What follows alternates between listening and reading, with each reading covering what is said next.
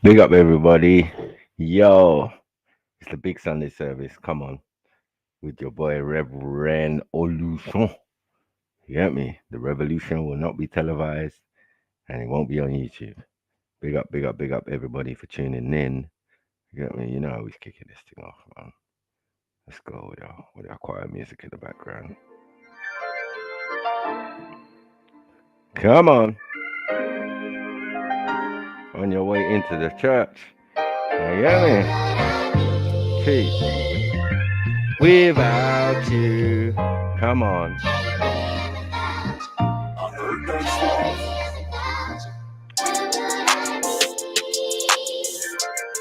Aerotraumatic, like number one, numero uno. Big up yourself, my brother. Come on. John BBB. You get me? Like number two, he says bless. You get me? Gird Deep, like number 7. Love is the law, says big up. Dublin Trillis. You get me? Like number 9. African Goddess, says big up, like number 10. You know what I'm saying? Jack Blaze, like number 13. Come on, family. Big up, John. Jeez. Let's get ready, man. We've got the great debate later, man. 8 o'clock.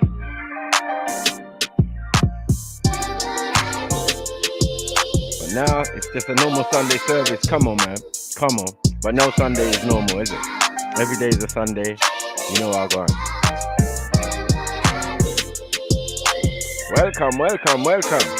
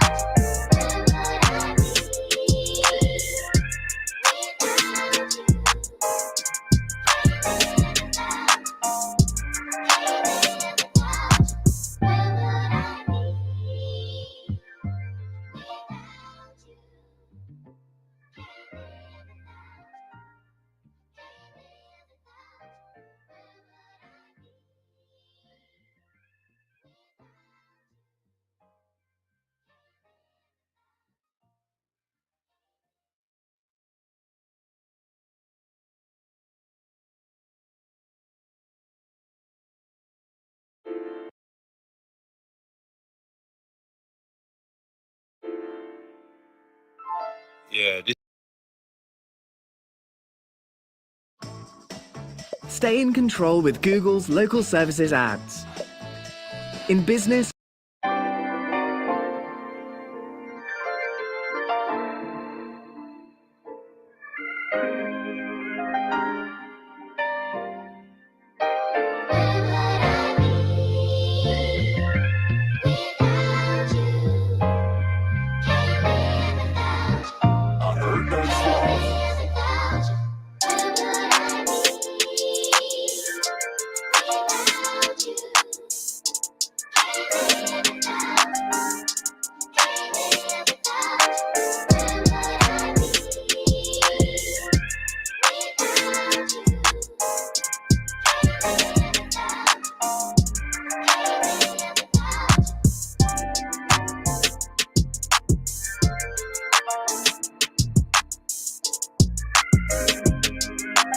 Big up Unique Diamond, like number 14. Big up London Brixton, like number 15.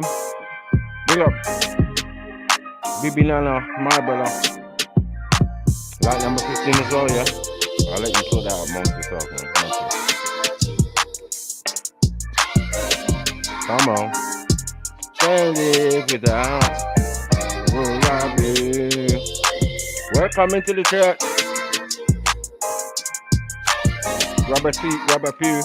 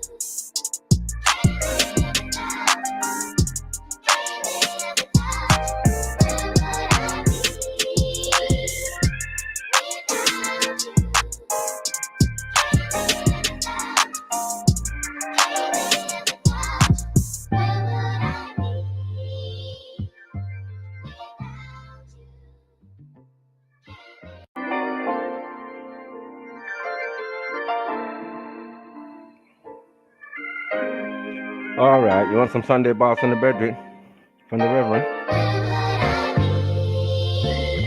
Hey, come on.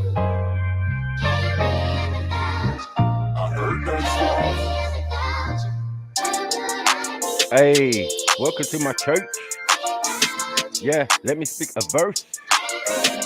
Enough niggas in the hearse to say sniper is the worst. Yeah, but I ain't begging. Yeah, that's right. Of course, Mr. Sniper going to heaven. This is what I do. You can count to 11 or 10. Now I mean, I put paper to pen. Still monarch of the gen, cooling out in the end. Now I mean, in the church, here with my friends. This is what I do when I do on a Sunday. Now I mean, yeah, I put the gun away. Now I mean, might fly away on the runway. Yeah, that's right. What? Is it a Sunday?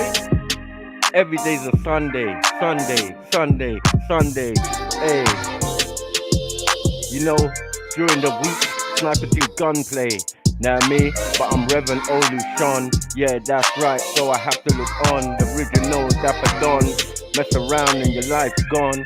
Yeah, it's not new to me. I could do your eulogy. Hey, that's right, I'm a representative of my community. Yeah, they say I got diplomatic immunity. Yeah, I kill niggas with impunity. With the most high backing. Now I mean, yeah, I come with a different fashion. Yeah, that's right, I'm angry, full of that passion. Yeah, that's right. Yeah, bare blood will be splashing. Hey, hey, come on. Without y'all, come on. Can't live without it, come on. Where would you be? Where would you be? Yeah, right here with me on a Sunday, just relaxing, chill and chillaxing, straight to the maxing. Yeah, I give them satisfaction, overreaction. This what I do, yeah. I'm on a black thing, is it a white thing? Know what I mean? Not on that hype thing. Know what I mean? Yeah, still moving like I'm Black Lightning. Yeah, when I exude, it's frightening. Yeah, some women say it's exciting.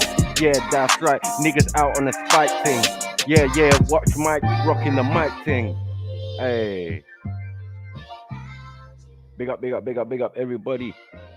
The way into church. You get me? Take a seat, take a seat, take a seat, take a seat, take a seat. Yeah, I'm done for the minute. I'll let the choir do the rest, you know what I mean? You know what I mean? All right, all right, all right. What's the day now? Let me see. The 12th. We got 2 days. Every 14th of the month. We remember those at Grenfell. You know what I mean? So this tune is always relevant, man. You know what I'm saying? Rest in peace.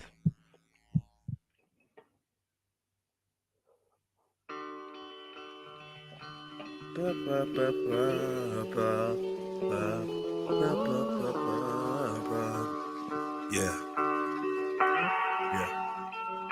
Yo. Crying in the sun, singing in the rain. Lately I've been feeling different in my brain. Someone showed me how to get rid of all this rage. Head full of fire, I'm sitting in the flames. Lone survivor, I'm living with this pain. Your physical is gone, but your spirit isn't phased. Your soul is eternal, it isn't in the grave. I can feel it in my heart, it's not written in the page in the book, but I know that it's gospel. Tears flow as I blow smoke from my nostrils. There's truth in the zoo or hope in the bottle. Trying to figure out where this piece goes in a puzzle. Rich in a mansion or broke in a hostel. I would still emotionally struggle to comprehend, but it's part of the journey comes to end. Gotta say goodbye once again. It's like we're born to die, everyone ascends. Even though I cry, I see you once again. Even though I try, I cannot pretend I'm not broken. At night I might cry you an ocean. Cry till my eyelids are swollen. Rewind the last words that were spoken. Looking for a clue, trying to see if you knew that moment. Was I laughter now so golden? Every memory now so potent. Friends asking me how I'm coping. Waking in cold sweats, whole bed soaking. I'm numb and I'm frozen. Every breath feels like I'm choking. Wanna put a hole in my head like a dolphin. Close to imploding. Feel like a piece of my soul has been stolen. That's not what I told him. That's not what I told him. I just held it, cause I ain't wanna be selfish. I bring down my people's vibe, but most of my real ones felt it. Numeral funerals, bodies in cubicles. Happens so regular, but isn't unusual. Words are redundant, nothing is suitable. The cycle of life and death is so beautiful, the flesh ain't forever. Jeez. Come on. Only church where you get a wheel up. Selector!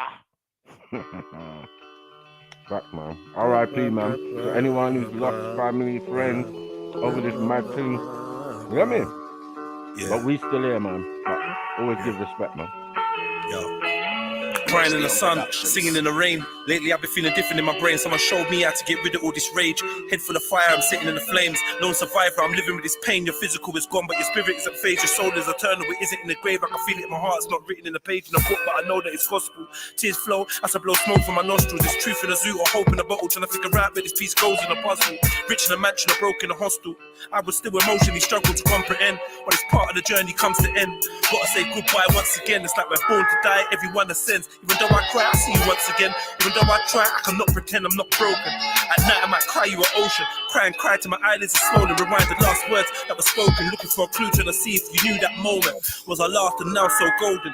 Every memory now so potent. Friends asking me how I'm coping. Waking in cold sweats, whole bed soaking. I'm numb and I'm frozen. Every breath feels like I'm choking. Wanna put a hole in my head like a dolphin. Close to imploding. Feel like a piece of my soul has been stolen. That's not what I told him.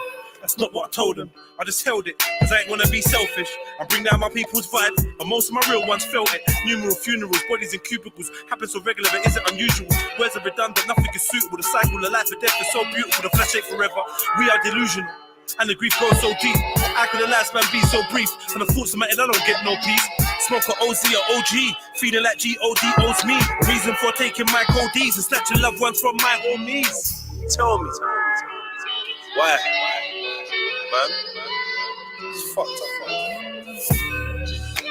Pouring liquor just don't cut it.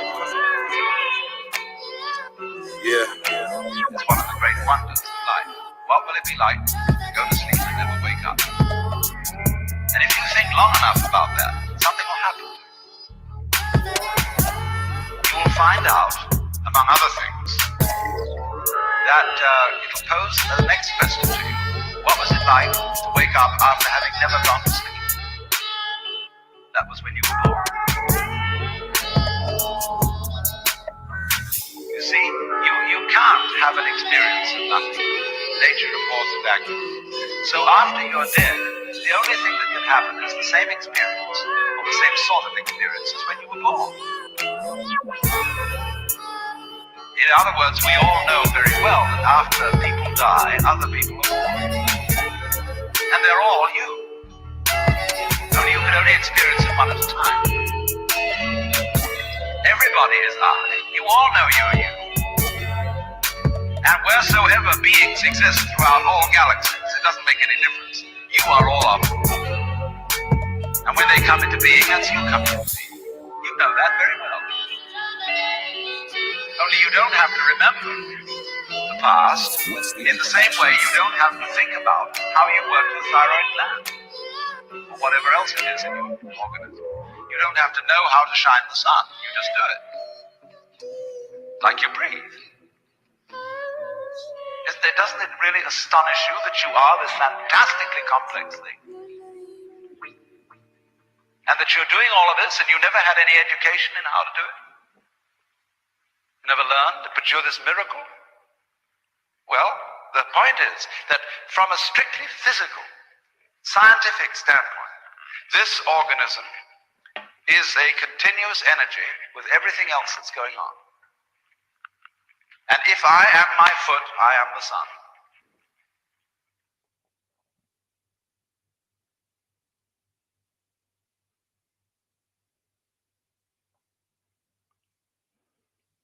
Jeez. Big up, big up, big up. Come on. Big up my niece Chevelle Anderson. Top choir girl in the ends. You hear me? Choir mistress and that. Voice of an angel. Come on. Hey you, I don't like your flow. Ready to jump and go. But you'll never know how far it could go. If I choose to say no, will you fight my ghost and make a show? But I never will go, no.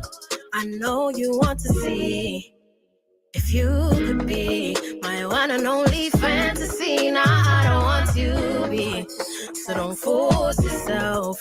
I don't need no help. Whatever I say, I mean to take that, just don't make a scene. I know you think for me, it's all about you.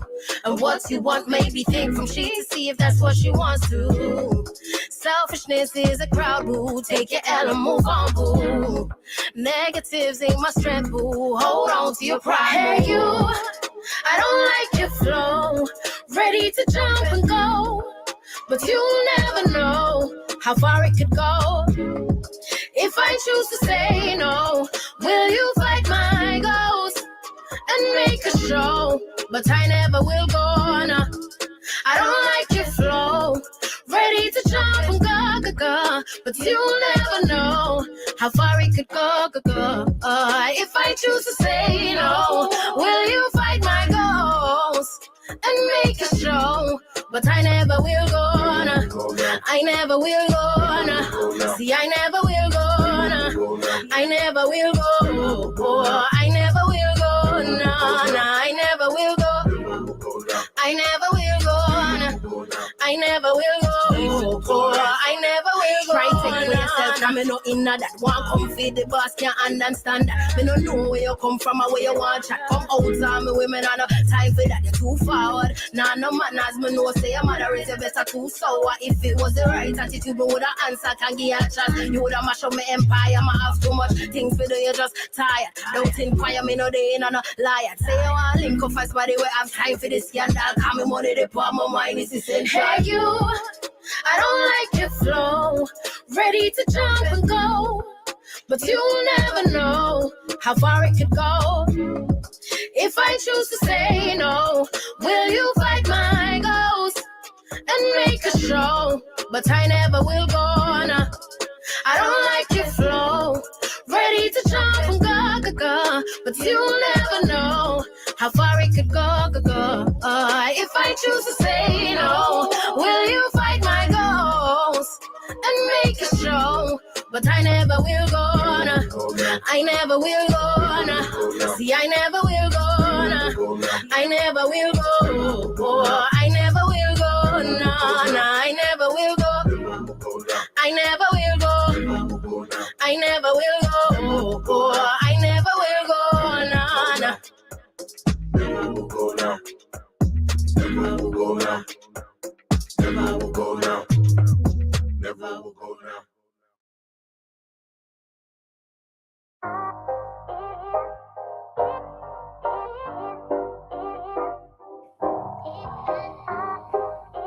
Big up Cam, big up Chevelle. Come on. In the building. In the church. Well, I've been holding on so long. Hey. I've been holding on too, yeah. I've been holding on too long. I've been holding on to you.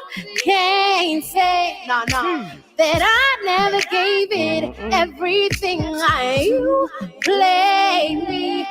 See, then expected me to stay. I don't know why. I don't know why. I found my I've been trying those tears. Been trying those tears. My world's alive. So I turn up got myself back. Now I'm ice, so I don't need nobody's self-prep. So I turn up, I got myself back. Now I'm ice, so I don't need nobody's self-prep. Yeah. I've been holding on too long. I've been holding on too, yeah. I've been holding on too long. I've been holding on to you. Mine is sit back. You got too confident, find out your game's whack. Let me state facts. Losing control of the lies you started to believe in the lies that you told. Forgetting them all, creating these scenarios. Just in the brain, forgetting your name took a while for me to understand that it ain't breakdown. Denial. I'm fighting through every breath of the title. You never deserve this time in the earth. My mother said, "Chest move away, don't you? I do not see in this worth. It ain't even been cut yet. You lost out on the truest beauty, and that I can bear. Never having to be lost. But yeah, shut up, you can check. If a nigga wanna play, then that can easily be said. Let nigga make a move. He has to go get that bag. I won't ever play the game again unless I'm on the deck. So I turn up, got myself back. What? Now I'm ice, so I don't need nobody's self-grab. So I turn up, I got myself back. Now I'm ice, so I don't need nobody's self-grab. Yeah. I've been holding on too long. I've been holding on too long.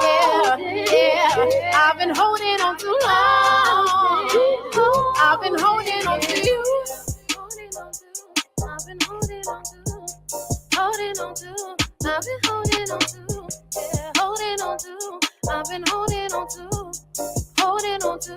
I've been holding on to. Holding on to. I've been holding on to. Yeah. Holding on to. I've been holding on you.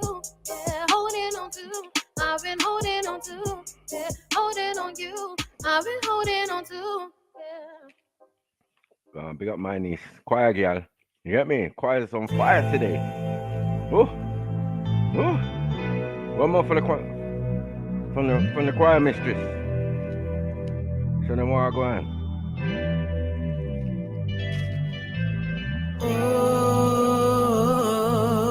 Say what?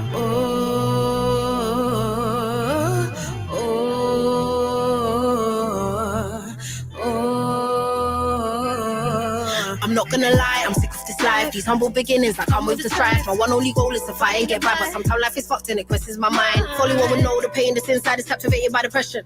My mind for time, keep your faith, I'll always survive. It's just sometimes I know have to cry, it's just annoying fighting battles all day. Then creating a play, then it goes wrong, telling itself to stay strong, knowing all too well you just taking it out. My mind is so good, I'm tired of the lies and the stories I have gone. I'm tired of the fight, keep fighting, taking lumps and bruises, then carrying on. What am I doing this for? Don't understand the hand that I've been dealt anymore, and I'm just like, nah, just like, nah, just can't do this. Mine's like, nah, just like, nah, just like, nah, just can't do this. See, my mind's like, nah, just like, nah, just like, nah, just can't do this. See, my mind's like, nah, just like, nah, just like, nah, just can't do this. See, my mind's like, nah, I'm just like, nah. Yeah, cut.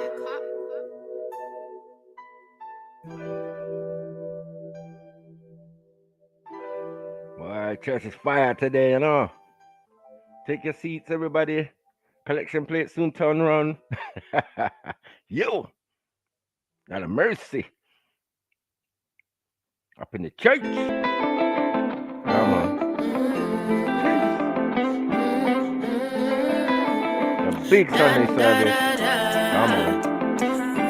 I be telling the people them every day. I do this, I just might be grown if I'ma pay my taxes. Fair enough, I'ma do just what I came to finish. Trying to smoke all our problems away. I be on my new-ish, making ways to populate the way of music. Everything I do is for the love. I need this. Forget the pound signs, it just might be coolish. It just might be coolish, new-ish. Making ways to populate the way of music. Everything I do is for the love. I need this. Forget the pound signs, it just might be coolish. It just might be coolish.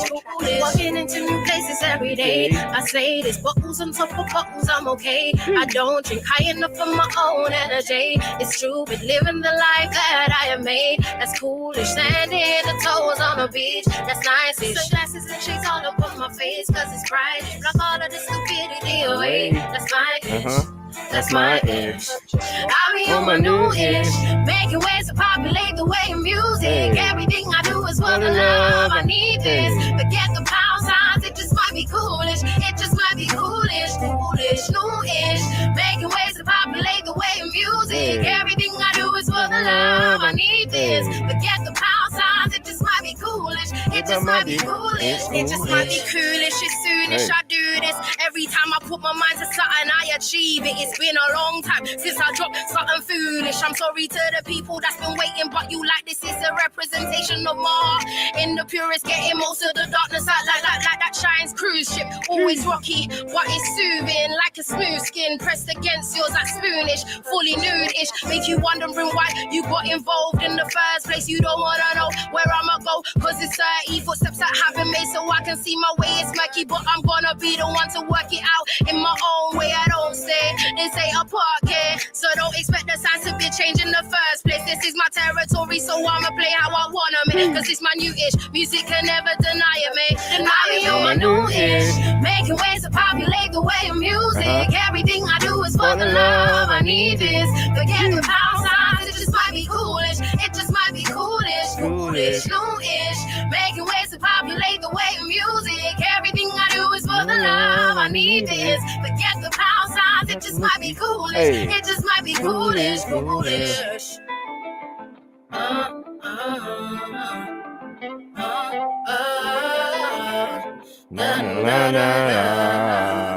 Boss. Jeez.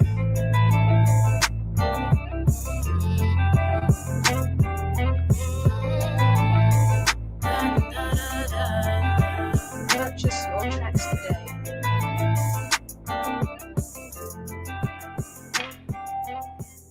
Come on, big up everybody, family setting and all them thing there. Hear me? Come on. Hi, did you call? Sorry. Is that what you're gonna do? It's summer, and I've escaped from the endless phone calls, the work, the city. Shut your mouth!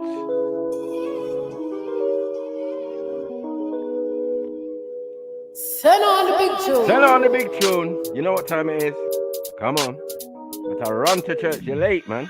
Running through. Hey. Every time I see you, you be running through. Hey. Make it stop, then y'all go who you running to. I don't know sometimes if you be telling truth. Hey. You be on the love post. You be on the let me set you free. Cause you don't wanna spend time with me. And I realize that you wanna for me. But I can't seem to let go of that deep.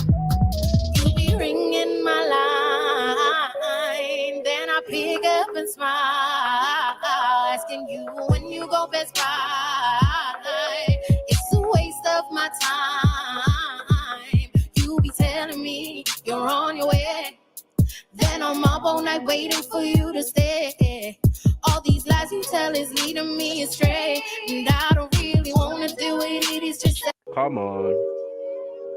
Only church where you get the pull up. Send on the big tune. Come on. What? Jeez. Running through. Hey. Every time I see you, you be running through. Make it stop, then y'all go who you running to. I don't know sometimes if you be telling truth. Hey. You be on the love post. Who you running to? Let me set you free. Cause you don't wanna spend time with me. And I realize that you wanna for me. But I can't seem to let go of that deep. You be ringing my line. Then I pick up and smile. Asking you when you go best by.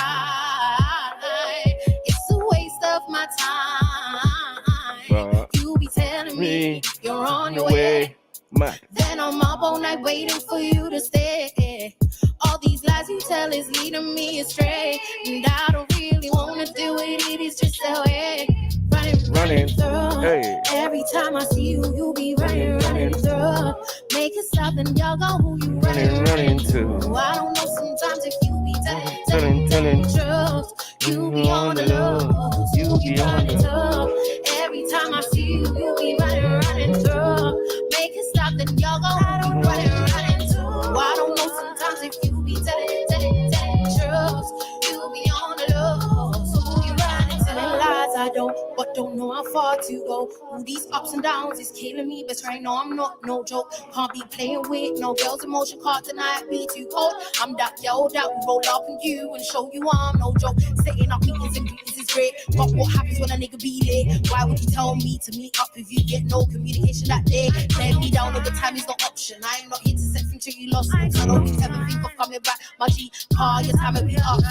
Chilling on my own, I be sipping on my own, I be smoking on my own, I get make it on my own. What? Chilling on my own, I be sipping on my own, I be smoking on my own, I get make it on my running through. Every time I see you, you be running through. Hey, make it stop and y'all go who you running too. I don't know sometimes if you be telling truth, you be on the low, so you running through. Every time I see you, you be running through.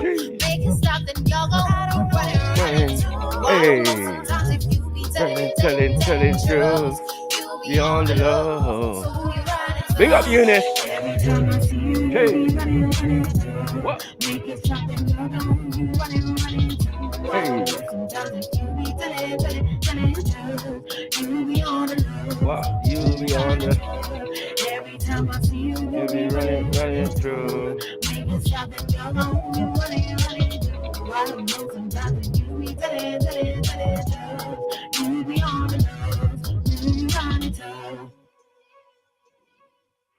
Come on, that's how the thing's set. You get me? The only thing I'm seeing I'd like to put an amend on, perhaps a little more room here for the fixins. For the vixens? You know what I'm talking about? Ooh, we're gonna have a lot of fixins. We're gonna have so many fucking fixins up in this motherfucker. This Big shit's up gonna the go through the roof. Cube Ooh, damn, I'm shitting gold these days. Come on. We made it. We made it. The devil, the haters, the bloggers, the papers, the labels, they label me. But they can't relate to our struggle, my nigga. We came up from slavery.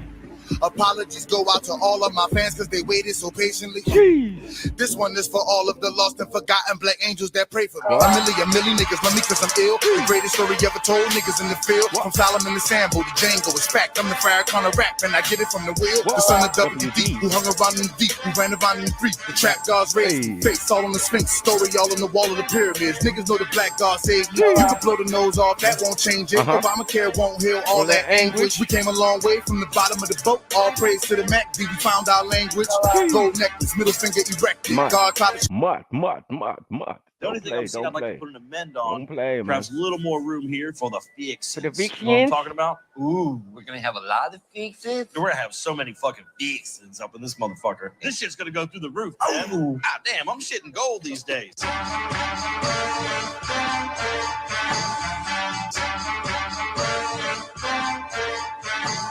We Come made on. it. But. We made it. The devil, the haters, the bloggers, the papers, the labels, they label me. But they can't relate to our struggle, my nigga. We came up from slavery. Apologies go out to all of my fans because they waited so patiently.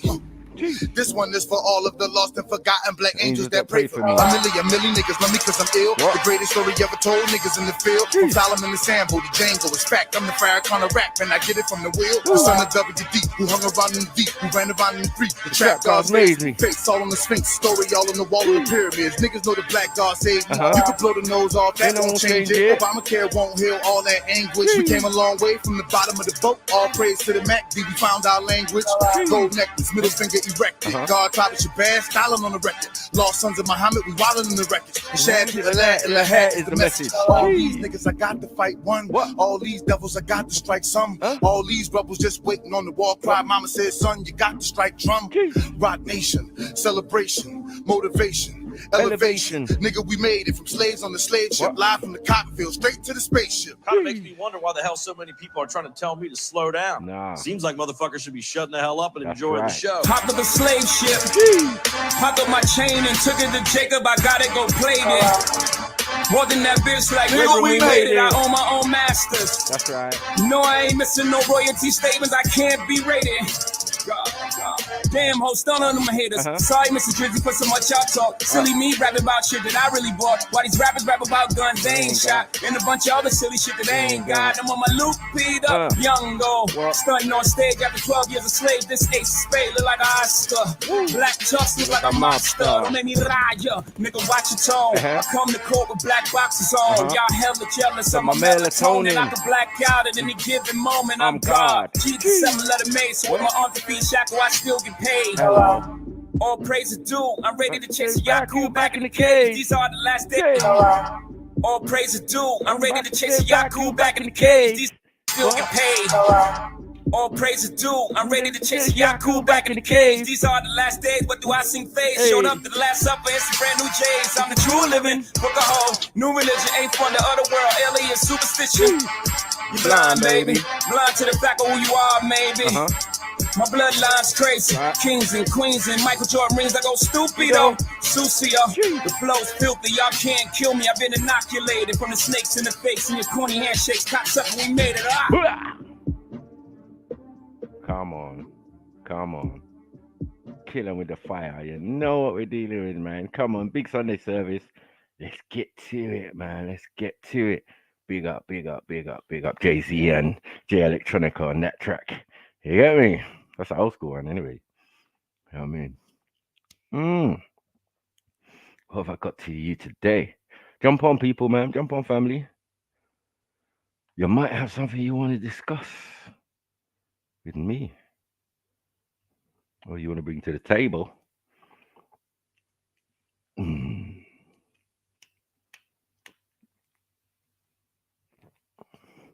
I'm here to take Yaku back in the cage. No, but. All right. Let me see what I've got. My Sunday school collection thing. No, that's not right.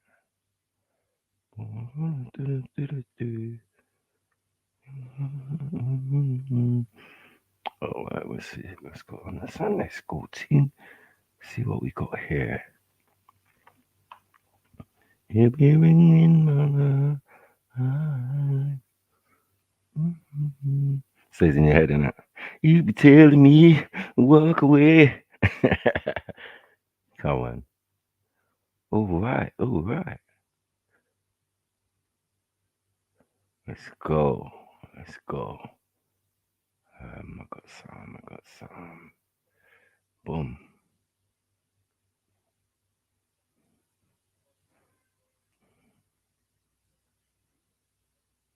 It's always one, bro. Shit. Okay. Bum. You be ringing my line.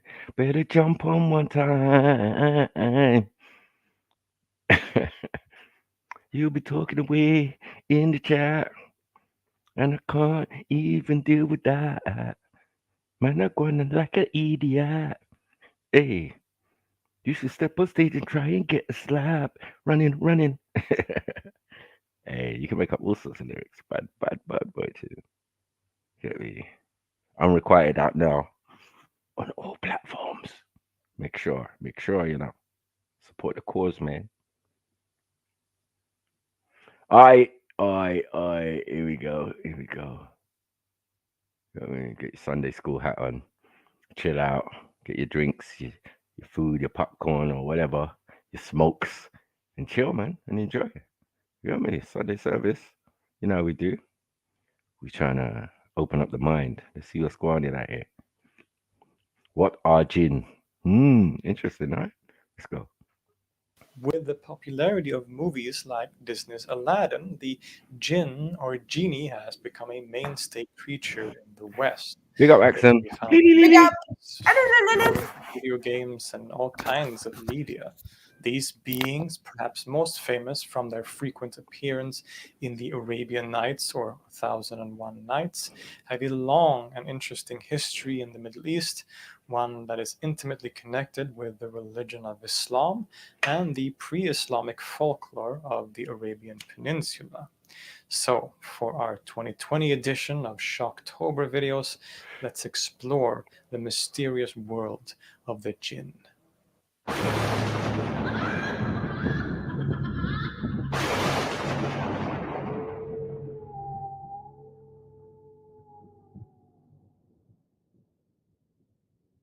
Known in the West primarily as genie, the jinn are associated with humanoid but ghost-like creatures that emerge from magic lamps and grant wishes. And while there is some merit to this view or portrayal of the jinn are actually quite different in a lot of ways than what many of us assume.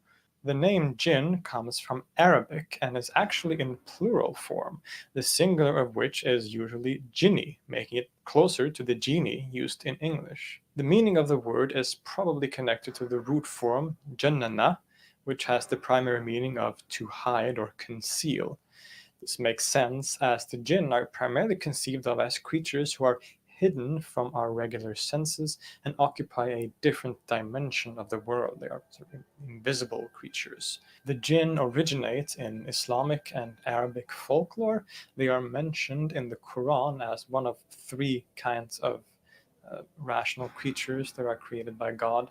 The angels were created from light, the human being was created from clay, and the jinn were created from smokeless fire. But these fiery, invisible beings predate the religion of Islam and existed as a very prominent and important part of the lives, culture, and religion of the pre-Islamic Arabs. Scholars are unsure about the actual origins of the jinn and where they come from. Some speculate and think that they may have originally been gods in the Middle Eastern, generally the Middle Eastern region, polytheistic gods who were then kind of dethroned as the theology in the region became a bit more complex and other gods took more exalted positions in the hierarchy. Others argue that the jinn were originally conceived of as malicious spirits who wander the deserts and old ruins. What is clear is that they have a very long history. Some scholars indeed argue that we find evidence of jinn-like creatures already in ancient Mesopotamia. In Palmyra, which is modern-day Syria, these kinds of creatures were sometimes called jinni. I don't know if I'm pronouncing that correctly, but this, of course, leads some to argue that the origins of the word may actually be Aramaic, and that the jinn were creatures who were prominent in other cultures in the Middle East, that it doesn't necessarily originate in Arabia itself, but nonetheless, the jinn are most strongly associated with the Arab people and the Arabian Peninsula in general. They are mostly invisible spirits, similar to human beings in many ways, but with powers beyond anything that humans are capable of. They are connected to the desert and may have represented a fear by the local population of the dangers of the desert.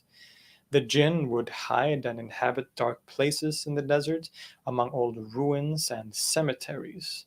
They can take on different shapes and forms, including as different animals like snakes, and can come into contact with, influence, and even possess human beings. Indeed, the word for madman or a crazy person in Arabic is usually majnoon, which translates to something like possessed by a jinn. To both the settled Arabs and the Bedouins, the jinn were a prominent aspect, a prominent part of life and their culture, one that caused people to be careful when they ventured out into the desert or to uninhabited dark places. But it would be beneficial to dispel some common misconceptions at this point. Sometimes people tend to equate jinn with our sort of Western or Christian conception of demons as these evil creatures who are out to hurt us or to do the bidding of the devil. But this is actually not necessarily true for jinn at all, at least not all of them. The jinn are actually more similar to how demons or daimons functioned originally in ancient Greece before Christianity made them an exclusively evil creature. In other words, the jinn are neither inherently bad or good. They are just like human beings, in fact. They live in societies, they have kings, they have friends, they get married and have children, they even have religions. And just like human beings, the jinn can sometimes be friendly and helpful, and other times they can be evil, deceitful, and dangerous. So the pre-Islamic Arabs had a strong but varied relationship with the jinn. They could be feared and seen as dangerous creatures who inhabited desolate places, but they could also be helpful and even a source of inspiration. As many of you probably know, poetry was an incredibly developed and cherished tradition to the ancient Arabs, and the jinn played an important part here. It is said that many of the pre-Islamic poets were inspired by jinn to write their verses, almost like in a possession. And here we also find further connection with the ideas of demons or daimons in ancient Greece. The daimons were often seen as the sources of inspiration that could, you could say, be messengers in between the divine world and the human world. And the jinn kind of functioned in a similar way in ancient Arabia. They would function almost like middlemen between the gods and human beings, being able to convey messages through possessing the reciter of poetry. This is also likely why some verses of the Quran claim that Muhammad's enemies accused him of being affected by magic and things like this, as jinn possession and divine recitations were a commonplace in the culture of the time. And indeed, with the coming of Islam through the Prophet Muhammad's recitation of the Quran and the religion's later vast spread, the jinn became not just a creature of local folklore, but as an essential part of a world religion. The Quran, in fact, talks about the jinn on multiple occasions and even has a surah, a chapter named Al Jinn, meaning the jinn. So the fact that they are talked about in the Quran seems to many to confirm their existence and also help to spread this mythology to vast areas across the Middle East and North Africa and many other places. But it also placed them in a central role in the drama of the creation of the human being itself. Indeed, the Quran seems to identify Iblis, the Islamic version of Satan, as a jinn. Now, some verses seem to imply that he was a fallen angel, like in the Christian narrative, while others claim that he is a jinn, and the later interpretation has probably the most prevalent, or at least some combination of the two. Iblis was a great jinn who led jinn armies in great battles against their enemies. They fought for God, but when God created Adam, the first man, and asked all the angels to bow to him, Iblis refused. And this is the central moment where Iblis is condemned for his disobedience and becomes a shaitan, or Satan. So, according to mainstream Islamic interpretation, Iblis or Satan has a different function than in Christianity. He is not a kind of deity or powerful adversary to God, but he is the king of the evil jinn who leads human beings astray. It was quite easy for the spreading Muslims to incorporate the idea of the jinn into different local beliefs and folklores, the jinn being invisible, ghostly, spirit-like creatures, shares, of course, just by that fact, a lot of similarities with other similar creatures in different cultures, and so the jinn were often adapted and appropriated into these different cultures. Now, there's said to be different kinds of jinn, not only good jinn and evil jinn, but actually different categories of jinn, you could say. In Robert Liebling's excellent book on jinn called The Legends of the Fire Spirits, he divides the jinn into 5 categories, which are Jan, Jinn, Shaitan, Ifrit, and Marid. Important to remember here is that the lines between these are not clear at all. They are sometimes interchangeable, as those of us who have read any literature involving the jinn will surely know. But in a general sense, Jan is the most general term, referring to all kinds of jinn at large. Jinn is used to refer to specific jinn or specific tribes of families of jinn, and these can be. But guess what? If you go into like you read the Mahabharata and the Hindu thing, right? Sorry to bring it back to that again, but yeah, the funny thing with that conversation, Vishnu or yeah, I think it's Vishnu. Yeah, speaks to Arjun, who's like a great bowsman and all of this type of stuff. Yeah. Hold on, once again. Yeah, he's a great bowsman, and he keeps referring to the deity or the thing as Jan. It's all connected, you know. Right. So this is what I'm trying to say. If a man's the evil or demon or whatever, when we say Jan or Jinn or all of these things or Shaitan, which is also in their language as well. you get what I'm the saying? Hindu thing, is it? Right. In the I don't know what language they speak in, but in the Buddha time, Yeah. when the Prince Buddha, they kept on Yeah. saying the words shaitan, shaitan, shaitan, but which actually meant demon, because they put Mm, the translation. You're reading the subtitles, right? I'm reading the mm, subtitle because it's in their language, Hindi, Gujarati. I didn't even know, right? But their word for demon in their language was shaitan. So I was like, right, that's interesting. Do you get what I'm saying? yeah, yeah, And yeah, then when I've read the Gita or the Mahabharata, yeah. I've come across this conversation with the deity, because that's what most of it's about. It's about him and Arjun fighting on one side against his family and uncles and all of that. The other family. There's two families involved, royal Mm, families, and then he's fighting against. Um, uh, he's got his armies for his side and his family, yeah. But his cousins, the other family, they're all against him, but they're his uncles and family. So he might have that trepidation, the ones about licking them down and that, because he's a bowsman, right? He's good with the mm, bow and arrow. So the whole conversation is based on how you must be in war and battle.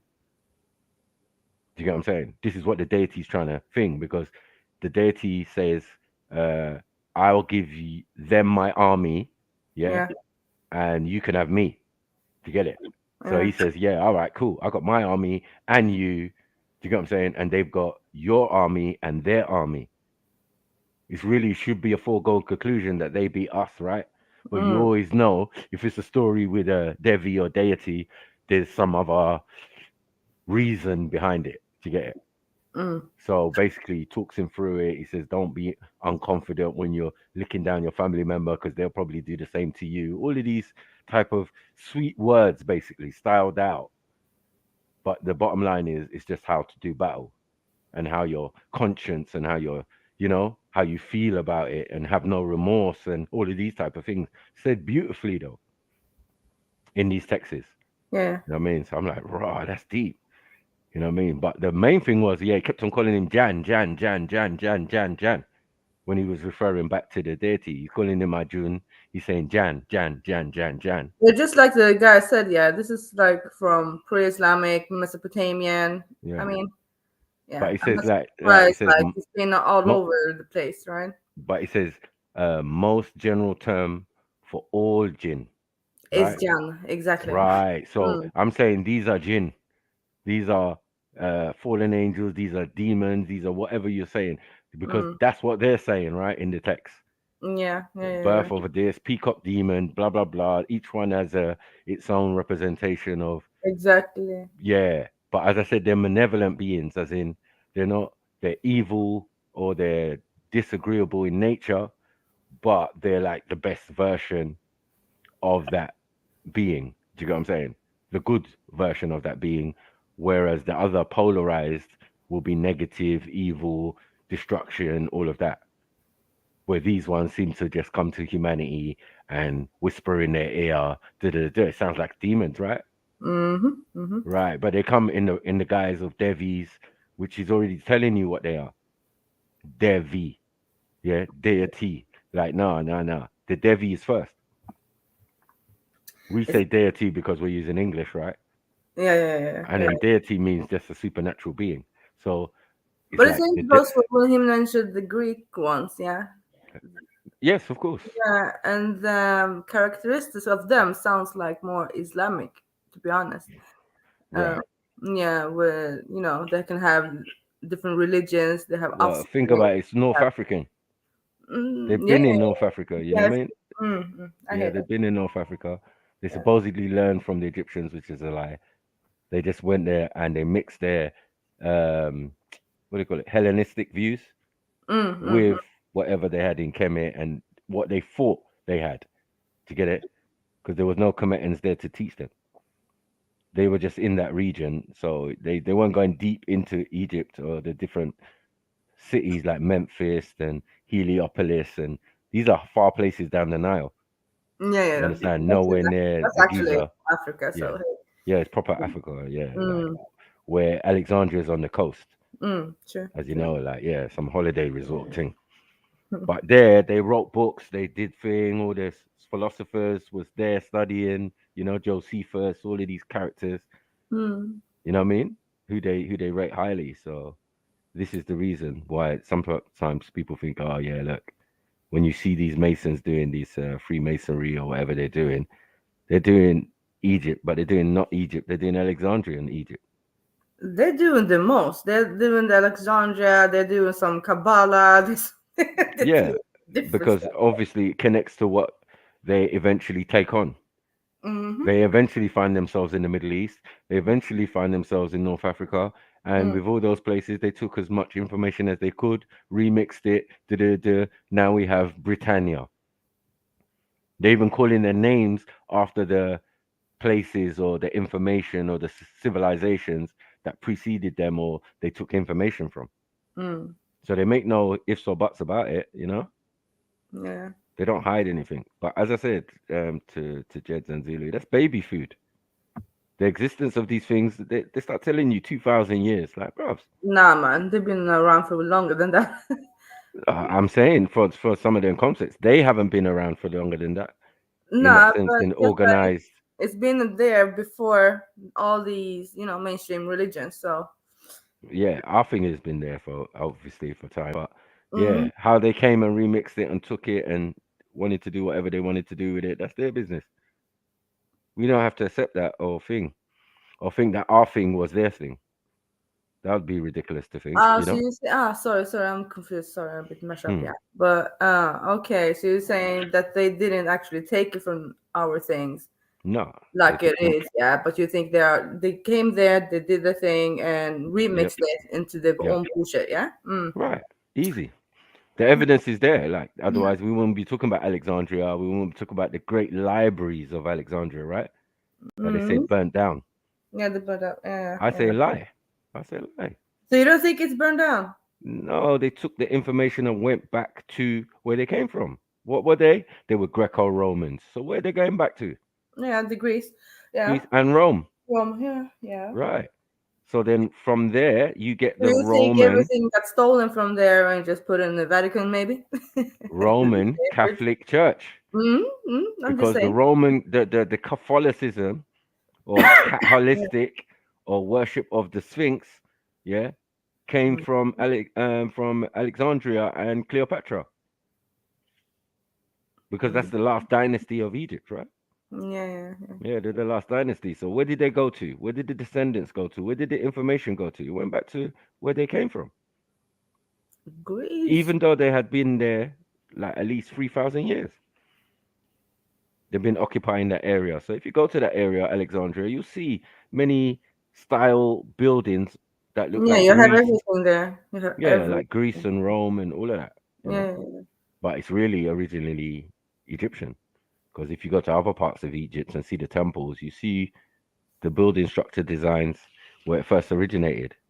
Do you get what I'm saying? So like, yeah, all the Parthenon in Athens and all of that. This is just a copy and a replica of what they saw in Egypt or Memphis or some of the other bigger cities.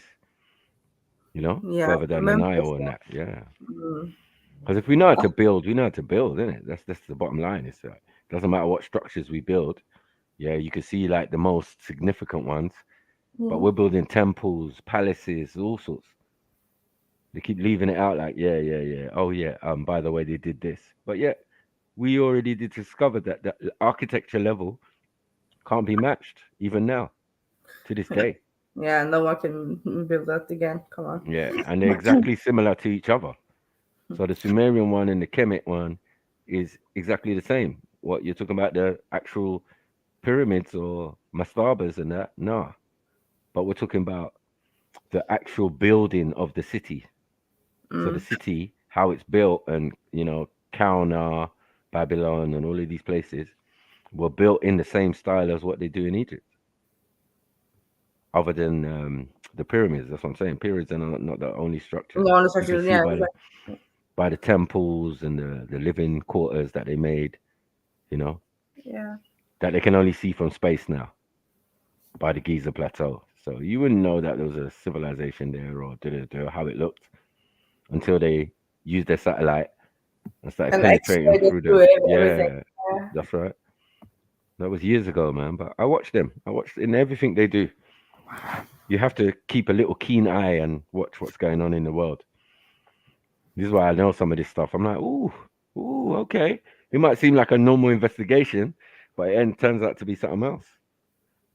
You know what I mean? Like I'm watching one documentary on something. Oh, we're going down to Atlantis, to the bottom of the ocean.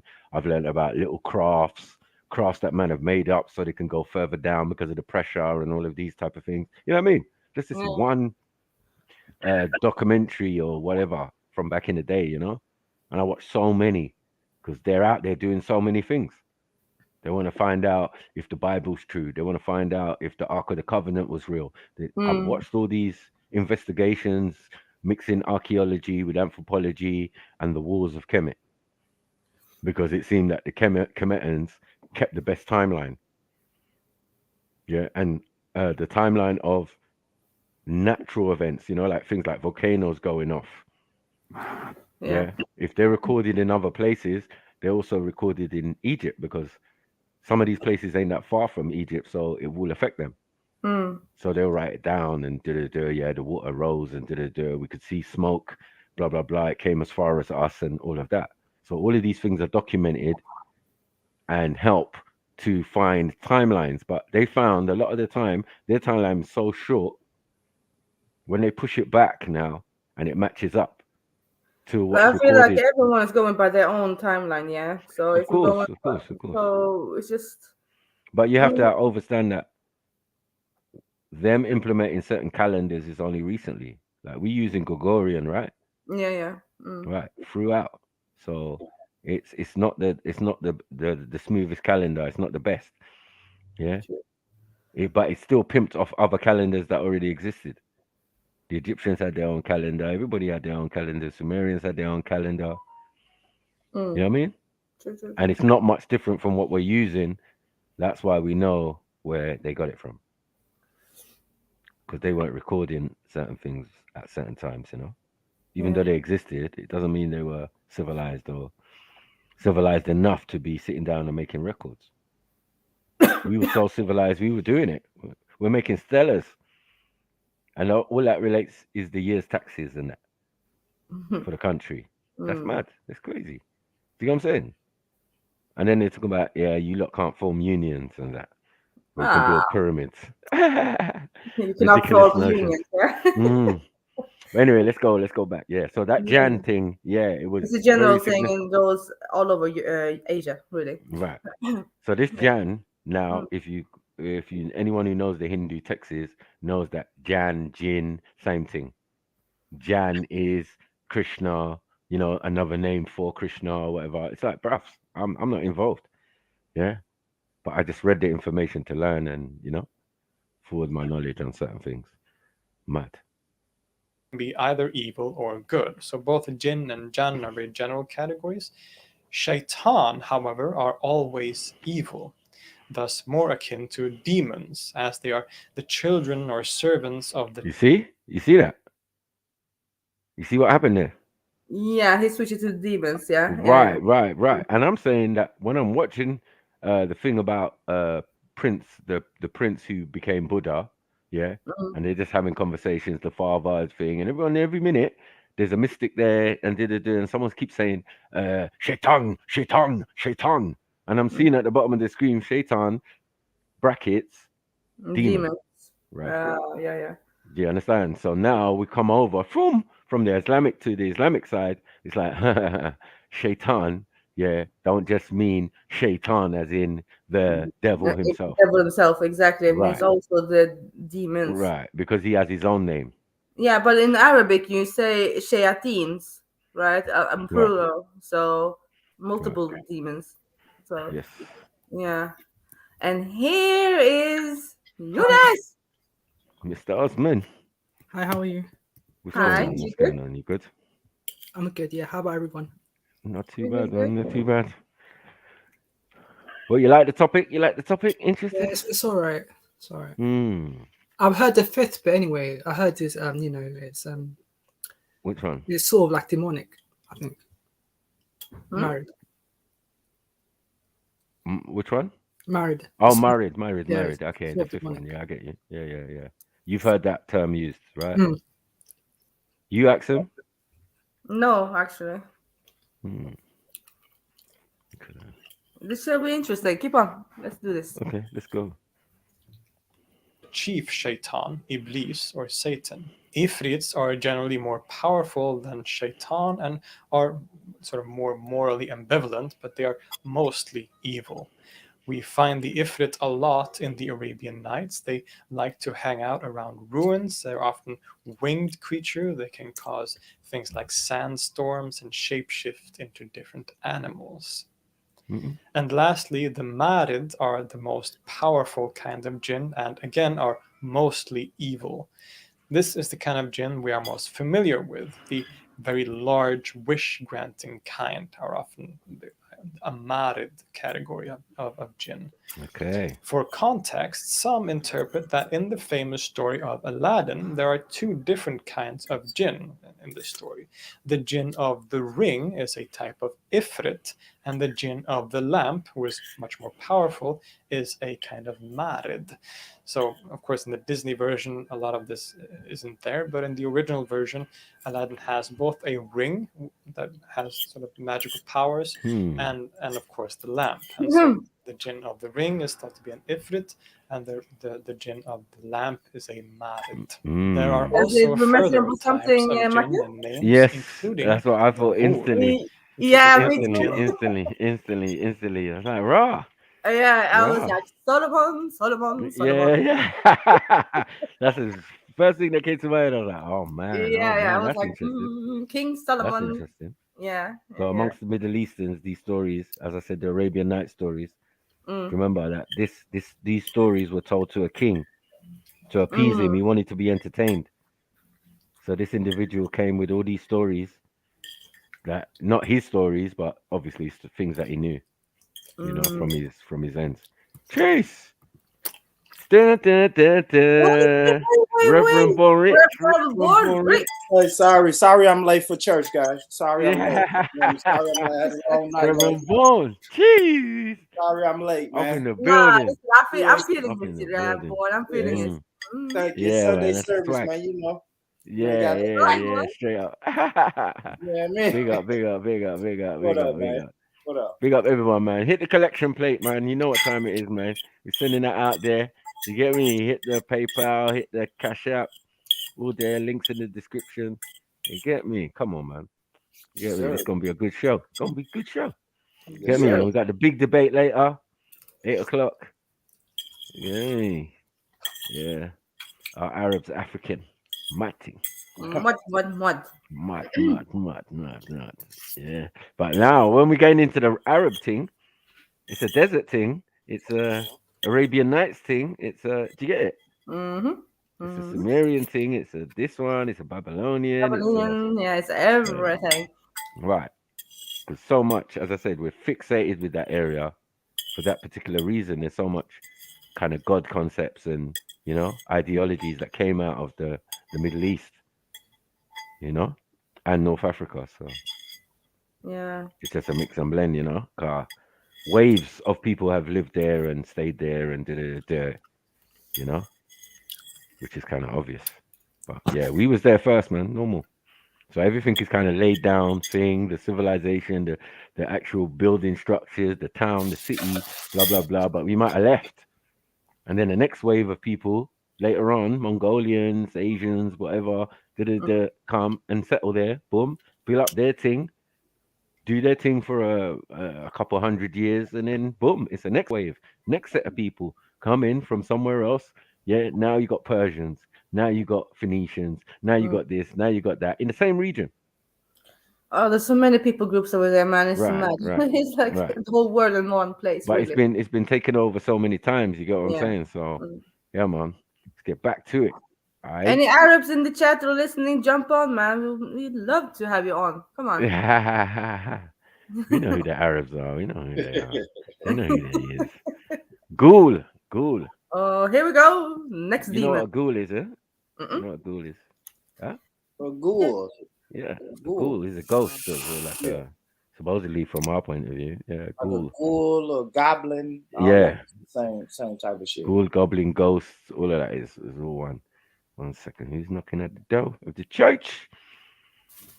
Someone's knocking at the door. Big up, Con. Yeah, Big brother. up, Big up. Happy you could make it to the place of the Lord, Con. Hallelujah, brother. Yeah, man. Big up, Trilla Cactus as well. She says she's just listening. Let's go. Ghouls and stuff, yeah, mad. Let's go. That likes to inhabit cemeteries, can shapeshift, and even eat the flesh of human beings. Very nasty kinds of creatures, or nasty kinds of jinn. They are often said to appear as beautiful women to lure men to their deaths. And yes, in case you were wondering, this is actually where the English word ghoul comes from. I actually didn't know this before I researched this video. So this is very fascinating to me. There are also many other kinds of jinn, but not all of which I have time to go through here. But simply put, there are many different kinds of jinn, and the lines between these categories can be very blurry. There are many different myths surrounding the jinn, many of which were spread or written down in a post-Quranic context. One such tale tells how the Jinn tribe's original homeland was a mountain called Kaf, standing on the edge of the world. As I've already mentioned, Jinn are often connected to certain places. They are said to guard treasures or haunt old ruins. There are many places around the Middle East that are thought to be infested with jinn even today. In modern-day Saudi Arabia, there is a place called Madain Saleh, which are these old ruins from the Nabatean kingdom. Assalamu alaikum. If you're in a position where you want to leave your 9-to-5 job and have more money working from home, I have an opportunity. This place has long been thought to be inhabited by the jinn. There are even stories about how the Prophet Muhammad himself used to veil himself and walk quickly as they passed the location, telling his companions to avoid it at all costs because it was haunted, obviously. There is also the famous story of the city of Ubar, also known as Iram of the Pillars or Atlantis of the Sands, so called by T.E. Lawrence. This is thought to have been this great, beautiful, wealthy city in ancient Arabia that was buried in the sand, hence the name Atlantis of the Sands. Made famous by Lawrence of Arabia, or T.E. Lawrence, who wanted to search for it, as well as the 2011 video game Uncharted 3. The ruins and great treasures of Ubar are said to be guarded by the jinn. There are also very famous individual jinn. Many of these probably appear as the mythology of the jinn spread to new places, and local deities or spirits were incorporated into the mythology of the jinn. One such famous example is a jinn called Aisha Kandicha from Morocco. She has the appearance of a beautiful woman with black hair, the only difference being that she has the feet of a camel. Like the Ghul jinn, she lures unsuspecting men into the desert to kill them. Many such stories of individual camel foot, yeah, mad. Yeah, come up to you like yeah. It's just peeking at like. Boy, listen, I've been saying it from time.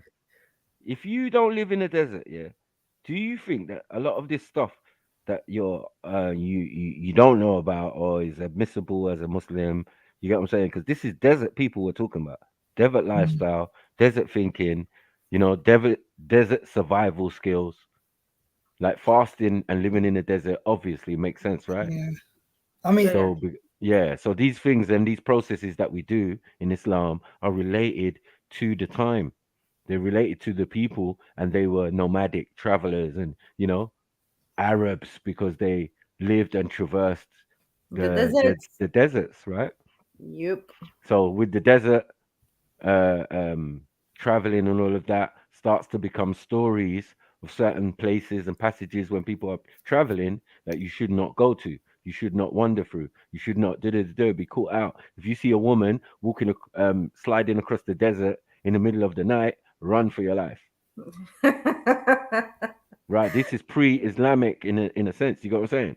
Yeah. So like they've always had always had these kind of stories and mysteries and thing and Jinn this and the Bedouins, they got right. That would be a better word. I should have said that. Yeah, Bedouin. The more the Bedouin kind of people, the rural people of the area would have had loads of these stories, like the Prophet's uncle Hamza. Yeah. He didn't believe in the Most High, but he kind of did. Yeah, he did believe in the Most High because he knew about the science of or the mysteries that were in the desert. So if there's evil things out there, there must be a Most High. That was his theology. Do you get it? So he was like, continue, nephew. I'm backing you 100% on what you're doing. Yeah. But I'm also going to go back to the desert. Yeah. We got our own thing running. Like, we know there's a creator because we know there's demons, jinns, all of that inhabit the desert, right? And he was a warrior rather than, just any guy, Hamza. I mean, that's a terrible way to die, to be honest. Like, what? In regards to the desert thing, isn't it? Like, a woman of course. with the camel feet and all that. Yeah. But some it might seem like it's all mythologies and folk tales and, and some might be based in some real truth, that people experienced and did prior and into certain times and could only explain it a certain way. You know what I mean? But it seems like certain aspects, like jinns and stuff, predate. You get what I'm saying? Islam, and Islam also alludes to that, to jinns being on the planet way before we existed. So, these things are definitely they all match up. Do you get it? They all match up. They definitely match up. Definitely. You have to understand that the Hindu thing is definitely and most predominantly demonology. Yeah, it's not. It might be good, malevolent demonology, but it still kind of serves. It's still the yin to everybody else's yang. You know what I mean? Like you should know about some aspects of it because it relates to your thing and everybody's thing, right? But you're just focused on one polarized view. You know what I mean? The other polarized view, if evil is evil, there must be good. Yeah. And that's how we've been working through life and through the various civilizations. Yeah. And characters and individuals. But if you then come and take an individual, a king like Nimrod, and you lord him and you call him the supreme architect and have him as a deity within your Freemason organization, yeah, we overstand. Yeah. But it's just something we personally wouldn't do. Because as far as we're concerned, this guy married his mom. Yep. Right? And lost his mind and tried to make people worship him and force them into the worship of the Most High, which was not permitted by the Most High. The Most High said, no. I don't, like, you get me? I don't know what you're doing there. No one comes to me by force. No one can force anyone to worship me. That don't make sense. Do you get what I'm saying? And then you trying to have a mother and trying to have a baby with her, like your mother. Like, that's crazy. Lost his goddamn mind. Even though he came from good stock. You understand? We can get these characters and these individuals. But it's funny how Europeans have taken it on in their secret schools as the top guy. The guy we don't rate is the guy they rate, basically. The great kings of Sumeria, you're going to choose that one. The one that had sex or married his mom, to be your mantle. Yeah, Semiramis or Diana or Dina. And this is where you get, because they're into some demon shit. Well, this is where you get the word Britannia from. Because Dina and all of that, it relates to Semiramis, the mother of Nimrod. You know what I'm saying? So, they know what they were doing and they know what they're into. And they make it quite clear in the names and the titles what they call themselves and what they're doing. So it's quite clear to understand. You know what I mean? If you know information. Yeah. But they do things in plain sight. So there's no hidden, you know what I mean? Like you're going to have to go search it up and it's some big secret. No, facts. Here's what it is, man. Yeah, thank God Mr. Sniper done the work for you already. Anyway, let's move forward. Jinn exist. They can also, as we have discussed, possess people, and there are various ways to exercise a jinni. The Sufis and holy men and mystics often have a role to play in this. To remain in North Africa and Morocco, for example, one way to exorcise a jinn was to use ecstatic gnawa music. So gnawa music is a kind of North African Sufi music. So this was used often in exorcisms to get rid of evil jinn. It's incredible. Music is haram. Mad. Bibi actually told me about this, yeah? They got their own thing. I'm just saying. They got music, and that's for exorcism. It works on demons. So why is music haram for us? Mad. Crazy. Or in some sects, you get it? Yeah, better to say some sex, exactly. Yeah, some sects. No, that's the truth of it. Yeah, some sects. Mm. I mean, no one could claim that, oh, yeah, it's all of us, and that's what we're all supposed to abide by. I clearly know what directive and who's that's directed at, and the purpose it serves. Just like the purpose of not knowing the identity of the prophet, peace be upon him. It serves a purpose, you know. Those in higher places know why they did that. Because that would have been known to people before at one stage, right? Yeah. Who he was, his identity, his tribe, all of that. Yeah. How can he come from a tribe of black people and now be an Arab? Makes sense. Make it make sense. Huh? Unless you're going by literal, by the word, a desert dweller. Which then we don't have a problem with, because, you know, the original desert dwellers would have been any of the various tribes that are around there and moved to other parts of Africa now, you know? Because no one ain't going to say nowhere 40, 50 degrees. Yeah. And be what you're calling Arab or light skin or like, yo. Don't do that. Survival rate's going to be thing. You need some mix. That's why Arab has to be mixed. Even a pale Arab has to be mixed, because you wouldn't be able to survive out there. We weren't built for Europeans to come to live in that region. You're talking about the sun, well, so come on. Exactly. Mm-hmm. All right, let's go. That'd be interesting. If we then turn to what is probably the most famous example of jinn stories, which is of course the Arabian Nights, or more accurately the 1001 Nights, in Arabic called Alf Layla wa Layla. Here we find a whole host of different tales that includes the jinn, and some of these jinns, like the story of the fisherman and the jinn, are clearly evil and dangerous, while others can be helpful and friendly. In fact, a lot of our conceptions was a fisherman there as well, like? Maybe most of it comes from the Arabian Nights, or 1001 Nights. This is a very important collection of stories for our understanding of Arabian or Middle Eastern folklore. As the jinn are thought to live in societies just like human beings, the jinn, as I said, also have religions.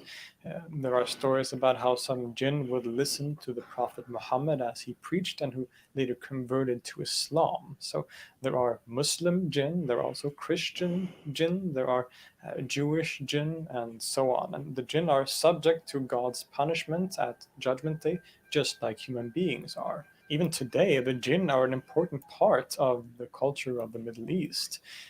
We still sometimes hear stories about places that are infested with jinn, people who have been possessed. There was even that Netflix show called Jinn, which obviously wasn't very good at all, but still, there are also many today who are skeptical. Was that Axel?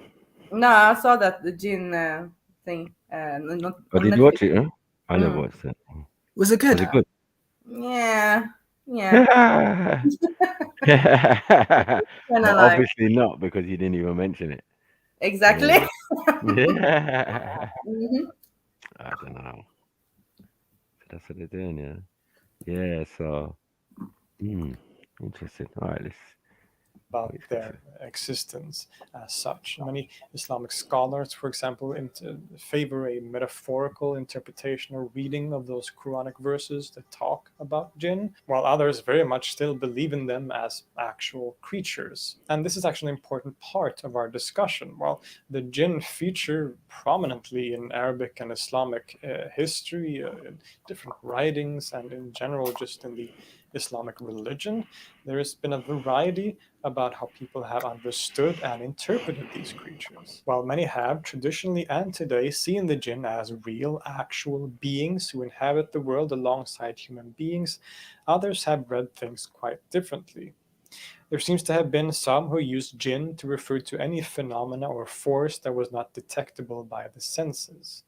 And many of the more esoterically oriented schools of theology or philosophy found interesting ways of doing ta'wil or esoteric interpretation on those Quranic verses. For example, the 13th century Persian philosopher Zakaria al-Qazwini wrote that, quote, "Some consider the jinn as unruly men, but these persons are of the Mu'tazila." From this, it seems that some thinkers, in this case from the rationalistic Mu'tazila school of theology, interpret the jinn metaphorically to mean a kind of human being. I'm not going to make things more complicated by discussing theology or complicated philosophies, but just want to point out that the jinn have been interpreted differently historically. And today the situation is quite the same. While I would go as far as to say that probably the majority of people in the Middle East still very much believe in the jinn as actual creatures, there has been, as a result of different factors like Western style education, an increasing tendency to be skeptical towards such ideas, seeing it as superstition and whatnot. So it's important to keep that in mind, of course. To sum up, the jinn are, for the most part, invisible spirits created from fire that are similar to human beings, but also have very exceptional powers. They are intimately connected with the desert and the nomadic culture of the ancient Arabs, and they come in a wide variety. Some can help you, others will lure you to your death, but all of them tickle our imagination and serves as a fascinating part of the culture of the wider Middle East. Happy October and happy Halloween. And I'll see you next Astaghfirullah. time. What do you mean Halloween? Yeah. But Or listen, this Halloween? guy is really good, Maku. I've seen a lot of videos from him. Mm. Yeah, he Yeah, it got. was interesting. It was Yeah, but interesting. he's really, really good at this. Yeah. Yeah, I like the way he breaks it down. Thing. Mm. I got another one straight. Another one. We're not even But gonna waste no You know, time. as a Muslim man, it's embarrassing when you This is can't big nose afford to guy, pay man. for the people that are at the restaurant, your family, or afford to pay the I meal got a or question. invite Yeah. people. One's thought to be supernatural. Go on. Okay, so you say that Devon himself is called Shaitan, but what is his actual name in Islam? I think it's Iblis, no? But that's the difference, yeah. Some call him Iblis, but is he the same Iblis who didn't prostrate, or is that another one? No, that's the same one, no? I don't know. I'm asking. Right? It's the same one. It's the same one. He's got to We be just like. call him Iblis, but he's Mhm. actually Shaitan too, like the other Shayatins, Yeah. right? Marriage is like the it's like demonic, very demonic. No, I'm talking about Shaitan That's Iblis, yeah, Iblis Iblis. himself, yeah. Mm-hmm. Iblis? Yeah, that's Iblis. The one that that's that one you're referring to. Yeah. Okay, cool. So yeah, he hasn't many names in many cultures, in it, but yeah. In the Sumerians, he's Nakash. Nakash. Yeah. It's too close to Negos Nagash. Sorry, just not. Okay. Yeah, so Nakash, yeah. Yeah, that's Iblis, Shaitan. All of those are just different derivatives of the same. You get me? Yeah. So Usman. Yeah. The ones who try to make you take the wrong path in life, yeah. Is it the jinns or the shayatins? Shayatins, isn't it? So nothing to do with the jinns, right? No, jinn can be good and bad, innit? It can be good, yeah. But the shaitan's definitely bad, innit? Yeah, so it's the shayatins who's like whispering in your ear and do this. Yeah. And that, yeah? Yeah. Interesting. Mm-hmm. Very interesting. All right. Let's do this. Conceal there. I don't know. Khan. Where's the Turkish version? The Sufi Turkish. Yeah. They are Shaitan, man. What? Ottoman Shaitan. The Ottoman. Yeah. Shaitan. All right, let me play. Let's go. Creatures in pre-Islamic Arabia, the Jinn have since become well-known spirits in the mythos and theology of Islam, taking the shape of both benign and malignant forces. The morality and the nature of the Jinn appears to differ depending on the source. In some variations, we see the Jinn as good-intentioned spirits, or a neutral essence that exists alongside us. Other renditions of the Jinn see the creature take the form of demons, which of course seek to do harm. Since the Jinn were never able to be defined as entirely good or entirely evil, it would appear that Islam adapted various spirits and supernatural creatures from what was once contemporary paganistic beliefs and incorporated them into the core religion. By this, the Jinn aren't necessarily a specific group of entities, but more so a cluster of very different beings that all fall under the same label. Some see them as a varied mix of angels, demons, shapeless shadows, animals, invisible beings, or the anglicized genies, which appear in many modern books, movies, and TV shows. Many Arabs worshipped the Jinn in the pre-Islamic period, but these Jinn weren't seen as gods as such, given that they were said to have a lifespan, and therefore could not be infinite. Little is known about this type of worship, or how the Jinn even came about, but there is some understanding that they originated as evil spirits that once lived in the desert, often taking the form of animals. In some Middle Eastern folklore, the Jinn are often depicted as wicked and scary-looking creatures, but these renditions are generally considered to be fictional. Interestingly, while the Jinn are able to take on many anthropomorphic forms, they are unable to take on the form of a wolf, because the wolf is a natural predator, which is thought to represent noble character. The wolf's form, therefore, cannot be mimicked by the mischievous Jinn, given that they themselves lack such nobility.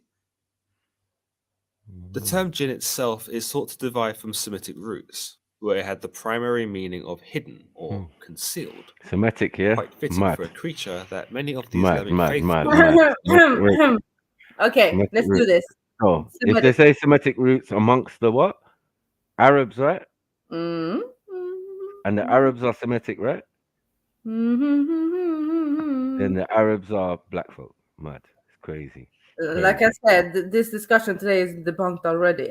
Like a couple of weeks ago. But it's I know. Well, we're just gonna see, just in case.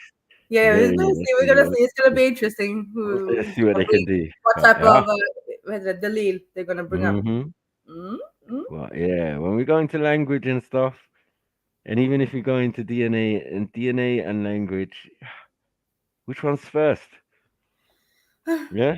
Yeah. They both go hand in hand, right? Yeah. You can't have a language without a people. Of course. And you can't have a people without a language, right? So no, but this is good. Continue. Let's pray. All right, cool. Believed to be invisible or otherwise unperceivable to the human eye. However, the exact origin of the term still remains unknown. Others point to the Zoroastrian beliefs of the people of Iran as the source of which the term Jinn came from, whereby an evil female creature known as the Jaini was believed to exist. It's thought in some beliefs that the Jinn may have even been a part of Mesopotamian myth in the form of demons and wind spirits, but while they were never identified as Jinn at the time, they were incorporated into Islamic teachings and the Quran. Going by what the Quran tells us, Allah creates the Jinn, an act told to us in several surahs of the Holy Book. And the Jinn we created from scorching fire. We are also told in 55:15, and he created the Jinn from a smokeless flame of fire. The Prophet Muhammad in a 6th hadith also confirms that the angels were created from light and the Jinn from smokeless fire. We understand from the Quran that the purpose of the Jinn is to worship Allah, and that in this, they share the same purpose as humans. Allah even says in Surah 51:56, And I did not create the jinn and mankind except to worship me. It also gives us the idea that the jinn, like humans, maintain free will, and that by this, there may very well be good jinn out there who do follow the Quran and do recognize Allah as the Lord. Right. Excuse An me. example. Excuse me. Yeah, I said it. Malevolent jinn, beings. Yeah. malevolent demons.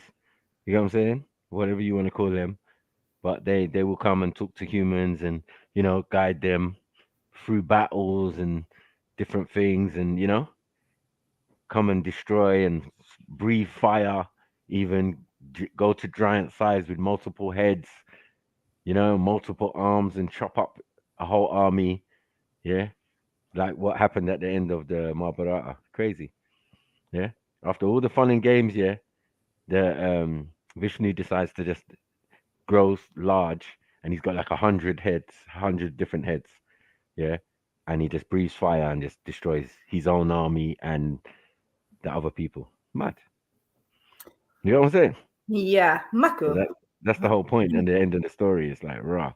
So I told you these jinns are jinns, isn't it? They're very cunning, they're very thing, but they at the end of it, they're made from smokeless fire, meaning their core is from an older time than ours. That's all. Yeah, because Yeah. they were here in Earth before mankind. What? They would have been here in the universe. Yeah, Earth, Or, or yeah, in the universe. yeah. Easier to say it like that, yeah. Yeah. Or another dimension, like the Hmm. Quran says, yeah. But on this plane, if you've got demons, if you've got jinns, that Mhm. means there's beings here who are stuck and cannot ascend to the next level or to the. But are they though stuck? They're all just in this world, but a different dimension, right? According to Islam, or am I wrong? Mm-mm. Mm-hmm. They're in this world, but you can't see them. Yeah, but they can manifest. They say, right? Yeah. Yeah, Through and they can animals, through possess, thing, through and people. they can possess humans too, right? Right. That we know everything about, right? Right. Yeah. So, yeah, they can jump in and out of the dimensions. Then that's the Yeah. thing. Yeah. Well, not. They can go from maybe the third to the fourth. No, they can't go. They can go to the second and the first. They can't go to the fourth and the fifth. Maybe they came from the fifth. I mean the fourth, and yeah, now they're down in the third, in the realm of physical things. Yeah, they're stuck. Their spirits are stuck. There must be such a thing as the middle point between us and back up Do they there. die? No, it seems they might have died. Oof, So then they are that's a not hard like one to say. humans. So they don't, No, they don't have this resting time until no, they they're can trying to judge get. it, right? Yeah, they're trying to either get back in favor or they're trying to do their own thing. They're trying to use their technology that they had to get off the planet and get out of this realm, and it seems very difficult. They're teaching human beings how to do stuff to try and get off the planet, right? But yet, any being that we heard of that was good just suddenly just manifested from, light into this reality and into physical form, right? So there's different processes of moving around. Yeah. What technology is that? You get what I'm saying? What technology is that allows angelic beings to just appear in different places and while other beings like Come. in these Hindu texts, they're flying around in crafts, metal ships and that, bird-like ships and that. So showing levels of technology. You're fallen from grace, meaning you've fallen into this realm. You've been sent, cast down to this realm. Yeah. And once you're there, you stuck. You can't get off. Hence why there's possession. Hence why we have to have exorcisms and because all these entities are still floating around because they've got knowledge of self, knowledge of the Most High, but they fell from grace, so they allowed people to worship them, and they enjoyed being worshipped. So that's their frailty. And some people But they've still got worship them and try to worship them and doing the black right, magic and stuff. right. Yeah. Yeah. So this is what's keeping them alive and keeping them strong. And as I said, depending on us and what we do, we can make the conditions easy for them to jump in our body. Yeah, obviously. Yeah, we know that all about that. Look at the Mhm. Hinduism and what do you call Right. it? Hare Krishna. Yeah, all of that. Yeah, all of All that. of All that. of that. Yeah. All of Open that. up yourself. Pause. Exactly. To other forces or Mm. things you're out there, but things that are out there on the higher plane, I ain't interested. Yeah, there are beings looking out for you and all of that. Yeah. Yeah, They have, angelic beings looking out for they you, have but other purposes than that. Yeah, that's the thing. well, the main thing is either to find a vessel, because this is what these deities were called in Hinduism. They're called avatars. Mm. You know Yeah, what avatar that's is, you know? true. Yeah, yeah, yeah. Yeah.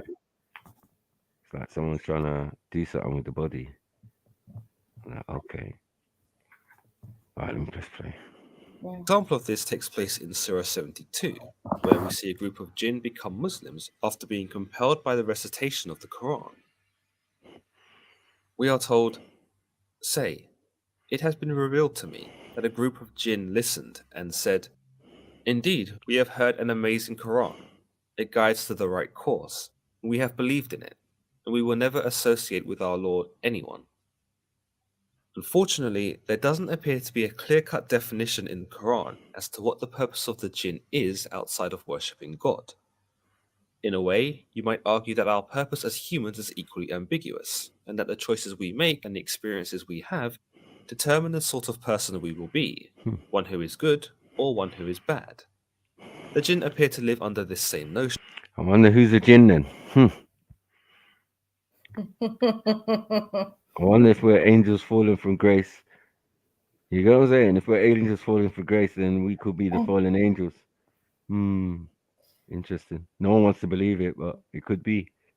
Could be so, Some of us has got that fallen angel gene. You know what I'm saying? Other than the good angels. Because what's going on? What is a human being? How did a human being come here? What is this? But those other things are there in existence before us. So we must have come out of that somehow, some way. Just lesser now. We can't do the things those things can do. That's the Them thing. angelic beings or them, Mm. So Do you think our powers were stripped away? I think so. Mm. It would only make sense. Otherwise, the garden wouldn't even make sense, right? Yeah, exactly. Yeah, we had to run to So the the garden. garden was a test. Yeah, let's see now. We've taken out their powers. Let's see what they like as normal, as mortals. You know what I'm saying? Rather than getting that knowledge and then becoming like the elders who know the difference between good and evil. You'll become like us, knowing the difference. You didn't know the difference because we switched that off. You understand? Because only those angelic beings can do good and evil, right? And they have free will, it seems. You know what I mean? Like, when many people That have could be argued. discussed, yeah, this free will, but depending on, which I religion was it always saying, how could people judge it? How did people know that the creator said, I'm giving free will to these guys and I ain't giving it to these guys? Who told them that? Who told them? Is that what you read? Okay, And so even that, is that blasphemy? Like, what are we doing? We're saying we know what the creator can say. no, I hear you, Michael. Yeah. Yeah, it's very interesting, Michael. But the thing is, different religions claim different things. So, Of course they do. if they are Christian, say they don't, they do have free will, right? Yeah. And then the Quranic doesn't. Says they Right? don't have free will, but they do have free will. Obviously. No, the angels don't have free will according to Islam. Do jinns have free will though? Jinns have free will because they are exactly the same as humans, right? No. How are they the same as humans? We don't have the capabilities that they do. Huh? We don't have the capabilities that they do. Yeah, I hear you, but according to Islam, they do have free will and are judged just like humans, right? Right. They will be judged on Judgment Day. Yeah, so they do then. Theirs is not yours. Their Free will. situation is not your situation, right? No, of Because course not. They're remember, gonna be judged with what they do, and we. why are they getting judged? Because they were fell from grace. They're here with us. Did they fall from grace though, Maku, or did you just get created just like us? Nah, they were created before us. Yeah, Yeah, as to serve the Creator, right? yeah. So So that's either angel or it's a cherubim. Yeah, so I'm saying it's the cherubims. These cherubims that fell from grace, that became demons and devils and shaitans and da da da. Yeah, it's different from the higher order of angels. It's different. Yeah, but but there's nothing wrong with does it. the It's Islamic just that. sources say what you're saying now, Maku? Yeah, of course, because you remember that shaitan was an angelic being. Yeah, but he's always been negative. Always been a jinn inside. So Angelic it doesn't being, matter about what you were but created not from. an angel, though, right, Maku? Of course, an angel. Maku, you cannot say that. Like, nah, One sorry. second. What? No, man. The people who've done the research on it, yeah, it's hurt. Mhm. It hurt their soul as well. But it should be something that should be standard. You should look upon it. You know what I No, mean? And no, no. overstand it. Every Over. Muslim I've been talking to say that Mm. no, Shaitan is a jinn, yeah. Nothing to do with angel. He might be having. He was a high rank of jinn. It was good, blah blah blah.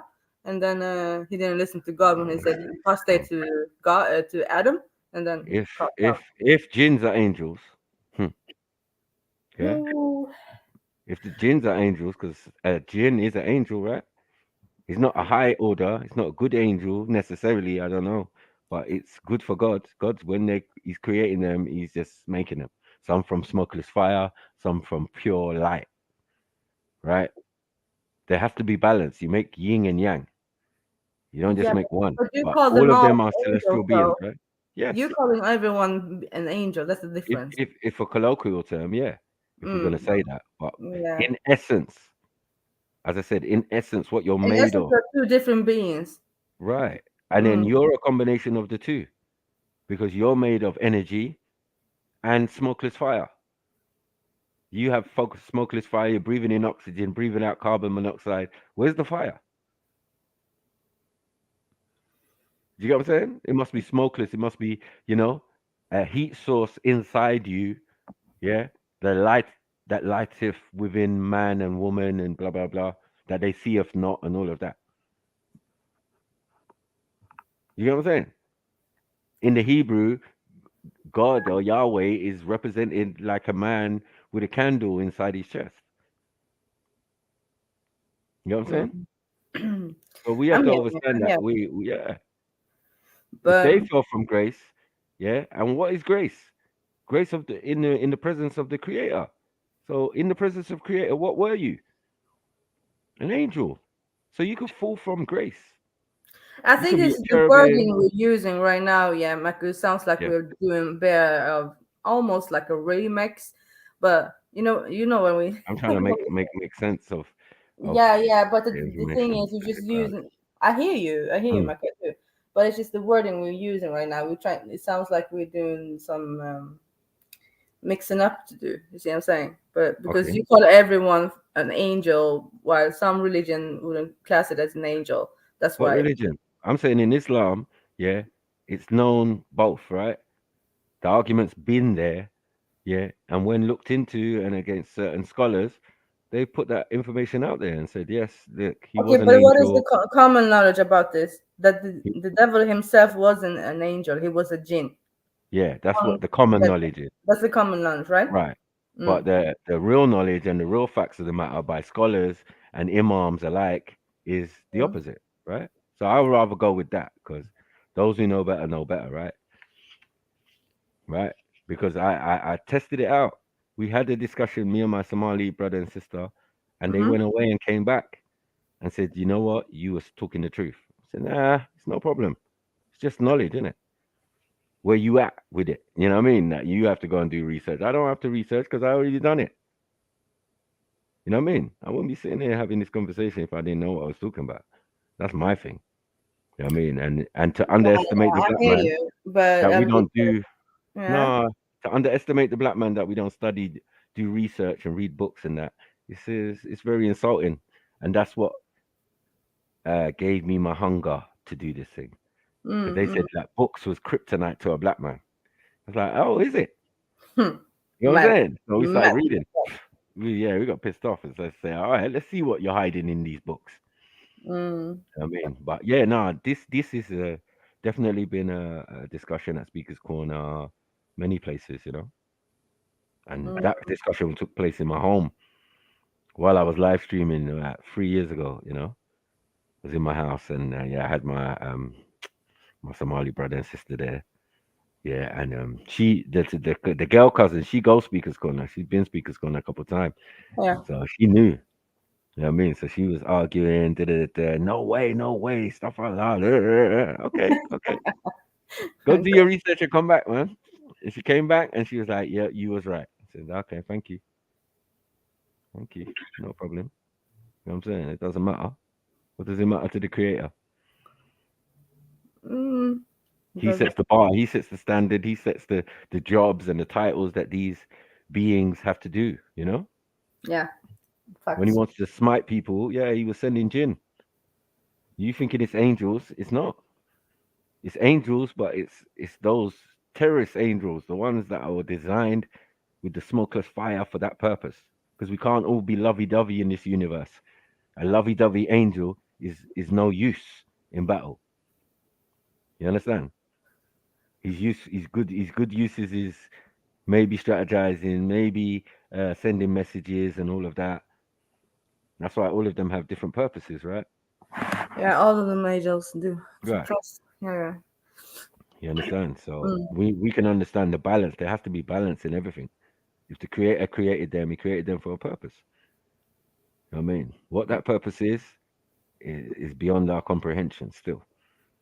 You know what I mean? We can only just guess or think or what we've been told or studied, you know, to make more sense of it. But yeah, it starts to make more sense that there are many other beings out there, all created by the creator, and how they interact and how they got here, and you know, why there's jinns and spirits and thing is because we're abundant around the universe. Our story is probably being told around the universe of certain sets of beings and certain sets of thing, coming here and So we think our story is big, obviously, because it's our story. But you don't know that it's a part of a bigger story of what's going on and what the creators, you know? Yeah, what the creator has planned for us all. Come on. Right. That's the thing. Yeah. And done for us on different planes of existence. Mad. But let me play. Yeah. Despite some belief that the Jinn live in a parallel world to us, one where they are able to live up to 1500 years. Again, we are not able to perceive the Jinn, but it is thought that they can perceive us, implying that they are able to traverse interdimensionally or somehow cross over into our world, where the bad ones seek to lead men away from the righteous path. It is believed that Jinn, despite being spirits, may possess a similar physiology or biology to us, in that they consume food and water, and that they are able to conceive children. As can be seen in the Quran, they too are subject to Allah's judgment, and will be sent to either heaven or hell, according to the life they have led. The Jinn appear to be made up of several different Islamic figures. Some see them as shaitan, which are more evil-natured spirits, those that are said to be the direct spawn of the entity known as Iblis. They are often referred to as the evil Jinn, or sometimes even fallen angels, those that did not prostrate before Adam. Right. You see? Yeah, but I hear you. See, this is what I'm talking about. Now. Fallen angels, right? Fallen angels are proceed as fallen angels, my dear. It's not the same as but it means the argument. It means the argument always existed. Yeah. Proceed. So where you're sitting there saying, hold on, where you're sitting there saying, oh no, you can't be saying this. Well, hold on, the evidence backs me up. No, because in the next breath, it has been an argument. Really, hold on, you hear me? Because I'm saying they're saying Islamically. I'm not. Exactly. Go on. No, I'm just saying that the proceeders are fallen angels, but they're not fallen angels per se. You see what I'm saying? How do we know? Because they are made from smokeless fire, right? That doesn't mean. And what does that mean to the creator? Do you know Yeah, why? because What purpose they were created? What smokeless fire is? What it means? No, doesn't mean you're evil and does it? nah, I'm not talking about evil or good or whatever. Okay. Yeah, I'm talking about the fucking hell, my We're English. talking about cycles of creation. That's what we're talking about from the creator. When he created beings before he created us. That's what we're talking about. In another dimension, in another realm of existence. That's essentially what we're talking about. So essentially when they say beings made from light and energy and then beings made from smokeless fire, there's no good and evil there. They're just two sets of beings that the creator created, amber light and the pure green light. Yeah. So as I said, the essence of that being can be polarized. It could be one way or it can be the other way. This is why you've got good jinn and And bad bad jinn. jinn, Right. exactly. And then you've got good angels and bad angels. Do you get what I'm saying? Even in the energy sense. No, I can hear that if you're talking about the Christian pantheon, yeah. But when it comes to the Islamic one, this is why I'm getting confused because I'm also reading the chat in the same time I'm talking to you, yeah. Okay. Yeah, and I'm see what I'm saying, the others are also saying, right? Yeah. So that's why I'm like a little bit. It's the wording, I think. The wording. The wording, and not the wording. What's it called? Now, when he said it's perceived as a fallen angel, right? Right. That's what he said. Yeah, yeah. So. Right. Okay, let me go on mute, man. Jump on, people, Yeah. and have this discussion too. Yeah, it's interesting one. Yeah. Still. Anyone wanna You're all in the comment? chat and typing, yeah, but come on, jump on. I know. And No. I am very filled with my English right now because I was mashed up yesterday. Yeah. So Yeah, I get you. I heard you say earlier, I'll mash up. Yeah, I was like, yeah. okay. Yeah, I can feel rock I am concert and very, no, department party, man. Oh, fuck. Oh yeah? Yeah. But it was a bit rock concert inside. I'm just, yeah. I mean, jump on, folks. Come on. Anyways, yeah, continue, Michael. Yeah. Alright. So yeah, we kind of understand. Yeah, whatever they say, fallen angels. For me, you can have fallen angels, and it seems that fallen angels become demons and according to the Christian, right? And I'm saying, even according to the Islamic, it only makes sense that some beings can fall from grace. The whole idea of falling from grace is you lose your stripes or you lose your position. But it doesn't necessarily mean your physical exterior is what we perceive it to be. Because when you're dealing with energy and light and smokeless fire, where's the physical form there? Where's the, you know what I mean?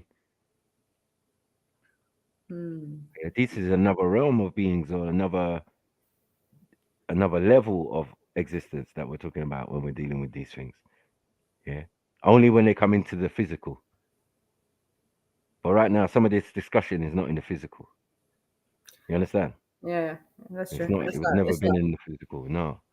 So like, we can't put physical attributes to these beings like that. They're above this level of what we are. Yeah. You understand? True.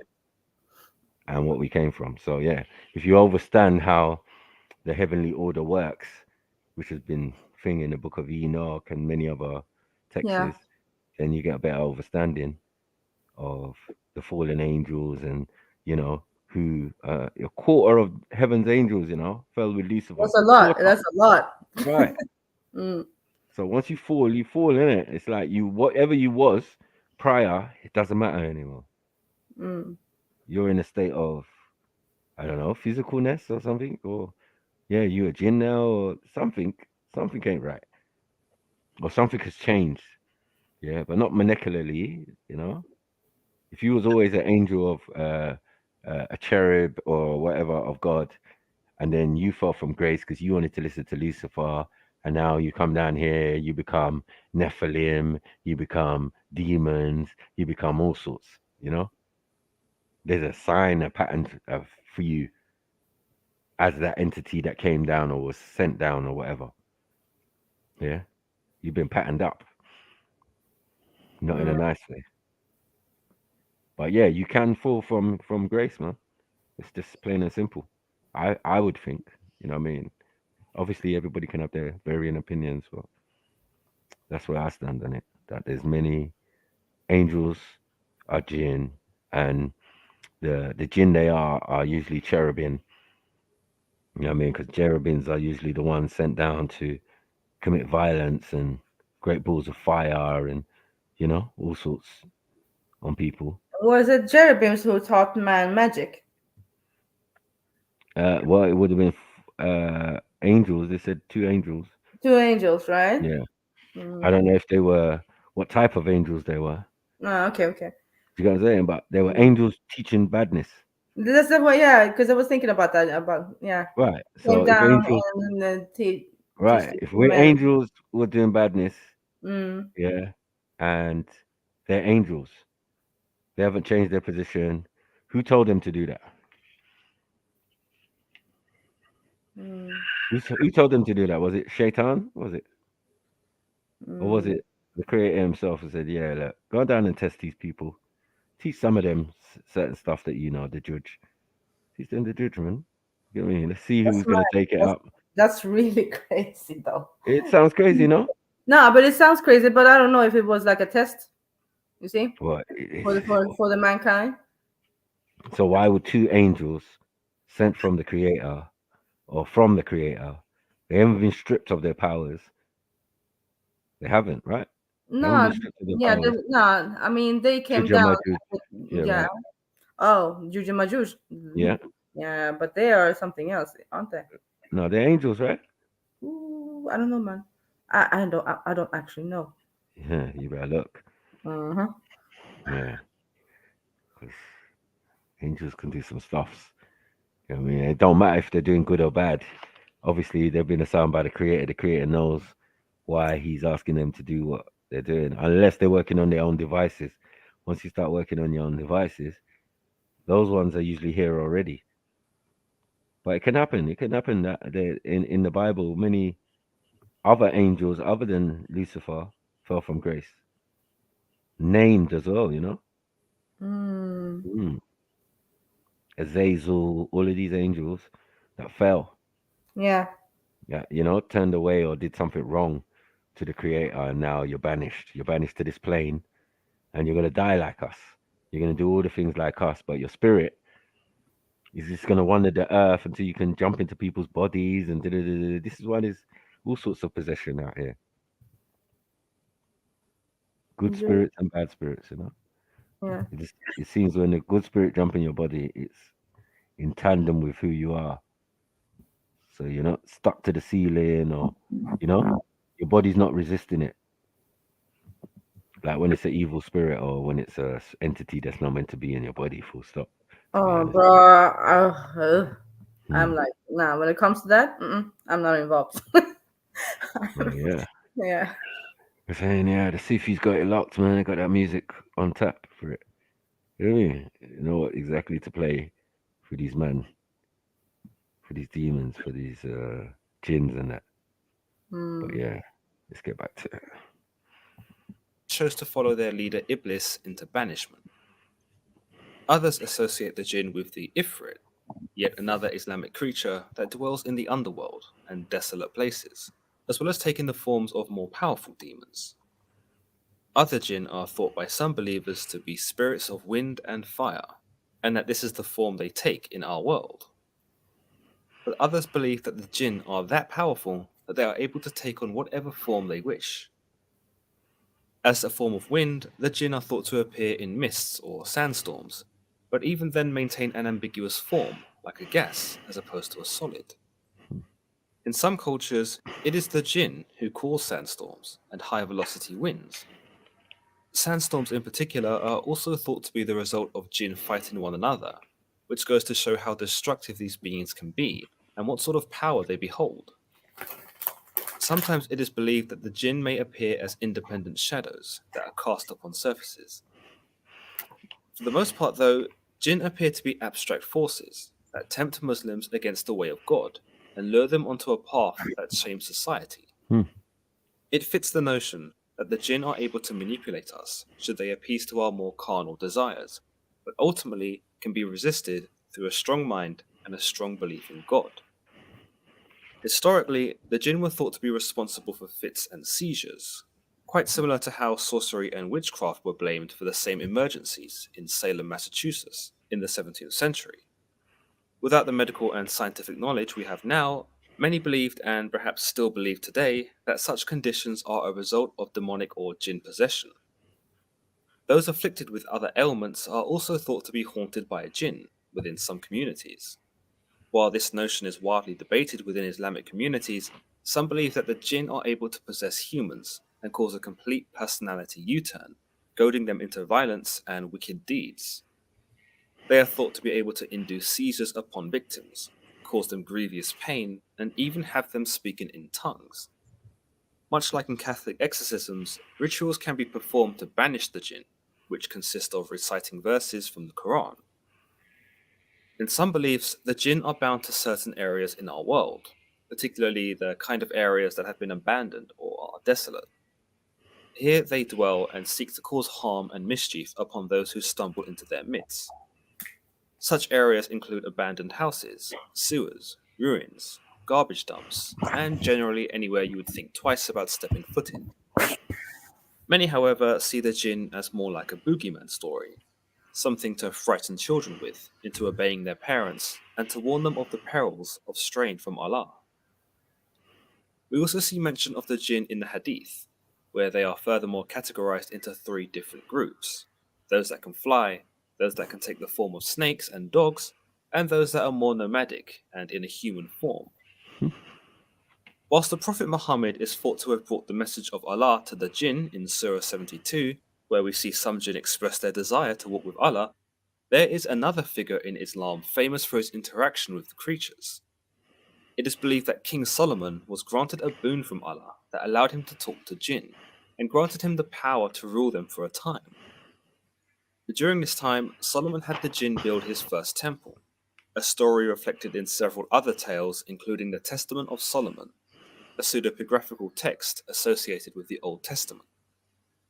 Another common tradition regarding the Jinn is that they were created on a Thursday, after the angels who were created a day before. The humans, on the other hand, were then created on a Friday, but over 1,000 years later. Prior to the creation of humans, though, the Jinn were thought to live in a very similar fashion to us, and that each day they crept a little closer to sin. Before long, most of the Jinn were corrupted, despite having received several warnings from Allah about their wicked ways. As a result, Allah would send his angels to persecute the Jinn. When the Prophet Muhammad acquired the Quran, and the Jinn overheard the message in which he brought, a few of them were given the chance to redeem their sinful ways.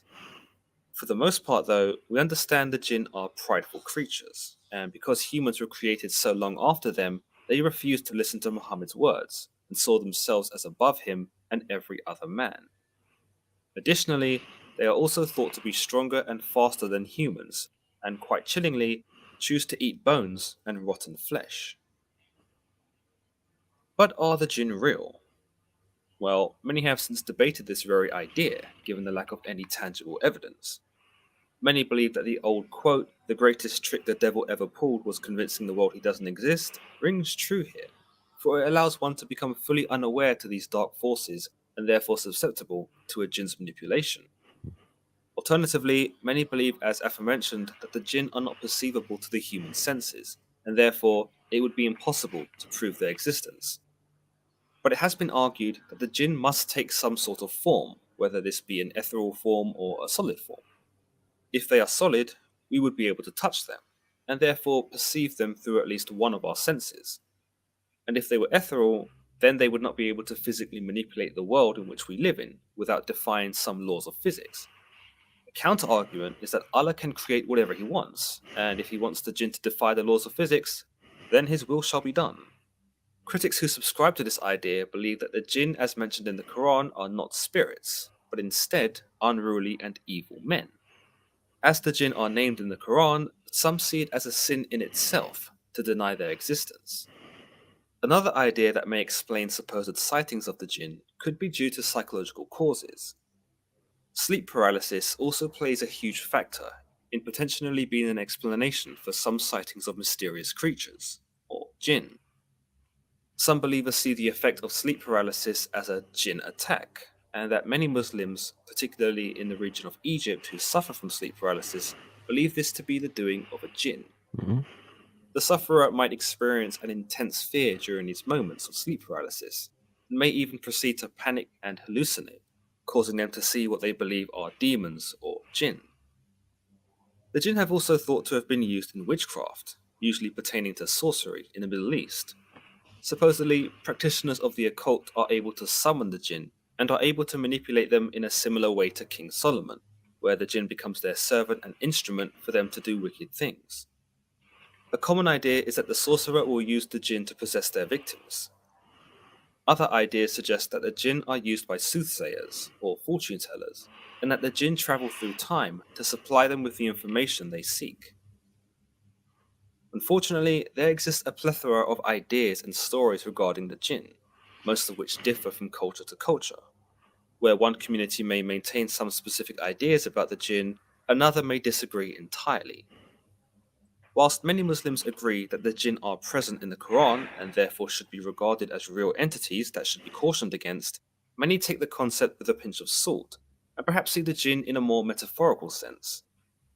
But let me know what you think about the jinn and your own religious beliefs in regards to these creatures in the comments below. As always, be sure to give this video a thumbs up and don't forget to share and subscribe. Until the next time.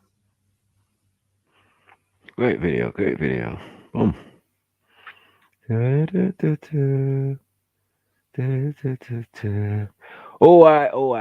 Where you at? Where you lot at, man? Jump on. Yeah, I'm trying to make them jump on. Oh, you're good. Yeah, man. You're all good. Nah, but it's an interesting video. I don't know so much about this. Yeah, I'm just questioning. But yeah, there are a lot of different types of entities around us. We know that. Right. Well, what we call them and what every civilization calls them, and all the religions they all go by different name. That's the thing. So yeah. What are you saying, Eunice? All quiet. Eunice the Jinn. Mad.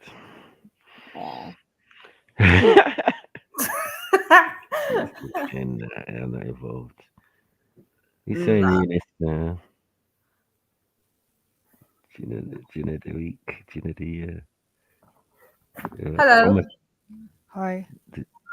Oh, you're back. Come on. So what did you think? Enjoy? Yeah, it was alright. Good learning, good entertainment. Yeah, it was okay. Edu-tainment, should we say? Sunday school stuffs. Look at me. Some of y'all jump on, man. I'm not having it. You're gonna have us sitting here by ourselves monologuing. It's just gay, man. This is church. Yeah, I was gonna say that in regards to the information being that was explained on video. Yeah. That was my first time hearing about it. But some of the information I've been given, I knew it. Yeah, you kind of knew it already, right? Yeah, smart. But obviously, you've been to Speaker's Corner as well, and probably heard some of these conversations take place as well. Not that I recall, no. Yeah, I definitely, obviously, had a few people who I've had this discussion with about the jinn and are we jinn and all of these ones. Kind of got to a general consensus that we're somewhere between angelic beings and jinn. You know what I mean? Because we seem to have both capabilities, as in essence, what we're made of and all of that. So, and we can clearly see that some people definitely acting like they're possessed by jinn through history in their behaviors. You know what I mean? These Adolf Hitlers, these Alexander the Greats, and these are Some of them are demons, especially Adolf Hitler. That was a mad one. One of the Hindi demons is called Hitler. Is it? Okay, interesting. The coincidence. He being in India, getting the swastika. Right. There. But his thing was Madame Blavatsky, right? Is it? Okay, interesting. Hello. Pick up. Juice. You're gonna need Is to the turn coast that off in clear, the or background. are we going to have another mad woman turn up again? No, the coast is clear at the moment. Yeah, she's busy. Yeah, you're gonna have to mute that. Your Hold YouTube on, let one. me turn the back off. Yeah. Pause. Hi, Jupiter. A bit more, Sorry, I had the background noise on. Sorry. Yeah. Thanks. So yeah, how you been? Yeah, I've been all right. I've been enjoying myself. The I weather's always decent, do. isn't it? The weather's decent. We went to see Raj's art exhibition. Oh yeah, we saw you. Yeah, we saw you on the Friday video night. yesterday. Yeah, you showed us the video. Yeah, So. you and Hector and all that. Yeah, it's all right, Yeah, man. it's It's all right, man. Interesting. He's talented anyway, man. You know Raj, man. Yeah, it He was rates nice talent. for Raj though. It's good to see him not being dragged into arguments and just focusing on life and being motivated. Yeah, And getting especially, some sense of pride out of himself, it's nice. Of course. Yeah, man. He's a good lad. He's our Raj. Yeah, he's pretty well balanced. He is Yeah. funny though. Yeah. So what's all this about Jinn? Yeah, we were just looking into it, different concepts of what Jinn are. Yeah. But in a Christian sense, it'd be like saying cherubims. You know what I mean? Okay. Cherubims are like, they're like baby angels supposedly, right? Or the Yeah, lower cherubs form are of baby angels. but they're meant to be representations Mm. of I've forgotten what it is now. I only read up on that the other day. I'd have to find it. But I was surprised when I heard it, what they were supposed to represent. But the jinns, what's supposed to be their purpose then? Right. There are multiple purposes. Some are fallen angels, some are some are entities that roam the planet or roam the deserts. Yeah. And they do say that a lot of this story of Jinn started in around about the Arabian Peninsula, or around that area. And then maybe later was taken to other places. And then you get it in the Arabian Nights with what's his name? Bloody Aladdin and that. Okay, but they don't actually because normally in theology, when you get given a certain type of being, there's normally a purpose to them. It's either for evil or for good, and there's Yeah, there's different levels. They were saying there was different levels. There's Jinn, Jan, Shaitan, Ifri. There's all like different levels of them. And then Marid is the last one, but yeah. So I was we were looking through that, man. Interesting, definitely. I'll have to go back and have a look and listen. Yeah. What else? What should we do now? Let me see. I got anything else for the people then? Boom, boom, boom. Sunday school hour. What? Oh, so has it all got to be religious today, or? Yeah. I mean, somewhere along that line. You got what I'm saying? We don't mind. We don't mind. Are you trying to be a preacher? I am the preacher. I'm the Reverend, the good Reverend Olushon. Oh God! This is my congregation. We've had the choir music already and all that. So yeah, you know what I mean. Oh, and we can get another rendition from the choir if you want. Oh God! It depends on what they want to sing. What is Eunice going to sing? Are you in the choir, Eunice? Wow. No, I don't know how to sing. Don't worry about Eunice. I know him from old. He's a brilliant troll. No one ever gets it that he's trolling. Isn't it? He's probably Until one of he's the trolling himself. Huh? I said until he's trolling himself. Yeah, he's a friendly troll though, but he's one of the Mhm. top ones. Must And be, you, yeah. Eunice, Yeah. he's very clever at it. Very clever. You say he has to be in the top troll? What? Well, yeah, no. Yeah. I don't know. Yeah, Your he trolling is. days. He's very His clever. trolling days was done the moment you went to Speaker's Corner. Right? As I told all the trolls, once we see you, you can't troll again. We know who you are. Yeah, You know but what I mean? he's not nasty. He's not. I mean, he has a lot of serious convos as well, but he's not nasty with it. Yeah, no. We know He's a nice person. Eunice from the Hangouts days. Yeah. Way back. I was like, right, is that Eunice, yeah? The same Eunice from back then? And he was like, yeah. And then kind of tried to put the face to the voice at Speaker's Corner, and I was right. I was like, I'm good with the voices and stuff like that. And I pulled it up. I was like, look, this is Eunice standing right next to Jedi and me while I'm having a debate. Yep. Yeah. And he even speaks to even confirm it. You know the ones? He's like, yeah, well, I think. Sorry. Yeah. I ain't gonna lie. I thought he was a girl, though, when I first. Yeah, a lot of people do, didn't they, Eunice? Yeah. He's That's used to Speaker's it Corner. now, I thought though. he was a girl, man. Yeah. Sometimes he doesn't even correct them as well. Oh, no. Is that what you're doing, Eunice? Not Pardon? correcting people. Yeah, I have to correct people in there because I don't want people to think that I'm a Yeah, but sometimes you don't. Sometimes you just pretend you don't hear. And so they embarrass themselves more. But I Yeah, suppose Finn that's tried to ask him out kind last of, time. Facts.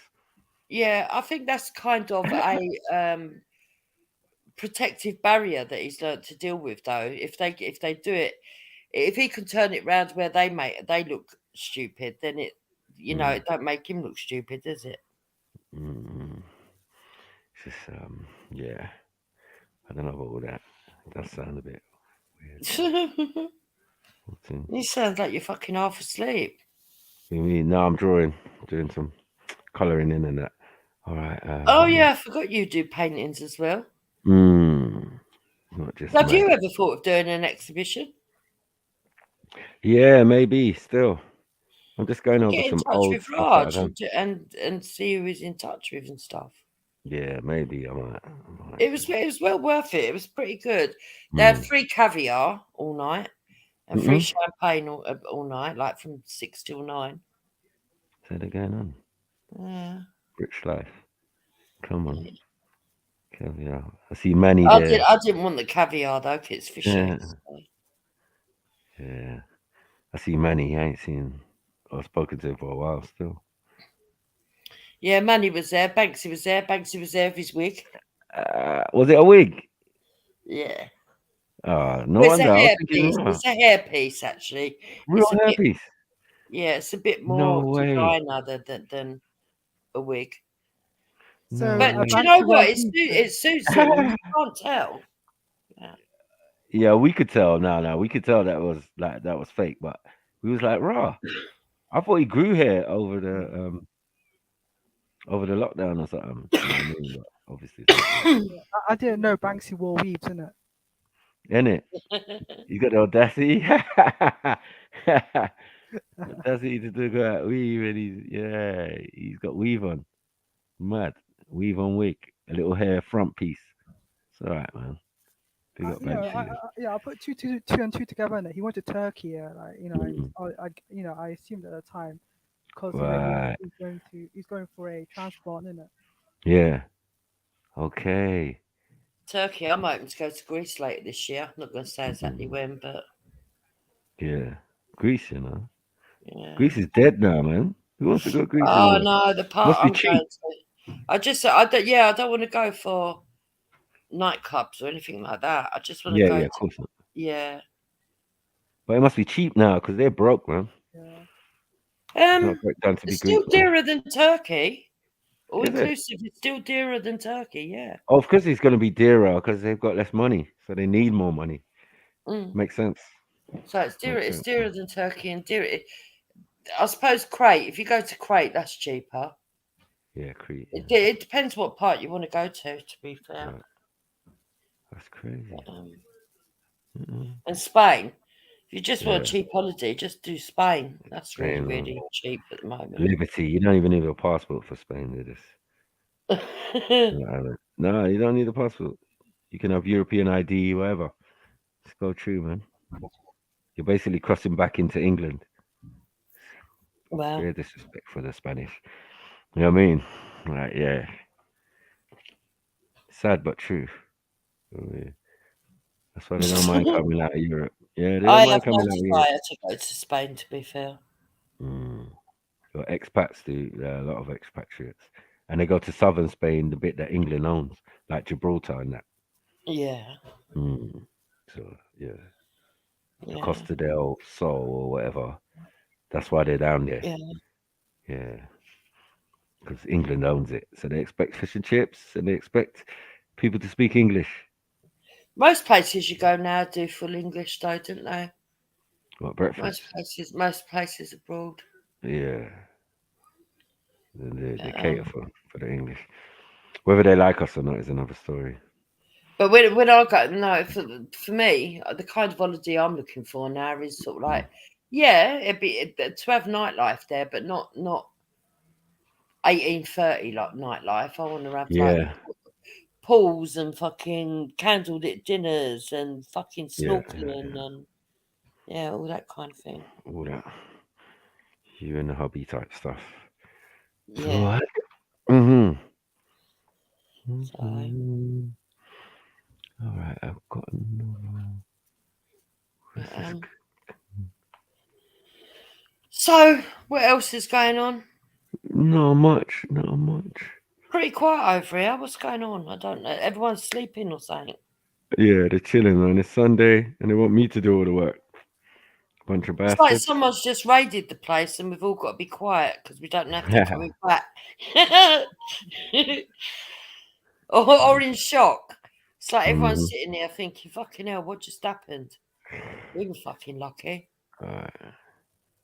You was lucky as well, because MJ don't do religion, so you're all right for a little bit. Nah, if she comes, I'll just leave her to it, mate. Yeah. Look, I ain't a regular over here, so I'm not going to fucking argue with someone who's a regular to fucking say they should fuck off. No, let her stay here. I don't care less. Cool, man. But I will say this. I reserve the right to think whatever I think about anyone. No one can tell me whether I think what I think is wrong. You know, people want me to accept their judgments on me. Yeah. So don't fucking ask me to listen to what your opinions are of me if you don't like being told opinions of yourself. So that's just how it goes. So what's this one? Yes, King Solomon things, because he's supposed to work demons and jinns and all of that. So it's an interesting story that I picked up on this. Interesting story about when he was reigning, isn't it? Because he used to send people in with the special clothes, didn't he? Special clothes. Yeah, they used to wear. Oh, what's it called? The special emeralds and that. He got the people to walk into the fire. Yeah, what did they call? Because of the ring. Oh, what was the story? You're not talking about the rings, yeah, he had. No. It was to do with the Ark of the Covenant. Yeah. Who? Solomon. Oh, because it's already existing, isn't it? He comes after that. All right. All right, let me play and see what's going on. Anyway, let's play this and listen. Let's go.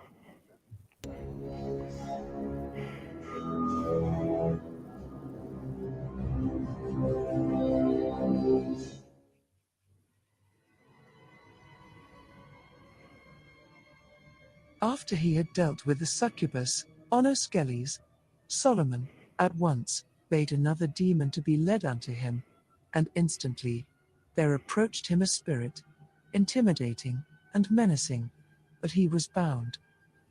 This was the demon, Asmodeus. And the king asked him, "Who are you?" But Asmodeus shot him a glance of anger and rage, saying, "And who are you?" And Solomon said to him, You are subject to me, and to be punished by me.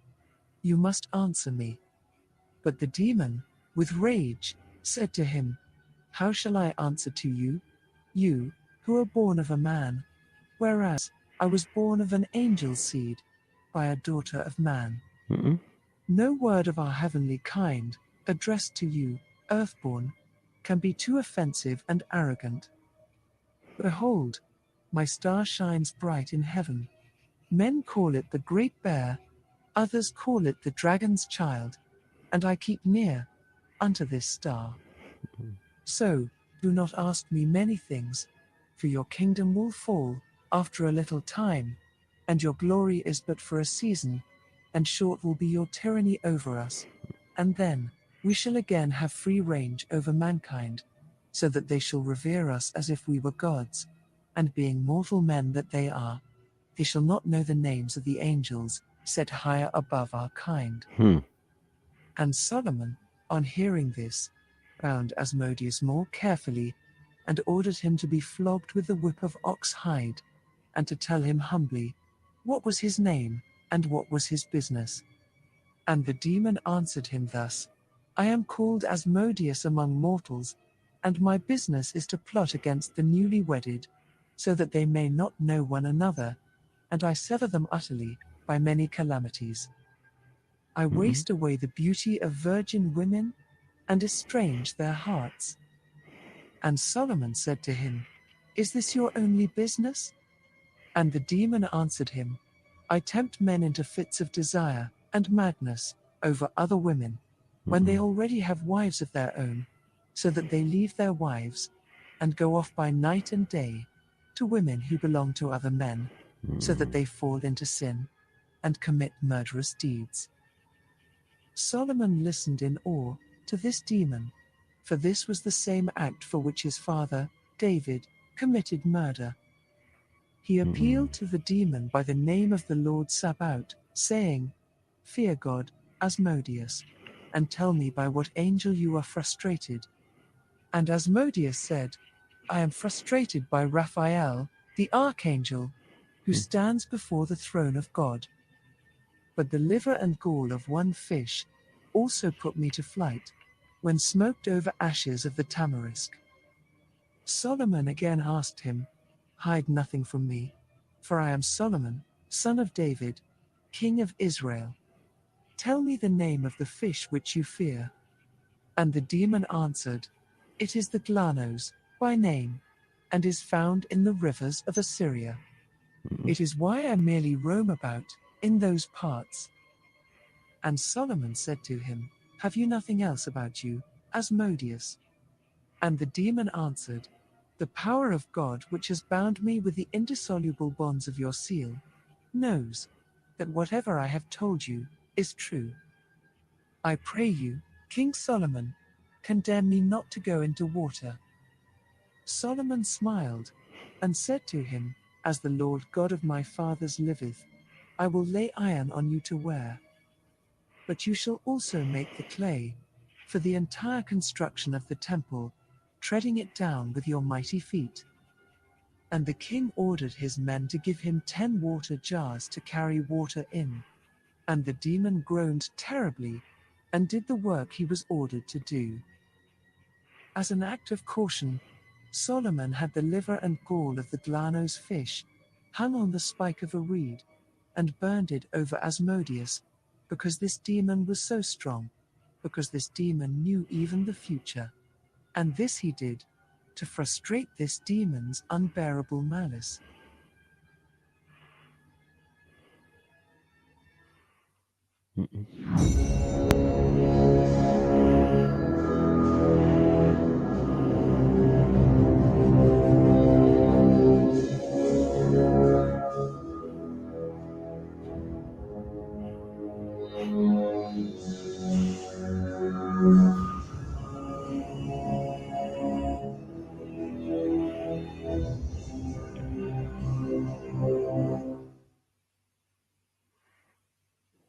Interesting.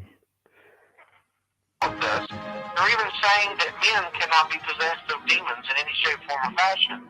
Look at the size of the mallet on that one from Peru. He almost doesn't look friendly, does he?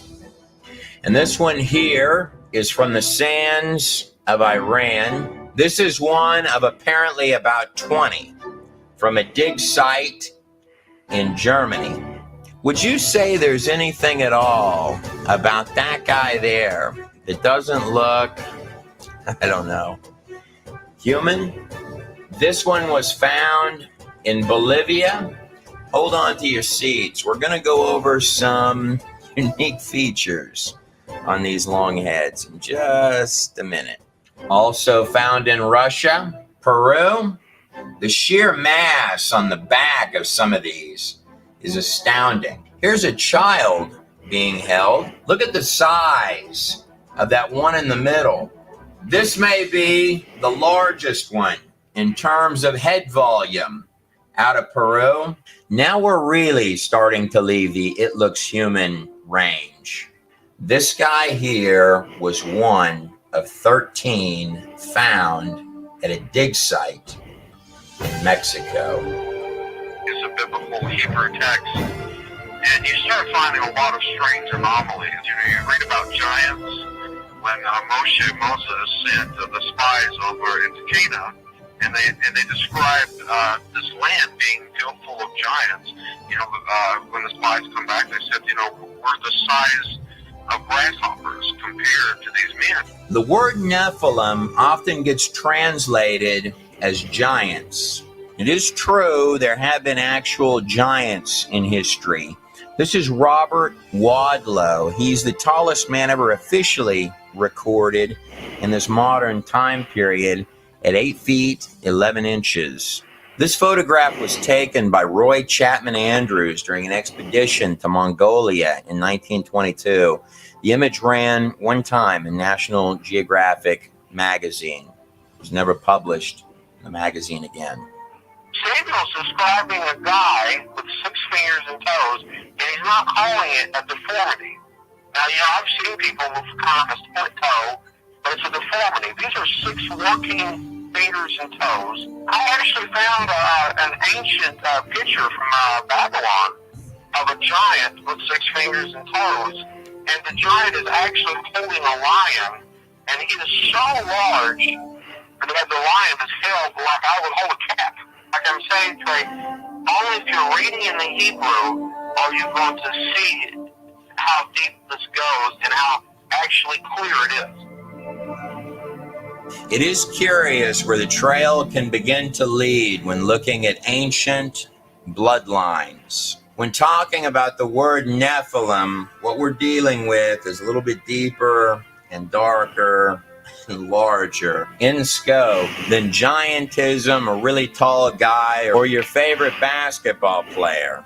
The term Nephilim became synonymous with giants because that's what they tended to be. It is by no means limited to that meaning. In fact, the word Nephilim is more of an umbrella term for the hybrid children, creatures of any high strangeness, which are actual flesh and blood, biological products of the B'nai Ha-Elohim, the fallen angels. Well, first, the word Nephilim is actually a plural from the Hebrew word nephal, fallen. And when you say Nephilim, you're basically saying the fallen ones. Genesis chapter 6, verses 1 through 2 says that when men began to increase the number of the earth and daughters were born to them, the sons of God. The term sons of God or the B'nai Ha-Elohim can mean angels, fallen angels, or, in the book of Enoch, the watchers. Sons of God saw that the daughters of men were beautiful, and they married any of them that they chose, and had children by them. So at this moment, without going off of any of the physical evidence, and before taking a really deep look at these skulls, or peering into the history, and just using the text alone, in any authentic text, whether you're dealing with actual angels or you're talking about fallen angels, These are not Hallmark card creatures. These are extremely powerful entities. Angels often get depicted in artwork with wings. Now, the Ark of the Covenant does have 2 cherubim depicted with wings over the mercy seat. But, key term here, these angels are representing the cherubim at the throne of God in heaven. But I can't find one spot in the entirety of the Greek or Hebrew biblical texts where angels, dimensional beings, B'nai Ha Elohim, stepping through into this reality, had wings. From the angels at the tomb of Jesus Christ, no wings. All the way back to Genesis, to the angels that visited Abraham, to the angel that dropped the chains from Peter's wrists and said, "Get up and come with me." Every iron-locked door opening before their path, and soldiers seeming to fall by the wayside, unconscious. Peter had some clout with someone somewhere that night. The soldiers that had fallen asleep woke up to be executed the very next day. The truth is, there are wealths of these throughout the text. The helping hand that seems to arrive in extremely particular moments when all hope might otherwise seem lost. Or messengers appearing to announce highly specific events in human history. Events and moments that would change You're bringing down the everything. mic. Oh, sorry. You know, sorry, it my bad. almost reads like someone sort of guided how all this comes out. One of the most stunning discoveries of the 20th century is that the entirety of the universe is finite. That's actually extremely powerful knowledge. Reality can appear solid, but in truth, it's 99.9% empty space. The base framework of reality itself, at the deepest quantum level, is not made of matter, but of little statistical probabilities appearing wherever they need to appear next. Even the majestic ticking minutes of time itself are quantized at 10 to the negative 43 seconds. And every single three-dimensional particle pixel of this place is not random. In fact, they're 10 to the negative 33 centimeters. The fabric of reality is finite, almost like a pure data live stream, and it's not random. That's extremely powerful knowledge. It was Albert Einstein who once said, reality is merely an illusion. When you hear the physics guys talking about the universe as a hologram, or saying that our reality is a simplified projection of a much more complex reality, or saying that time, space, and matter are synthetic, I don't know if I like the term projection. It seems far too limiting. Or mathematicians who might say that the whole place appears to be a product of mathematics, which our mathematics are extremely inadequate to describe. It is true that a created thing can never understand the full scope of who created it. Bottom line, that this place is couched in a much larger spiritual and dimensional reality. These are the words of Paul when writing to the Hebrews. Do not forget to entertain strangers, for some have entertained angels unaware.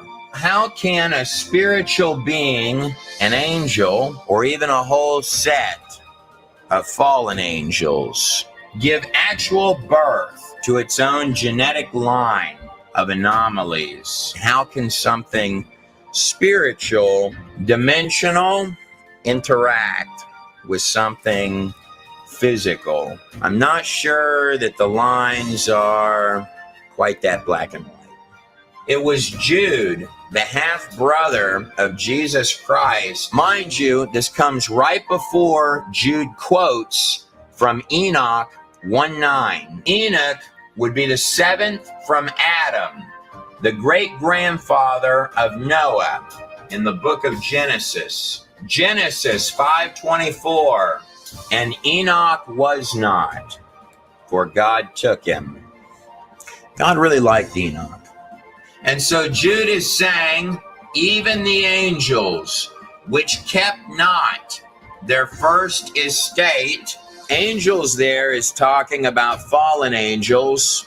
The term kept not their first estate has a dual meaning in that sentence. Not just that they left the heavens, but their physical bodies for earthly flesh and material bodies. Jude continues, but left their own habitation he hath reserved in everlasting chains under darkness unto the judgment of the great day. These are actual fragments from the book of Enoch, found in the caves of Qumran in Israel, dating anywhere between 100 to 400 BC. And of course, the most famous document and record to come out of those caves was this actual image of a scroll of Isaiah found in those caves, which had scholars literally holding their breath until they found out that every single word has an exact precision matching our current text that is uncanny. This applies to all of the Hebrew texts, by the way, even the Greek Jewish texts. The fragments from the book of Enoch matched up perfectly with copies found by explorer James Bruce in complete Ethiopian Bibles in 1773. The book of Enoch is divided into 5 sections. It's in the Book of the Watchers, where the bulk of the Qumran fragments come from, that Enoch is telling you that a set of 200 fallen angels made physical entrance to this place. This would have been prior to the flood of Noah, as Enoch was the great-grandfather of Noah. In fact, this would have been more than 1,000 years before Noah, as Methuselah, the longest living man ever recorded in the biblical text, lived 969 years. If you do the math on it, Methuselah actually died the very year or 7 days before the flood. Curiously, the name Methuselah means his death shall bring, or perhaps more precisely, his death shall bring the judgment. Speaking of strange skulls, skulls like this one here are what the archaeological community often refer to as Neanderthal skulls, like this actual image of a Neanderthal skull on the screen here. Now, there are all sorts of variations, shapes, and sizes of monkey bones on the planet Earth. Monkeys and humans are grandly different in their bone structures. This is a human skeleton, and this is a set of monkey bones, like this actual bone structure of a gorilla on the screen right here. Out of hundreds and hundreds and hundreds of thousands, if not millions, of both human bones and monkey bones, such as the infamous skeletal structure of the small monkey Lucy, seen on the screen here, on the entire face of the whole planet Earth, there are exactly 0 mixtures of half human, half monkey, or monkeys becoming humans. Or the more commonly used terminology, there are no missing links. This doesn't come as terribly surprising to me because genetically speaking, within the DNA of any living, breathing organism, animals are restricted within their animal kinds. They have certain body plans. For example, horses can breed other variations of horses within their body plans. Same thing with dogs. They can have subtypes underneath that body plan and variations, but dogs cannot breed rabbits or horses. Taking the genetics one step further, every living organism, its digital software coding, its actual DNA, is losing coding over time. It's weakening, deteriorating. It's not just animal species that we are systematically and slowly losing, not gaining, in the order of 1,000 to 10,000 different creatures annually, depending on whose numbers that you listen to, but we're certainly losing things as opposed to gaining them. And following suit with that, the DNA, the actual digital software of life itself for every type of creature is also weakening with every generation. The same as would happen as if you make a copy of a copy of a copy of a copy of a copy of anything, you're going to see it weaken, not strengthen. A Neanderthal skeleton and skull is absolutely identical to a modern human, except for a few key features. The bones are thicker, stronger, more fit. Also, the wisdom teeth down here fit absolutely perfectly. These thick brows can vary in size from skull to skull. A small detail that a lot of people may not know, the human brow of any individual, this bone right up here, continues to grow just ever so slightly through the entirety of a person's life. You may see on an old man's brow, he's got a very defined brow. So if you were to live 2 or 3 or 4 or 500 years, then that much larger brow that you see indenting up right there is precisely how your skull would look. When we peer back in history to our oldest written texts, we're finding redundant accounts of very long lifespans. In the biblical texts, most absolutely and definitely in the Sumerian Kings list, as well as records covering what amounts to little more than settlements following the Great Flood, as is recorded here in the Epic of Gilgamesh, along with the extended lifespans, both before and briefly after the flood. This is the oldest written epic in the entire world. The actual records of King Gilgamesh of Uruk, one of the first kings following the Great Flood. These Neanderthal skulls have varying sizes of large brows. In short, what you're looking at with these Neanderthal skulls is eerily identical to what a human being would look like if they were much more fit than we are today and had lived varying amounts of hundreds and hundreds of years. From a genetic perspective, no one actually knows what causes death or initiates the death process, capping us out at anywhere between 100 and 120 years.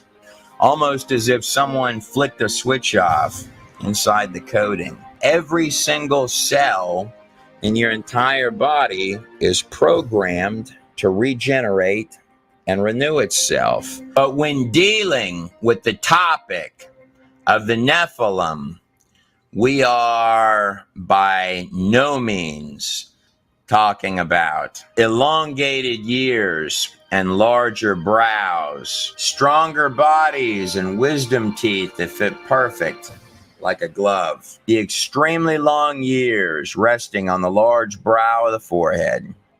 Nor are we fiddling around with old monkey bones. The truth, however, is that there are a lot of human-esque bones on this planet which can very easily, even to trained experts, blur the lines between was it human or was it something else? Now, there are a lot of tribes that have done varieties of things, their bodies, to achieve a number of different effects, including the binding of the skull to produce this elongated shape on the back of the head. There are some significant differences, however, between even the best of clearly modified skulls, like this skull on the screen here, and skulls that appear significantly larger and much more naturally formed than that, like this actual elongated skull being compared against the bust of either Nefertiti or Akhenaten's daughter, leading many to ask if these tribesmen originally began binding babies' heads in an attempt to copy something that was perhaps a whole lot larger in scope, like this actual skull found in Peru. Some of these are just absolutely massive. There are hundreds and hundreds of them, wildly massive, including children that already have the features. One of the first red flags that you're dealing with something that is incredibly strange is that the actual head volume of the elongated skull is at least 25% larger in its head volume than a regular human or even an old human skull. These are in fact quite different. But it's not just that they absolutely have to be enormously massive. There's another difference on just the skulls themselves, which is even more puzzling than that. Every human skull on every single human being should have these two plates in the back of the skull that are clearly divided between the two of them by this crease running towards the back of the head. This elongated skull, however, is not like that, with the crease and the two plates in the back. This skull has one long crease, very defined here, a crease coming back this way, and one very large skull cap. Binding a little baby's head should most certainly not change the genetic bone structure. But it's not just elongated heads we're talking about. We're also talking about giants, like this Thailand image holding the enormous sword and the two fangs or tusks coming out of the mouth. Now, I do believe that's a Babylonian Ishtar right there, depicted as a circular disc, which these three gentlemen are bringing before this very large character.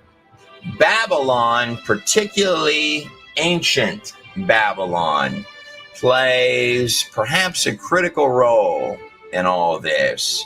Just second down from Babylon would be Egypt. After the Hebrews were in the wilderness during the time of the tabernacle and about to enter the promised land, in Numbers 13:33, it says this, "And there we saw the giants the Nephilim, the sons of Anak, who were of the giants, and we were in our own sight as grasshoppers before them. Now there are some tribes where God told the Hebrews, just conquer the people. And then there are other tribes where God specified, wipe them all out, as if there's some type of a gene pool problem, as is in the case of the Canaanites, the Raphites, the Ammonites, all of which are listed as giants. And then you've got other types of tribes, like, for example, the Amalekites. The first part of Amalekite means people. The second part of that of Amalekite, it's an ancient word in Semitic languages that means vampire-like demon. These Amalekites were not human. And a lot of people believe that this is where the vampire legends came from in Romania. And I'm sure the Israelites well knew this by looking at them. I mean, if the Amalekites are considered a vampire-like demon, you know, I'm sure they probably had the features. Deuteronomy 3:11. Only King Og of Bashan, the giant, was left remaining of the Raphites, the Ammonites, or so the Hebrews believed. But the truth is, giants have been reported in archaeological finds all across the globe, particularly in the United States, which is what most every one of these news articles right here going down the screen are about. Many of them from the New York Times. Some bones are still available, however, like this actual image of a jawbone recovered from a giant skeleton in Nevada that's being compared to a human jawbone on the screen. How large do you think that skeleton actually was? Or the Indian legend of the red-headed giants. Interesting about Indian legends, the symbol of the how is often said to ensure that the other guy does not have 6 fingers. Or the famous serpent mounds in Ohio, where in the 1800s it's reported that skeletons of enormous giants were found around this site that has the shape of an enormous serpent that they mysteriously built, which can only truly be seen well from the air. Following the 1950s and the defeat of Nazi Germany and eugenics, same time period that Americans began pumping out movies about space invaders and men coming from other planets, and deeply religious views of the occult, such as those of Blavatsky, instrumental in the occult beliefs of Adolf Hitler himself, sort of take a sidestep into the shadows. Articles such as these begin to dry up and disappear in roughly about the 1950s. And the skeletons seem to vanish. Many make the strong case that the bone structures disagree with the political formulation of the theory of evolution. Whereas that may be true, there are others who would argue that it's somewhat deeper than that. Speaking of occult, if I shift my attention over in the direction of ancient Egypt, the place that occasionally had kings with very unusual skulls, like this actual imagery here, done using the skull of King Akhenaten. Here's the skull of the 18th dynasty King Akhenaten without any digital effects on it. This piece of artwork is female, believed by many to be Akhenaten's daughter. Here is his son, the child king, in this X-ray on the screen here. The very infamous King Tut, who also had this family had very unique features. Long head in all of the drawings of himself, like this actual drawing of Akhenaten. Notice the crown is very elongated and the strange shape of the body. And this is the wife, Nefertiti, carved in stone. This king moved the most powerful palace in all of Egypt to rule over an area called Amarna, to take the pinnacle of power and throne of the empire from Thebes and Abydos and the land of the old gods, all the way up here to a newly prospering place called Amarna, which is directly across the Red Sea from Sinai. Curious thing about the ruins of this particular dig site, it has a reported 365 outdoor altars, the practice of worship of one god, a mesmerizing place stretching into the horizon. And it's an entirely well-drawn community, all three of which are not Egyptian practices, they're Hebrew practices. One thing that Akhenaten and his son, King Tut, both proved is that even god kings can die. Both were killed with remarkably similar bashes in their long heads. I personally think that the Visor Eye did it in cahoots with the head military general Ramses, great-grandfather of Ramses the Great. But I wasn't there, and the statute of limitations has run out. Akhenaten, shown here with the serpent coming out of his forehead, and his son Tut, were the final kings of the 18th dynasty, later giving rise to the 19th dynasty king, Ramses the Great, immortalized in this statue here, who many believe was the pharaoh at the time of the Exodus. Mernptah, depicted here, standing next to Ra, with the disc encapsulated by the serpent. Mernptah was the next king to take the throne of Egypt after Ramses.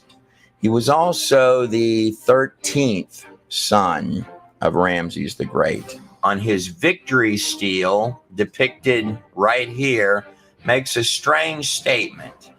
The people of Israel is laid waste. Their crops are not. I have no idea what that means. Just because your dad, Ramses, hands you an empire, missing at least half of its army and all of its slaves, you can't go getting all bent out of shape about that. But if I am to hop way backwards in time, that 200 fallen angels recorded as having come in prior to the flood, which is really what's being referred to when you hear terms like mystery religion.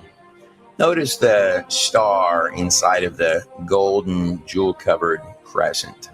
Covered in the book of Enoch, alluded to in the book of Genesis, as well as many parts of both the Old and New Testament, as well as ancient texts and hieroglyphs that we'll look at, and writings all across the ancient world, being recorded in large scale prior to the flood, and then in a smaller trickle of a scale following the flood. There are at least 277 flood stories from cultures stretching every conceivable part of the globe. Some of them bringing you right to the front doorstep of that flood, like the Epic of Gilgamesh from 2700 to 2900 BC. Every mountain range on Earth contains fish fossils, marine life, and even seashells found on top of Mount Everest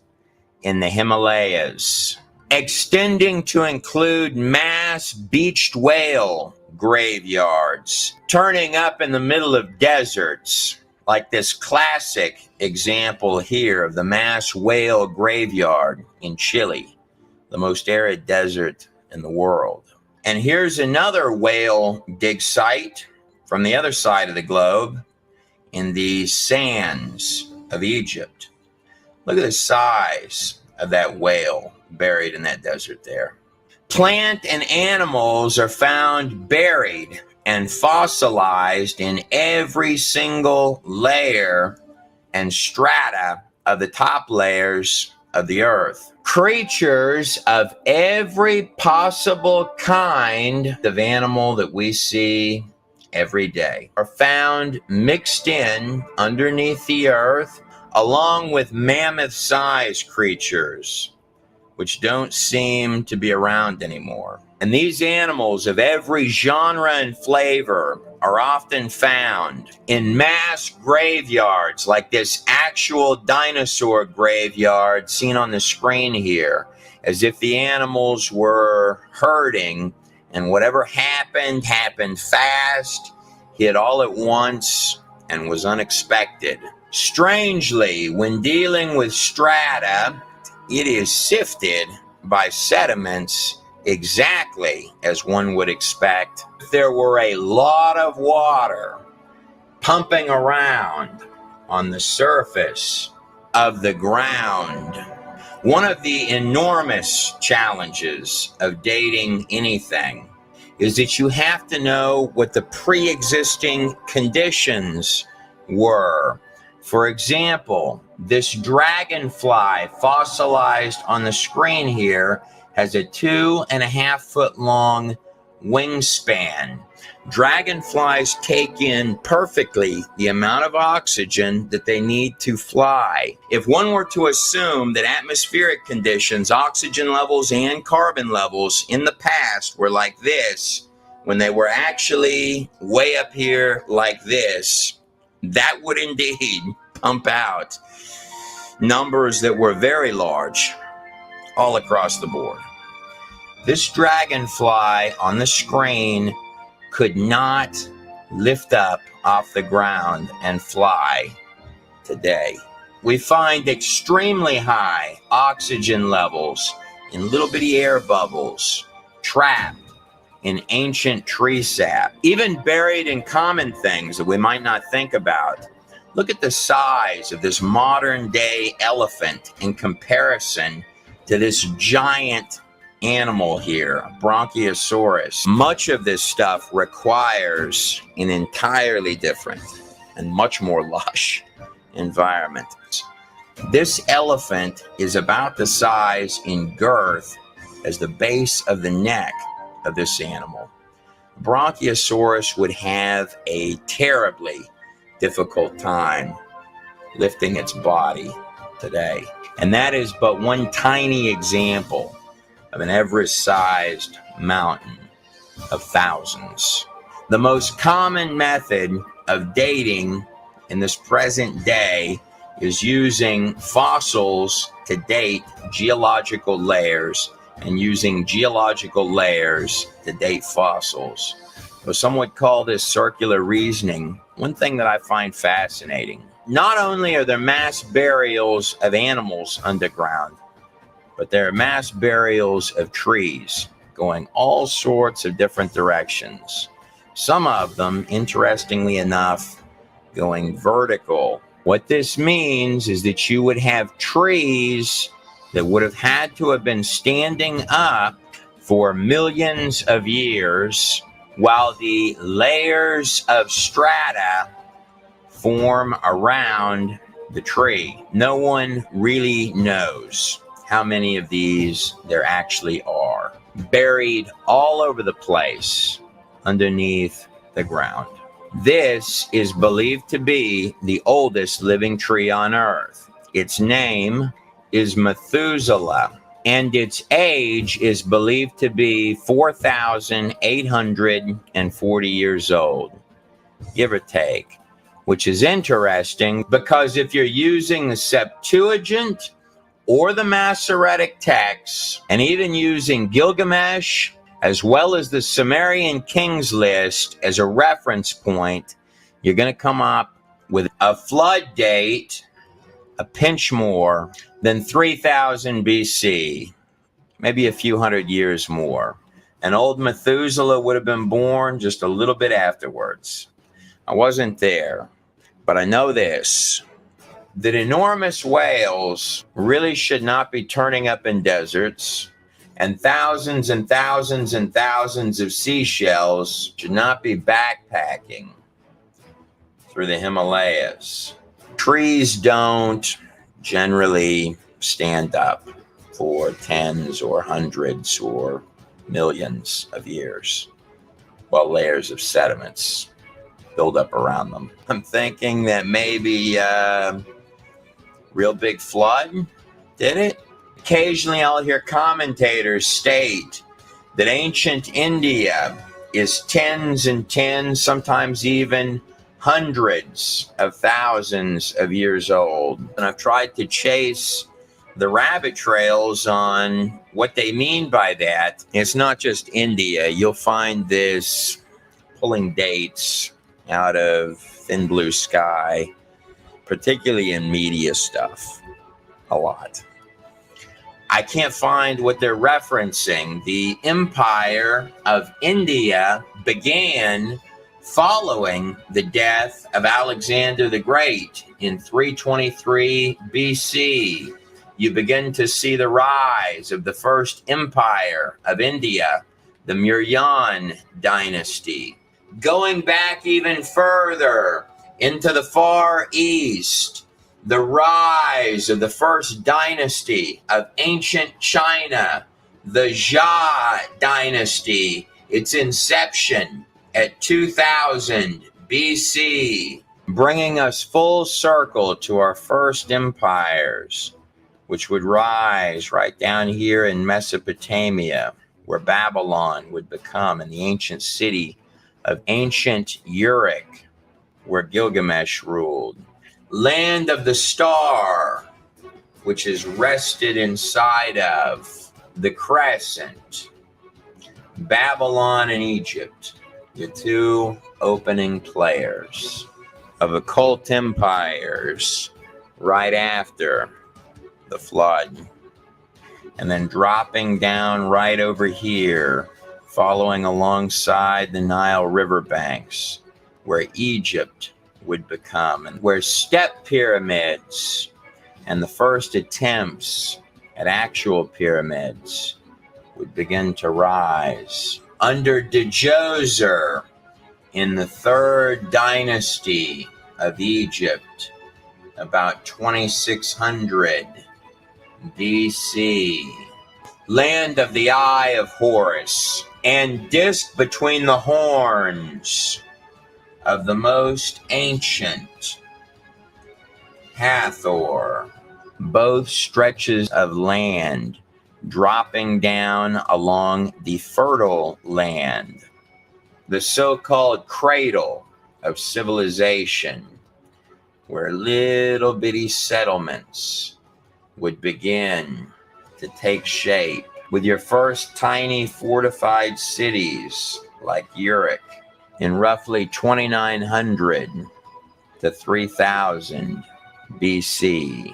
Coincidentally, both newly developing locations dropping down from right up here in the same area where the boat that saved all mankind is said to have landed. So those 200 angels covered by Enoch prior to the flood does not represent all of the fallen angels that there are. It represents a small portion of the total number of fallen angels, the ones which made entrance to this place came in and interbred with human beings. This created all sorts of little uglies and unfriendlies, including the giants.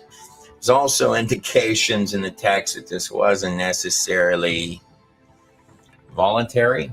What some of your oldest pages and little bitty scribbles on earth, including Enoch, in full detail, are telling you is that before that flood, something unfriendly made entrance to this place and was genetically breeding itself, creating its own offspring, turning mankind into a blood-bathed circus of its own unimaginable and twisted design, spreading like a virus generation after generation after generation for more than 1,000 years, until the flood came along, wiping the slate clean, taking everything back down to zero.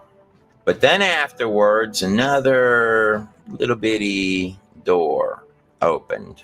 And perhaps what was in the past might slowly creep its way back in for a final show. It's my extremely strong opinion that the bulk of the hundreds of truly strange bones and enormous skulls, unlike man, in this video came after the ancient flood. Nephilim were on the earth in those days and also afterward. Genesis 6:4, breeding generations. Look at the scope of the size of this child's head. And then breeding even more generations. The size of the eye sockets are enormous. Moving up this large skull. And then dropping down to breed some more generations. And here's another little baby one. And then breeding even more than that. And look at the eye sockets in comparison to the size of the skull atop that tiny skeleton. Enoch 7:3. And when men could no longer sustain them, the giants turned against them and began to devour mankind. It really is absolutely astounding.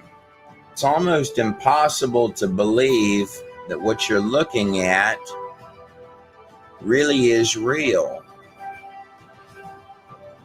This one commonly gets called the Royal Redhead. A special thank you to Brian Forrester,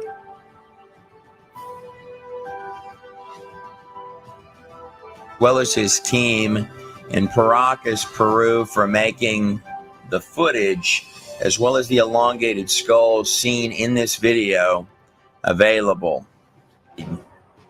That is one strange head. Enoch continues, and they began to sin against the birds and the beasts and the reptiles and the fish. I have absolutely no idea exactly what that means, but it doesn't sound good. And to devour one another's flesh and drink the very blood. It is curious that whether in a biological or a spiritual sense that is equally as deep, if not deeper, than even the mysterious thing that we call consciousness, which seems in a very real way to plug us in to reality at all. There's always something uniquely special about the blood. There's an interesting verse that we've all heard in Leviticus 17:14. You've heard it a million times. The life of all flesh is in the blood. The real word is actually saying the law of every sort of flesh is in the blood. It's saying the spirit of the flesh is in its blood, not the life. That is being not a poor translation, but a mistranslation. It is important to note that after death, the blood is no longer usable, as if it's lost something.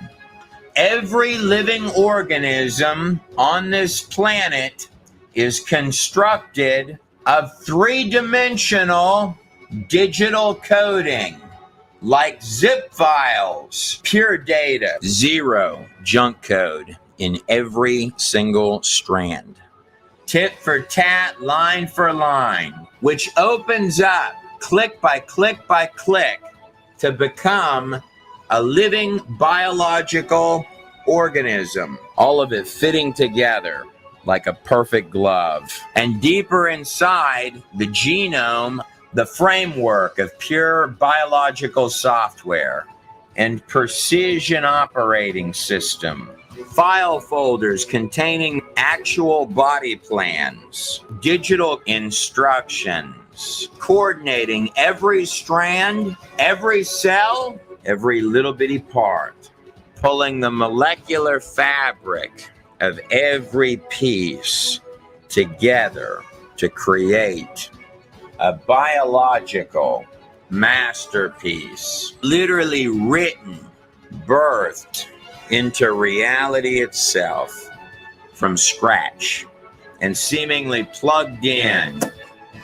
to neurologically and consciously control every single system of the entire biological masterpiece. It's not just consciousness, the intangible controlling the tangible, which is a paradox. The living blueprint for what you call you is alive in every single drop of your blood. One could quite easily come to believe that there's something a lot larger in scope going on here. It does say in Genesis 1:26 that God himself created mankind in his own image and likeness. It's a powerful statement. When you're dealing with the ancient past, or things which may even boggle the minds of trained physicians, let no detail, no matter how seemingly trite, slip through the fingertips. To truly understand Babylon, the time periods lasting to this modern age, the more recent past from which these skulls likely come, one could easily make an extremely strong case that we are merely infants running loose in very short-term little bodies, biological machines, through which we peer out consciously into this thing that we call the material world, built and constructed right out of thin air by digital coding, light years more sophisticated in each and every single strand than all of the computer software made by man combined, all the way back to the very first computer. What the pages of Enoch are saying, as well as the Hebrew texts and cultures all across this globe, is that something has tried to plug itself in and insert itself into all of that. Enoch is not just talking about a set of very dark, fallen beings and producing their own hybrid children. It goes a lot deeper than that. What he's telling you is that these fallen angels, which produced the Nephilim, neither completely angel or completely human, but something in between. So what he's literally saying is when they die, their souls come out from the race of giants that came from this union, gave way to a brood of evil spirits. And their spirits, and those are the foul spirits of the earth, the demons. The Nephilim die, they become or get added to. Right, this guy's going in, man. He's going in. He's jumping from thing to thing. He's trying to make it make sense. I hear where he's coming from, but it's just a lot, man. Woo, let's have a break. Jeez. Come back to that in a minute. Whew. There's a lot going on. Many things said before, though. I mean, there ain't nothing new under the sun what he's talking about. Yeah. Oh no, it's not. It's a lot, though. A lot. It was everywhere, Marco. Everywhere. No. No, But I was like, you're gonna need to be. Something. Yeah, you're gonna need to be to explain some of the things that need explaining, because they all relate to each other. So how a remix is not gonna be possible, you know. I mean, Europeans' interpretation is always gonna be like, yeah, pinch of salt, but boy, some of the stuff he was quite on point with, and even opened my mind, I haven't heard of before, you know. The idea that, you know, Neanderthals, they're just ancient humans. There's something to suggest that, with the idea of Denisovians being mixed, Yeah, it was something part else. Neanderthal, part something else, and part Neanderthal. Do you get it? And that we grow a ridge constantly until we die. Yeah, but if you're 120, you ain't gonna have as much as a ridge as someone who's 400 or 700 or 800 years old. I thought that was interesting, because obviously in the texts they tell them the years that these people lived. That was Even mad. Adam lived 900 years with this right, old guy. and even Adam, Methuselah, Yeah, being but a descendant of Seth. Methuselah was older than Adam, right? I think so. What, when he died? No. No, but no. But No, he Adam was is older older than than Adam 900 when he years, died. yeah? Yes, sorry. He was older than Adam when he died at 100. I mean, 930 Something. something. Yeah, right. Yeah. But thing was 900. Yeah, exactly. So he was also extremely long, but that's his descendant, right? True. All right. True that. So he would have been born somewhere along that line, because Seth is born, and then Seth has children, then his children have children, and all the way down, and then you get to Methuselah before you even get to Noah. You know, he's the grandfather of Noah and all of this type of stuff. So, Yeah. you know what I mean? It's interesting. Mad interesting. Very, very interesting. I'm very fearful about this. I'm very feeling right now. Yes. Right now. You know I what I mean? was Other just people. like, oh my god! Now he's starting to talk about DNA, and then he switched it up again. The heads. Then it was showing the skulls and the different skulls, and I was like, right. Boy, this man is giving us a lot of information. It's good, but it's part of the stuff that we've done in different parts. So we've taken different sections of it and focused on it in the past. You know what I mean? Like just the Nephilim That's and what you have the been giants, doing. and he mentioned the same ones I mentioned when I mentioned yesterday about the Hopi Indians, because some of the story he was explaining was about the Hopi Indians talking about these red-haired giants that they encountered when they got to the Americas, and how they had to go underground because of a Red-haired massive giants sounds like some Nordic folks. MJ business. It sounds like some MJ business. Yeah, it's a red-haired giant. Sorry, MJ. They said they fucked them up though. They said they tricked them into a cave or something, and then set fire to the cave. Mud. And that was the end of the red-haired giants in the end. But for a while, this is in the Americas, right? Okay. So exactly, the most stories of giants being recorded and thing is in the Americas. So a lot of accounts of people bumping into giants, military bumping into giants in Iraq, and all of these type of things. Just recently, that one was a couple of years ago. The giant in Iraq. Yeah, that some soldiers caught on shot tape. Down, right, yeah. They shot something like that, right? I up, remember that was. Came out, killed a couple of them still.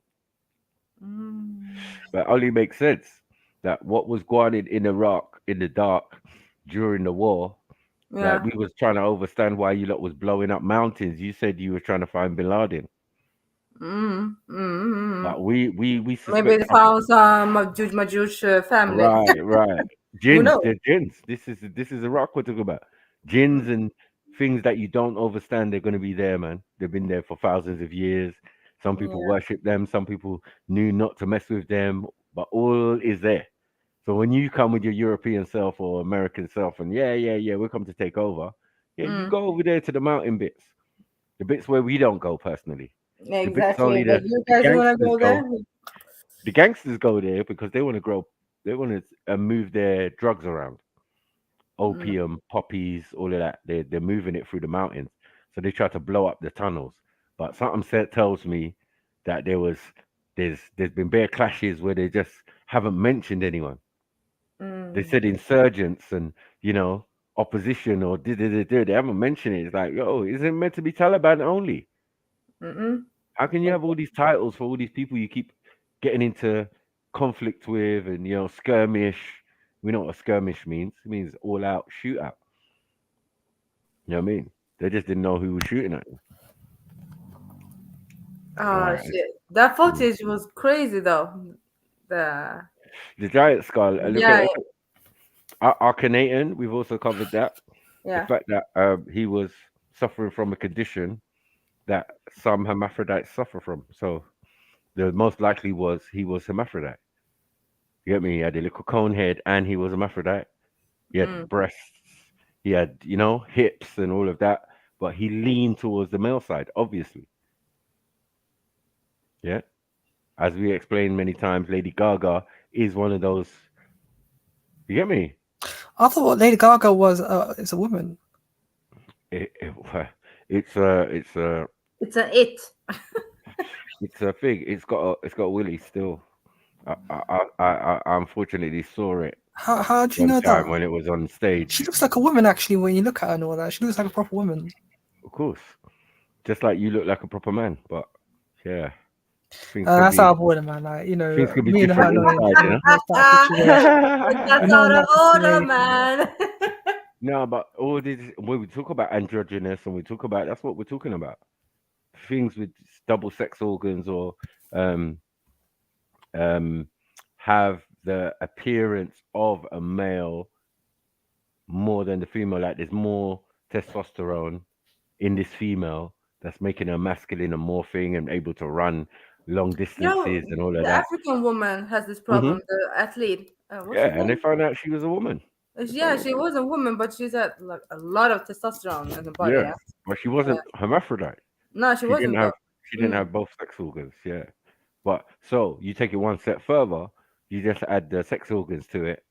Yeah, which we know exist. Yeah. It We is. know exist. Like people have that. People there. I've Unfortunately, seen some. poor things, Yeah, but I've yeah. seen some horrible stuff of hermaphrodites doing to themselves. no, Like, ugh, back in Lady the day. Gaga's short. She's like 5'1". Hmm? She's Okay. 5'1". Yeah, and I yeah. doubt The she fact is. that I she think said she's a no. woman. The fact that she said it on thing has been taken down now. Twitter. She said something about yeah, I am, but not obviously. It's not something you shout from the rooftops. Do you know what I'm saying? But she's comfortable with it. That's her business, isn't it? Someone has to be that, right? So why can't Lady Gaga be that? Makes no sense. You know what I mean? And one of the evidence I've seen, I was like, oi, that's a big one, innit? Mad. She was doing a concert and she got on the motorbike. There was a motorbike on the stage, Yeah. and the thing just dropped out, man. Just No. just like there. As the leg went over the thing, Oh thing just. no. I was like, Just like nah, no. nah. But she has aged a lot. Like she's 36 years old. Yeah, she look like she's middle aged. Mm.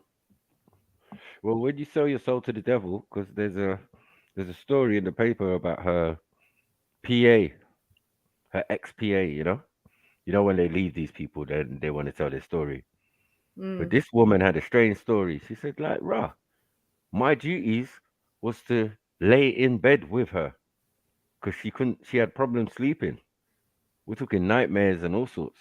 So, like, what was Lady Gaga in tune with or dealing with that she had to have the PA sleep in the bed with her? Well, no I know lesbian she shit. was a drug addict before because she became this big. Yeah. Maybe. Yeah, that I Maybe. don't But know. I don't know if the it woman was. got fed up. Hmm? In the end, she got fed up with that. Yeah. She got fed up with it. She said, "No, okay." She said, "No, I can't do this job no more. I don't care how much you're paying me. This is all a bit weird.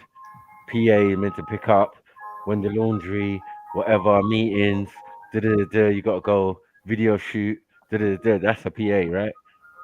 Not lying in your bed and helping you when you sleep and you screaming out, that's all right, it's all right, Gaga, it's all right, everything's cool.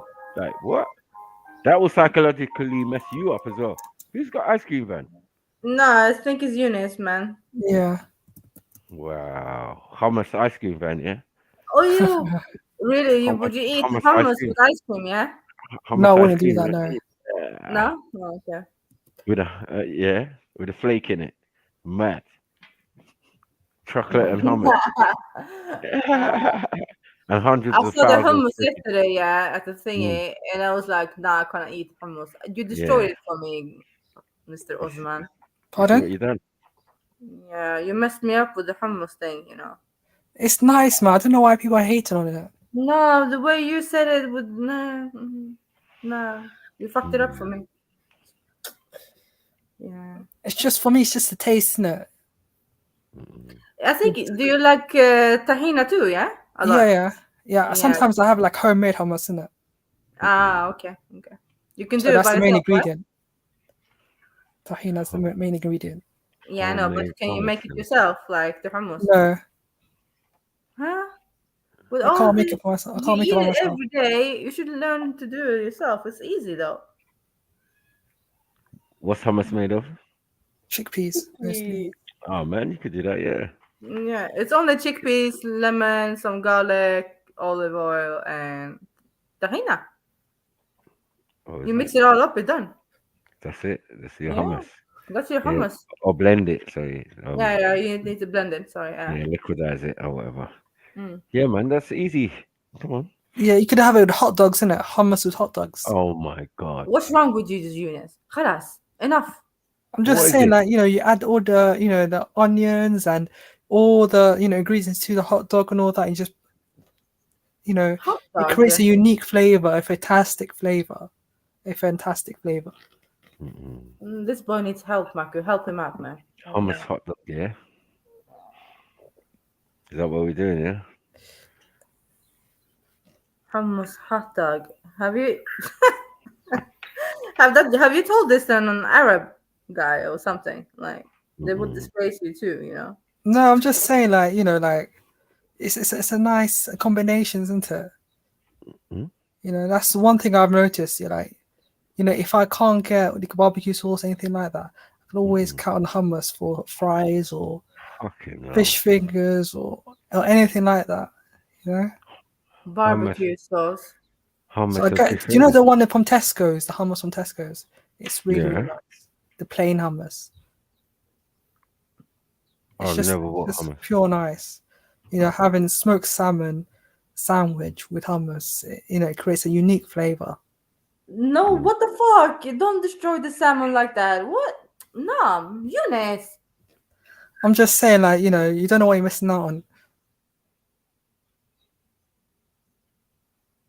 Now, I wouldn't eat it in the morning, to be honest. If I was going to go out and all that, it just wouldn't feel right, though, having hummus in the morning and all that.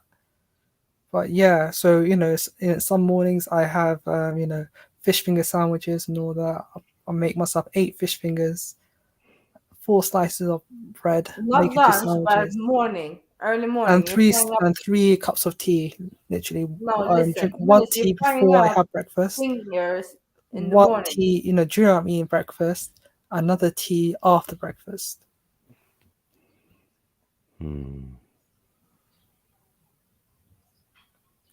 Eunice, do you have friends?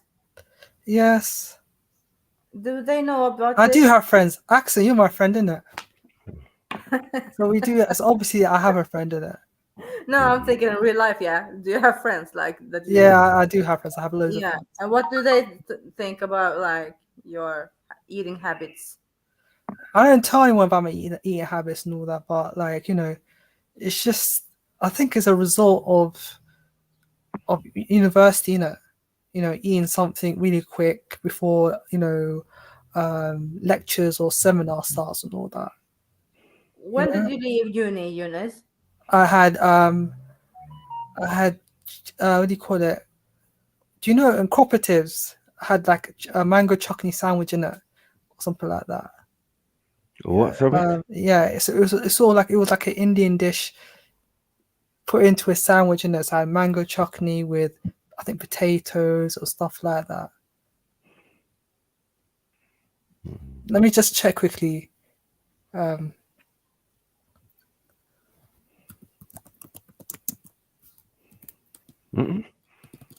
me just check. What in the hummus is going on? Yeah, I had onion bhaji and mango chutney sandwich. Onion bhaji, yeah, and a mango chutney sandwich. How can you have an onion bhaji in a sandwich? I don't know, but as soon as I had that, it was What do really, you mean really you don't nice. know, but you know? It's nice. You don't know why they did that combination, but you had it. That's crazy. Yeah. Eunice, you lying to me? Honestly, I had mango chutney sandwich in it. Onion bhaji and mango chutney sandwich. No, but onion bhaji is something you like. You could you could use the sauce, dip it in some sauce, and then eat the onion bhaji. You can't put. I don't see how you put an onion bhaji, something fried or whatever, like a fritter, into a sandwich. That's crazy. Like, who does that? Obviously Eunice, but yeah. I mean, I was very hesitant, when I had it for the first time and all that. I was concerned that I might be wasting my money, or it might make me sick or something like that. Then I realized as soon as I had that first bite, the mango chutney taste mixed in with the onion, it was like I was eating pakora and mango chutney together in a sandwich. So it was a fantastic experience. London, take this L. Is this what you guys are doing, Maku? Really? What? I don't even know what's going on. You're up, yeah. Yeah, you're on your own, Eunice. But Eunice, you're lying to me. You said to Yeah, honestly, I had that sandwich and all. That was my go-to sandwich if I can't find tuna, egg on cress, or smoked salmon sandwich and all that. That was the sandwich to go to. And if it was at night time and there was no shops available and all that, I'd go to the newsagents and get one of those, like, do you know, chicken tandoori sandwiches and all that? Yeah. Get that and all that. Chicken tandoori. If I'm not, if I'm not on the, what do you call it, fast food thing and all that, where you have the sandwich. No, a sandwich is a fast food because it comes in a package. It's all packaged up. Yeah, people have nutted in the food, man. Spat in it, do all sorts in the box sandwiches. Yeah, we try not to eat unless you made the sandwiches yourself. Yeah, I do. Yeah, that's why that's why I make myself sardine sandwiches, isn't it? In my later years at university, I made myself sardine sandwiches, tuna sandwiches. Tuna sandwiches I like here is if I might add a bit of something in regards to if it's like a tuna in brine, I'll probably add something in it because it makes it a little dry in regards to the flavoring and all that. However, if it's sunflower oil, I don't add anything to it because the oil itself creates a flavor, So I have that, and it's really, really nice. I don't know what that means. Sunflower oil, all of that. Like, where's the food at? Where's the chicken? Where's the lamb? Where's the all sorts? Like, what's going on? No, it's one at university. Asking, Eunice, someone is asking, where is your Hoyo at? No, it's just like when I'm at university and all that. If I want something to eat really quickly, it was during when I was studying and all that. Yeah, you're so not at I'll university. be in the library What do you eating eat? it. So I didn't want to spend it on fast food stuff and all that. So I decided to have that with the inclusion of energy drink and a packet of Pringles. You know, one of those tandoori chicken flavors ones, or you know, or the teriyaki curry flavors, rice fusion Pringles. Wow. That was probably one of my favorites at university. Like, I couldn't get enough from it. Unfortunately, I think it's discontinued now. I don't know why. Anyone want to see what I've been drawing? Yeah. Show us. Not really. I ain't drawn nothing. I just coloured in some. Do you know what I do? Yeah. Sometimes I have the Pringles here, like the whole pack, okay, and I drink it with breakfast tea from Costa. In it, it kind of feels like as if I'm Sorry, feeling did you say you drink Pringles? No, I have it with what do you call it? Tea in it from Costa.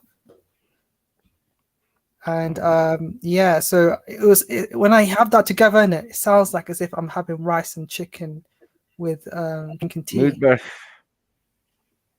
So yeah. Big up the family. Big up the family. Hey, Waria Yunus. Yeah. I got a couple of questions for you, my brother. Yeah, what? Up to you. Where's Hoya first of all? Do you know what? Yeah, I make my own food in it, like. What? Like, bro, all the food that you're talking about is hummus. Infusion with barbecue sauce, teriyaki, all of that. That's not Somali. Yeah, that's what's it called? That's Pringle flavor. Onion bhaji, up to you. What you just said today, mango chutney and onion bhaji in a sandwich and a pita bread. No, I got it from Co-op, innit? Up to you, and you live in Oxbridge Road, you know that. You live around there. Somali community over there, bro. You get me? They got a couple establishments. Bro, go visit a couple of them, bro. What the hell is wrong with you, bro?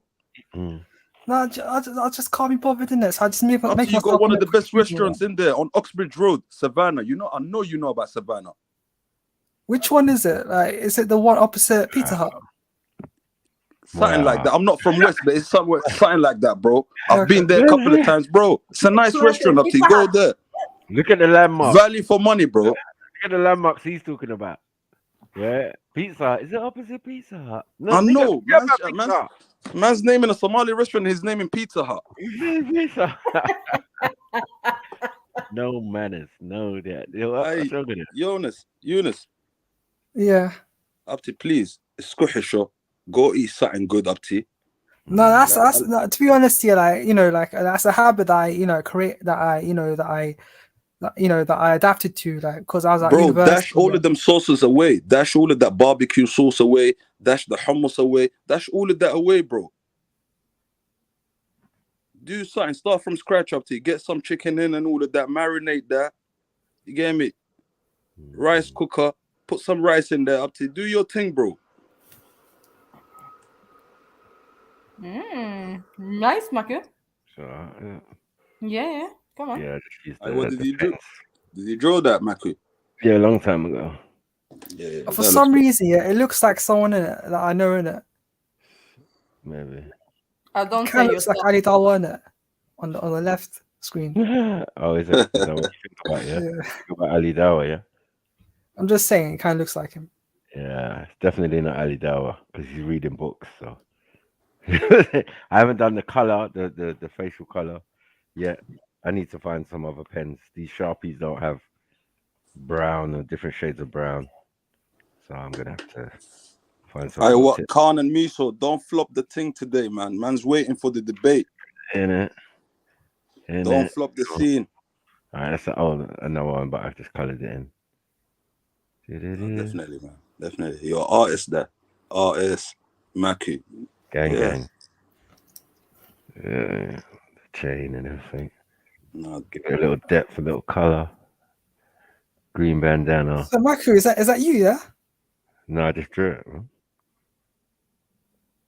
Oh right. I'm much bigger than that, and this is an old one for my youngers that I did a Don Desperado. They were called. I ain't done in the briefcase yet. Well, once I do the briefcase. Now you can draw though. You can draw. Self-explanatory, yeah. But these are all from the mind, innit? So these are not ones that I've had to be commissioned to do. I can copy anything, innit? So the copying work will be 100 times better, you know? Well, depends. Yeah. Because these are like sketches and things I just do for nothing. I could be sitting there chatting to you, and just like Mike, I'd just be like, yeah, I hear you, you know what I'm saying? So I was just colouring in the thing because I got a set of Sharpies that I bought. So let me treat myself. Straight. Get me? I'm a nerd at heart, but life is life, man. Sometimes you have to look back and say to yourself, "Yo, what's your natural talent? What are you naturally good at? When's the last time you drew?" And I found I got to a stage where it was mainly money orientated, right? So only if you paid me did I do work, And that's not a good position to be, because originally I'll be at home with the family, oh, dad's drawing, you know what I mean? Or sit there, and I'm a person, if I start a piece, I got to finish it. So it might go to 2, 3, 4 in the morning. Just shit, I got work in the morning, for fuck's sake, but I got to finish, I got a thing, or leave it to an extent that I could say, all right, if I'm going to come back the next day and do it, boom. You know what I mean? As described by my painting. You can see my painting over there. Can you see it? Yay. Yeah. Yeah, it's almost finished. See? That's the story of my life with some things. Almost finished. Almost finished, yeah. I am a completer of tasks. You get me? I've just been so busy with other things and concentrated on other things. Man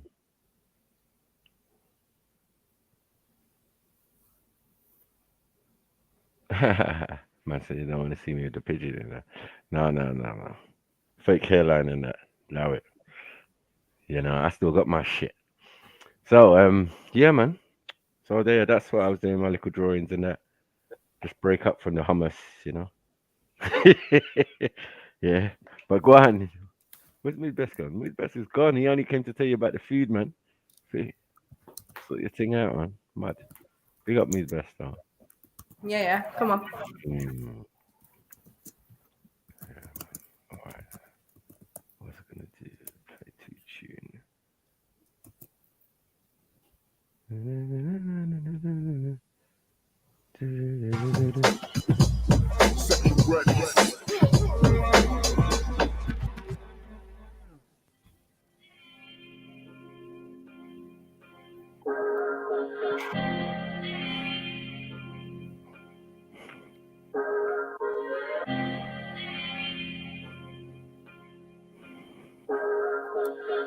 Come on, hit the collection plate.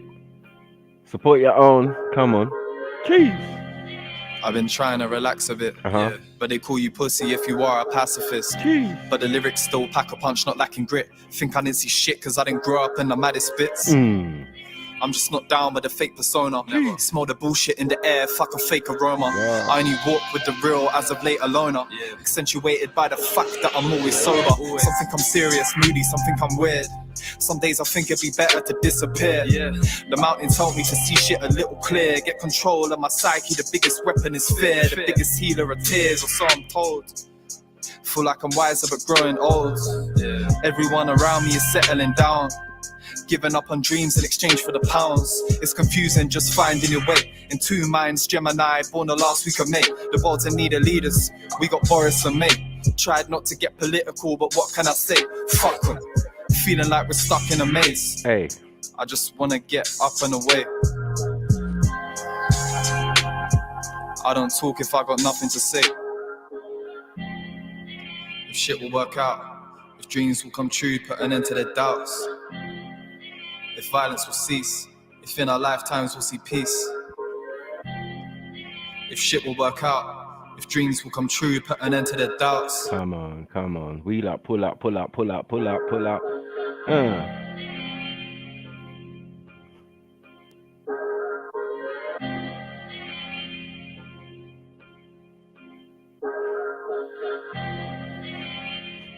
If James FC was conscious, mad thing. I've been trying to relax a bit, but they call you pussy if you are a pacifist. But the lyrics still pack a punch, not lacking grit. Think I didn't see shit cause I didn't grow up in the maddest bits. I'm just not down with the fake persona. Never. Smell the bullshit in the air, fuck a fake aroma. I only walk with the real as of late, a loner. Accentuated by the fact that I'm always sober. Some think I'm serious, moody, some think I'm weird. Some days I think it'd be better to disappear. The mountains help me to see shit a little clear. Get control of my psyche, the biggest weapon is fear. The biggest healer of tears, or so I'm told. Feel like I'm wiser but growing old. Everyone around me is settling down. Giving up on dreams in exchange for the pounds. It's confusing just finding your way. In two minds, Gemini, born the last week of May. The world's in need of leaders. We got Boris and May. Tried not to get political, but what can I say? Fuck them. Feeling like we're stuck in a maze. I just wanna get up and away. I don't talk if I got nothing to say. If shit will work out, if dreams will come true, put an end to their doubts. If violence will cease, if in our lifetimes we'll see peace. If shit will work out, if dreams will come true, put an end to their doubts. If violence will cease, if in our lifetimes we'll see peace. Still surrounded by dreamers, sleepers, walking speakers distorting the mental views of the fallen. Evil is talking, projected through their recordings. Secretive sorcery, selling souls like they're Jordans is fuckeries cause of currencies. How many hungry humans hunting for money trees? Consuming everything they see until there's none for we. I had to sit and learn a lesson from the honeybee. Float under the sun, I'm free, tending to my mother's needs. Pollinating planets, don't panic, just overstand it. A man is only a man and it's mad, he's making it manic. Order out of chaos is the order of the day, it's that way. Cause they formulate the hates, they're emphatic. They'll sell you death in a packet and then we buy it and say it tastes good. Just how we like it, but we're wrongly guided to keep on siding with the system that's violent and doesn't listen to the teachings of the king, but it's lying like it's the Christian. Lions are in my vision, I'm smiling because I'm different, not blinded by my religion. Been guided back to a kingdom, experience teaching me wisdom. Victims been tricked into eating everything that they're given, that's Fuck's sake. Still surrounded by dreamers, sleepers, walking speakers distorting the mental views of the fallen. Evil is talking, projected through their recordings. Secretive sorcery, selling souls like they're Jordans is fuckeries cause of currencies. How many hungry humans hunting for money trees? Consuming everything they see until there's none for we. I had to sit and learn a lesson from the honeybee. Float under the sun, I'm free, tending to my mother's needs. Pollinating planets, don't panic, just overstand it. A man is only a man and it's mad, he's making it manic.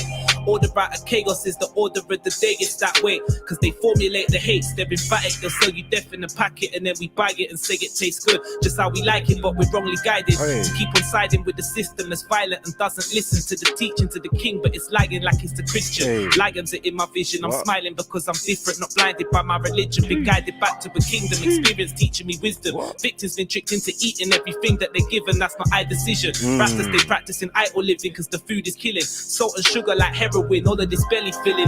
Cock sniffing and Henny sipping, got our medi slipping. Gotta stay woke or stay in prison, one it meant to fit in.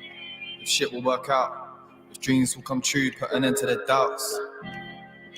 If violence will cease, if in our lifetimes we'll see peace. If shit will work out, if dreams will come true, put an end to their doubts. If violence will cease, if in our lifetimes we'll see peace. What?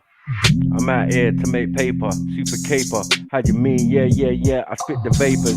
Yeah, it's Mr. Sniper. Nah, it's Reverend Olushon. Why? What the hell are you on? Now I mean, yeah, do you believe in God? Are you gone? Yeah, to another level. Yeah, no Sky Daddy. Yeah, let me get mad and get aggy. How you mean? Yeah, you wanna act fly, but you don't believe in the Most High. You should die. Told you before, even don't cry when shit goes left or shit goes right. Yeah, these words I emphasize, no lies. Now me, you can't mess with me, you're not my size. Wanna start a riot with a fucking giant or a Nephilim? Why you testing him? Jeez, come on. Nothing. Big up the family. You know how we roll. You know how we rolls. We rolls. Come on. Let me see. Something exciting for you. This one I never play, man. It's one of my favorite videos. Let's go.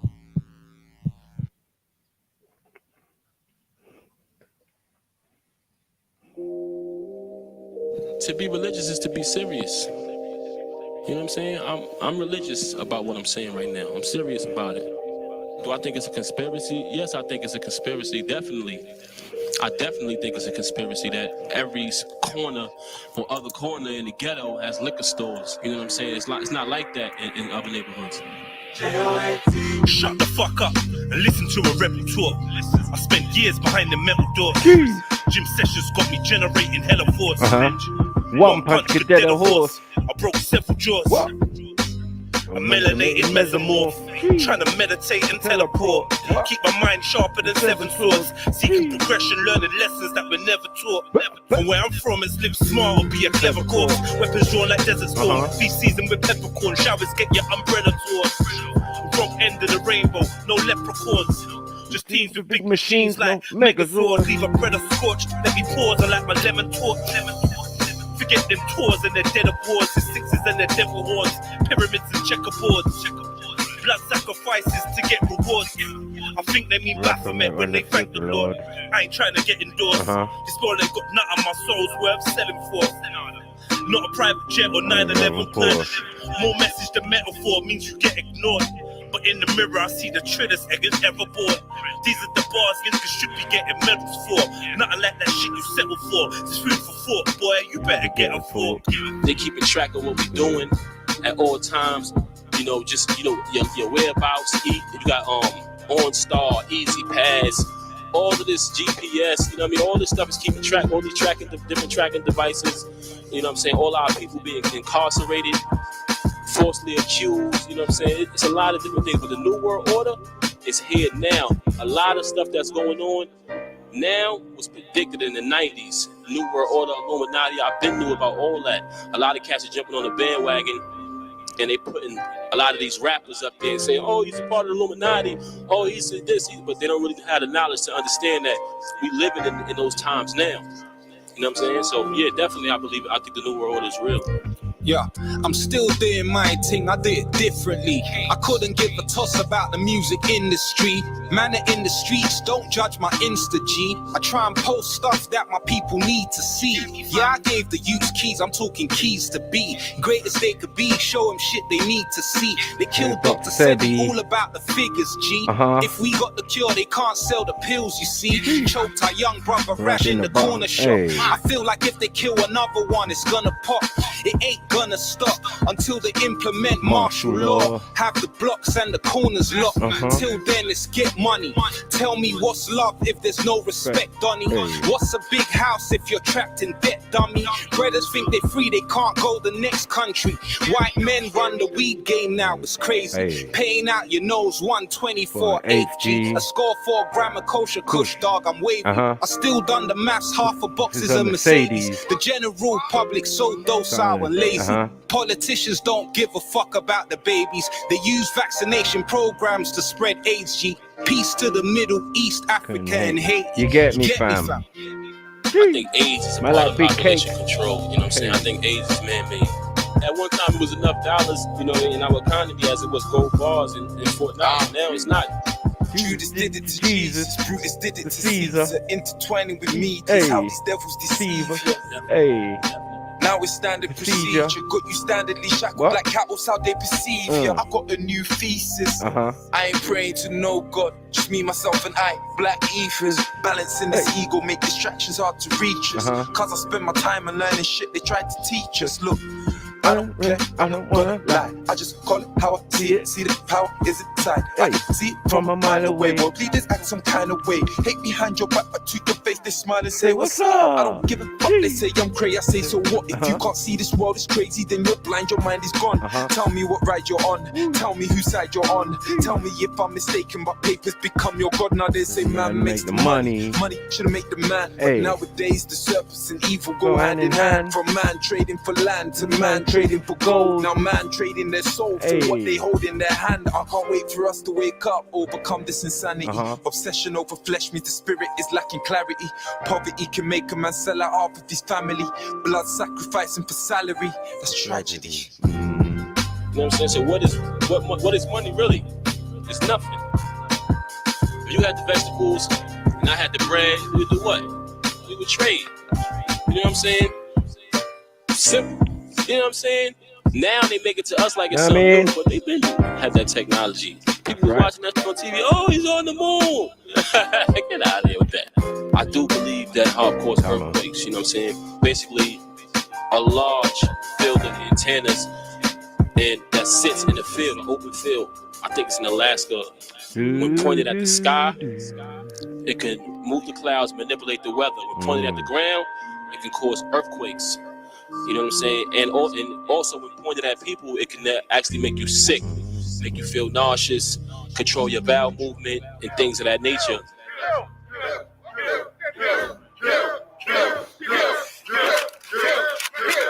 Get in. Bang it.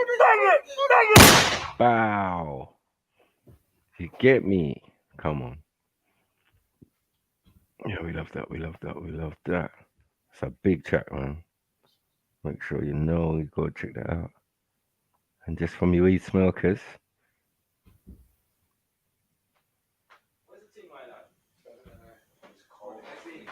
Yeah. We call it herbs for the tabernacle. Hear me? God. The camera. That's right. The burning in the temples. Lord have mercy. 8 o'clock. Time of the debate is 8 o'clock. It's already set. It's already up. You see it. When we come, hey. weed up a bun, Schedule's up there, everything's up there. Come on. Now your boy Sniper's on point. Weed up a bun, weed up a bun, weed up a bun. When we come, weed up a bun, weed up a bun, weed up a bun. Pick up a spliff and drift. I'm not a stoner, it's a lift. Real herb man know what it is. Sativa smoke, no coke in my chest. No gas, no diesel, no crack, no B, just cess. You can ask anyone that knows weed, I'm blessed. No cigarette for the eye, just commercial tie. Wrap that with the lettuce if it goes dry. Put that in the fridge, it'll stay fresh. Right next to the parsley and crest. They should sell herb next to the fruit and veg. It's good for the body and good for the meds. Gives you a good feeling, toes to the head. Sitting on the ceiling, smoking the head, thinking about life and it don't make sense. Like why we gotta pay for food? Why the homeless ain't got food? The more I think, the more it's changing my mood. The more I wanna know more of the truth. The more I gotta show that to the youth. I wanna eat something, so I peel some fruit. Give thanks for the present that grew from the root. Then I wanna drink something, so I draw from a juice. Take 2 sips, then I draw on a zoo. Wanna learn something, so I watch YouTube. Something deep with about 1,000 views. Study and breathe like the Shaolin dudes. Stay disciplined and master the moves. Master the self, it's harder to do. I wanna write something, so I draw from a tune. I look out the window, gaze at the moon. Man ain't gonna get there anytime soon, but it still makes me feel like I am in tune. One with the night and day, I'm alright. I'm not afraid of the dark or the light. I'm just awake, spraying bars on the mic. Gotta stay level, so I take 2 draw. And something tastes good, so I take 2 more. Herb's not a jug, herb is a cure. Ask anyone, why do they smoke it for? Spliff cycle, my Rizzler's raw. Gotta stay natural, stick to the pure. Wanna go sit down next to the shore and look to the sea. Don't wanna feel trapped, I've gotta feel free. There's so much more that's inside of me. So much potential that I can see. Let me master my chi. Take off my trainers, tie up my gi. Bar to the sensei, step on the mat. I'm doing all this while I'm sitting down on the flat. I'm astral traveling, imagine that. Because of this green herb that's in my sack. I don't know why herbs are under attack. When herb is the best of the herbs, they got it like what is the best is the worst. It's a crying shame and a curse on itself. Staying ignorant is a burden to health. Don't be ignorant or under a spell. Study the earth, that's knowledge of self. I know that. Make sure you learn, you know. Natural herb in this church. You get me? Drive with evil spirits and them thing there. Yeah? Big up the congregation. You get me? Done now. We just having a music break before we get back to the information. Back to Sunday school. Hey.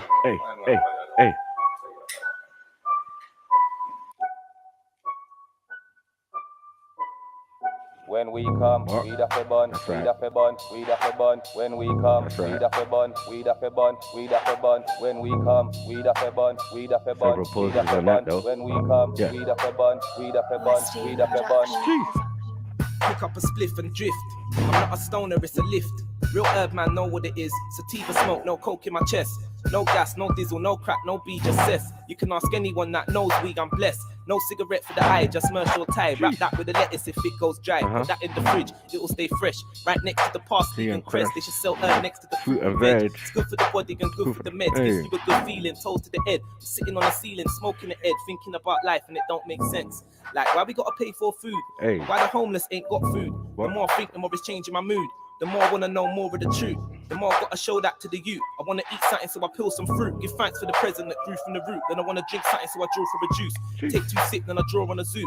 Wanna learn something, so I watch YouTube. Something deep with about 1,000 views. Study and breathe like the Shaolin dudes. Stay disciplined and master the moves. Master the self, cause it's harder to do. Wanna write something, so I draw from a tune. I look out the window, gaze at the moon. Man ain't gonna get there anytime soon, but it still makes me feel like I am in tune. One with the night and day, I'm alright. I'm not afraid of the dark or the light. I'm just awake, spraying bars on the mic. Gotta stay level, so I take 2 draw. And the something tastes good, so I take 2 more. Herb's not a jug, herb is a cure. Ask anyone, why do they smoke it for? My spliff cycle, my Rizzler's raw. Gotta stay natural, stick to the pure. Wanna go sit down next to the shore and look to the sea. Don't wanna feel trapped, I've gotta feel free. There's so much more that's inside of me. So much potential that I can see. Let me master my chi. Take off my trainers, tie up my gi. Bar to the sensei, step on the mat. I'm doing all this while I'm sitting down on the flat. I'm astral traveling, imagine that. Because of this green herb that's in my sack. Don't know why herbs are under attack. When herb is the best of the herbs, they got it like what is the best is the worst. It's a crying shame and a curse on itself. Staying ignorant is a burden to health. Don't be ignorant or under a spell. Study the earth, that's knowledge of self. I know that knowledge is power, because they want to tell man sweet is sour, not knowing what's real in that. And I'm not really feeling that. That's why I gotta read in that. Food for the brain, I gotta feed on that. It's real nourishing like a vegan snack. Let me take 2 more pulls of the kush thing. Herb for the outlaw, herb for the hoodlum. In the Arabic tongue, herb is a Muslim. Can't tell me nothing about herb, it's a good thing. Grew on Solomon's grave. Moses lit up the thing in the cave. Bruce Lee used it to ease the pain. Tosh told them, let me tell them again. Legalize it, not to do it's insane. Dave Chappelle linked up Mary Jane. Charlotte Green put on live TV, because she couldn't take no more, watch it and see. Rick Simpson heals people for free. What you know about me? I'm ready to die defending a tree. Chain man to the trunk. Love the forest, a little something like gum.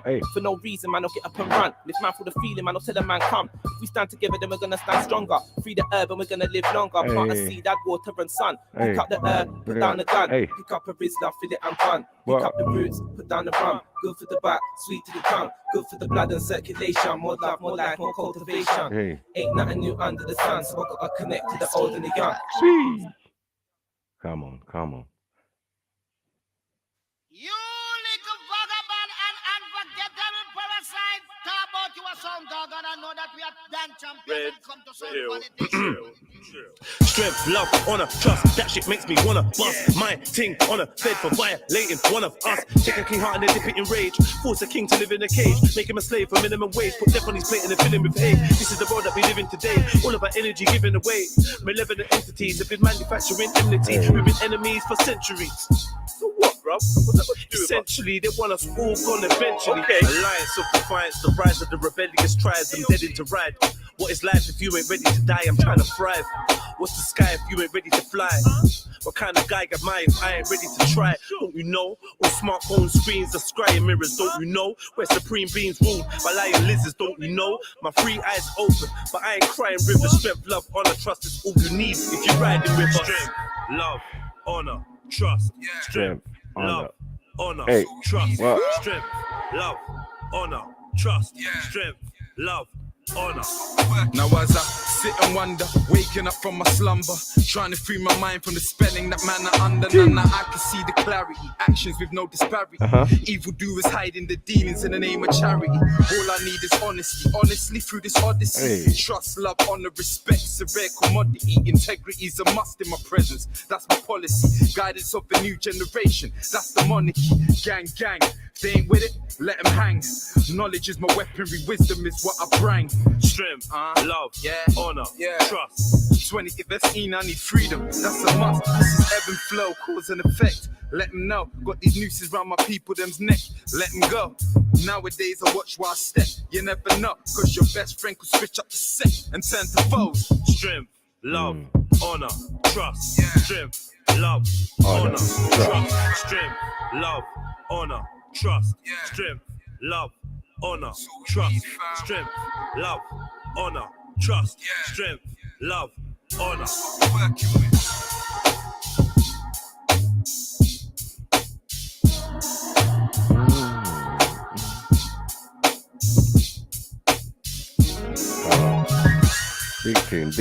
Big tune.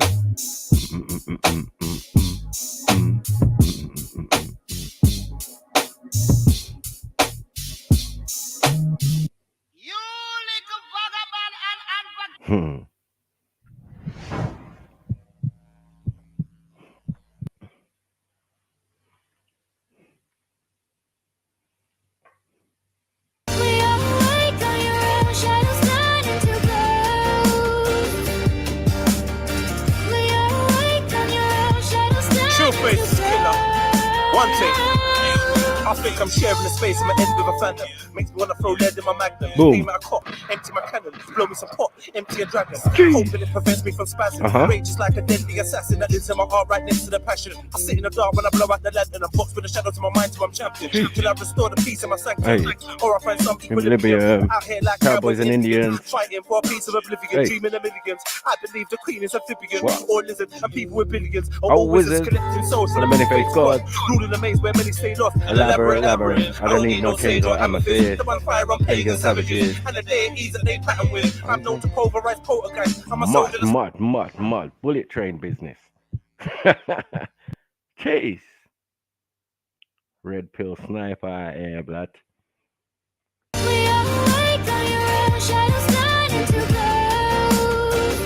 What? Hey. True face killer. One thing. I think I'm sharing the space in my end with a phantom. Makes me wanna throw lead in my magnum. Aim at a cop, empty my cannon, blow me some pot, empty a dragon. Hoping it prevents me from spazzing. Rage is like a deadly assassin that lives in my heart right next to the passion. I sit in the dark when I blow out the lantern and box with the shadows in my mind till I'm champion. Till I restore the peace in my sanctum. Or I find some equilibrium out here like Cowboys and Indians. Fighting for a piece of oblivion, dreaming of millions. I believe the queen is amphibian or lizard, and people with billions are all wizards collecting souls from the many-faced god. Ruling the maze where many stay lost. Elaborate. I don't need no chains or amethyst. The bonfire on pagan savages and the deities that they pattern with. I'm known to pulverize poltergeist. I'm a soldier that's colder than polar ice. Turn them over like with free open eyes. Kings with bulletproof wings and avoid them guys with a coat fight. Say I'm paranoid, but I know I'm right. My silhouette turns to ghosts at night. All ghosts turn into my silhouettes. So the flower of life and the smoke from my cigarette. We're all trapped in the World Wide Web, that's why it's the internet. Oh, so let's turn into bruh.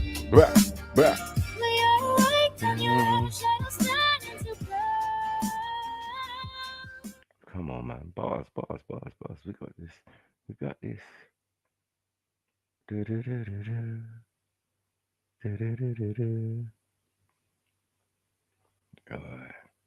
You right there, Eunice?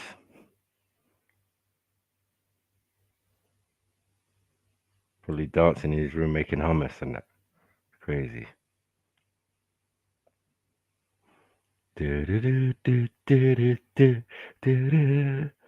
Jokes.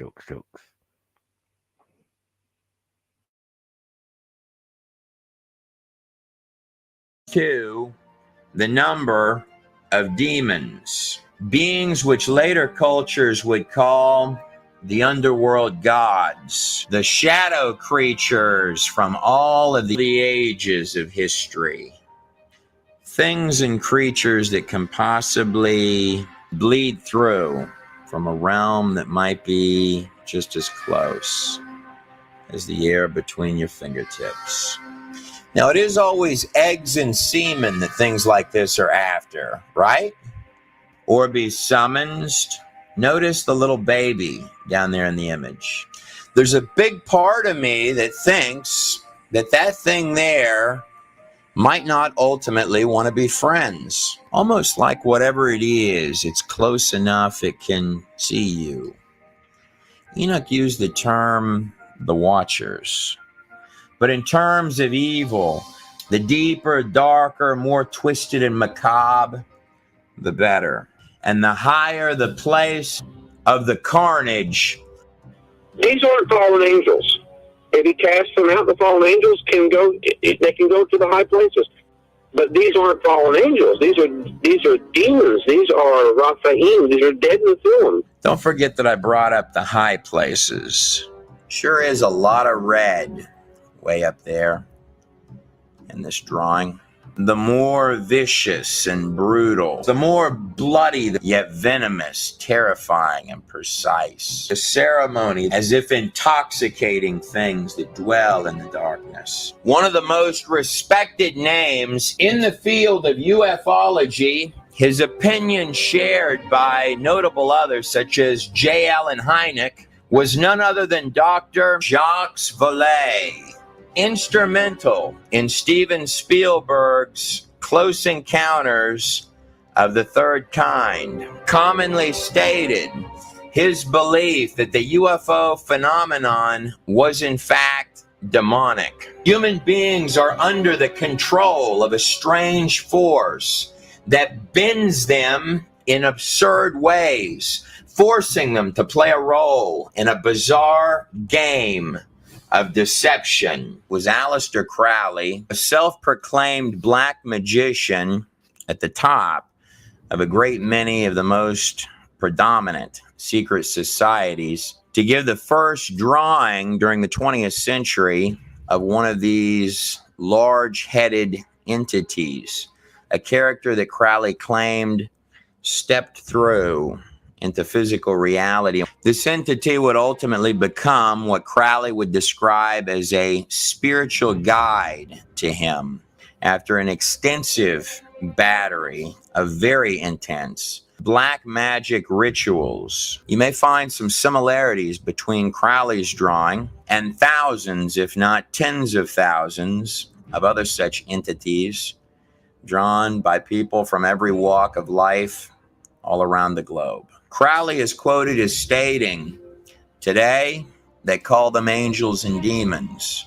Tomorrow, they'll call them something else." The UFO phenomenon simply does not behave like extraterrestrial visitors. It actually molds itself in order to fit a given culture. John Ankerberg, John Dee, the head intelligence officer under Queen Elizabeth in the 1500s. He would do the deepest of interlayer occult rituals, popularizing such ideas as the crystal ball, alchemy, and the philosopher's stone. These long hours of ritual occult on behalf of the Empire of England were done with fellow black magician Edward Kelly. Kelly would ultimately leap to his death from a castle tower window. John Dee, however, would go on to catalog extensive lists, meticulously detailing out a vast array of entities, which he claimed not only could communicate, but could also physically step right through into the material world itself. Though the public position and statement of the empire was that Dee was communicating with angels, Dee's diary, discovered following his death, told a different story, recording that the entities were becoming more and more evil. Notice the serpents, stating more and more emphatically, "These things are lying to me. They're not angels. They're demons." UFO-nauts and the demons of past days are probably identical. Dr. Pierre Guerin, in looking at accounts of claimed aliens, all roads seem to lead to the occult. More specifically, either Egyptian or Babylonian. Ephesians 6:12, "For we wrestle not against flesh and blood," the claimed mystery religions themselves, but against principalities, powers, rulers of darkness. Whether you're talking about something that just appears in the skies, spiritual wickedness in high places, which really does beg the question, where is it when you don't see it? One theory which can no longer be taken very seriously is that UFOs are interstellar spaceships with Sir Arthur C. Clarke, or physically step through into this reality. Your ancient texts are taking you at least 10 steps further down the rabbit hole than that. I have yet to meet one person who has come out of the occult that does not have, in some cases, terrifying and extremely tangible and real accounts to give. I also find it particularly interesting when I've gotten to sit down with people who have had life after death experiences, most especially if they were legally dead for any number of minutes and have actual medical records. hell or ancient shield, whether it be from someone in the occult or someone from an after-death experience, some strikingly eerie similarities. These bland, sort of expressionless, pull-you-in type characters with sort of varying degrees of sinister evilness, described almost like a diminished alternate version of Earth, that the person steps as if the ground level is being described as lower or different, or falls right inside of, with things that literally grab hold and herd the people into actual pit-like cages, wherein at that point the descriptions of the creatures get even worse. Things much more disturbing and twisted than what may channel in to be portrayed as physical artwork and representations of something through the imaginations and the minds of men. Ephesians 2:2, in which you used to live when you followed the ways of this world. What fascinates me is when people look up and they describe, and the ruler of the kingdom of the air, like these sky city type of apparatuses, this spirit who is now at work in the sons of disobedience, sort of hover in a murky or black, dark, scarred horizon. Whether in personal accounts or even in Enoch, you get these hints of things that are in the air and things that are moving.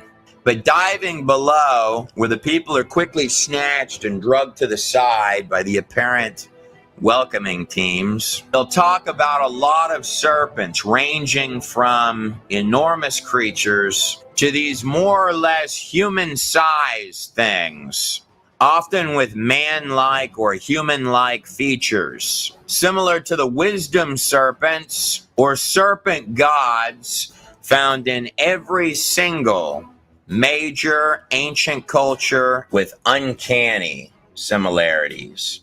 Look at that big old serpent crawling inside of the crescent-shaped moon between the two Babylonian Ishtar stars.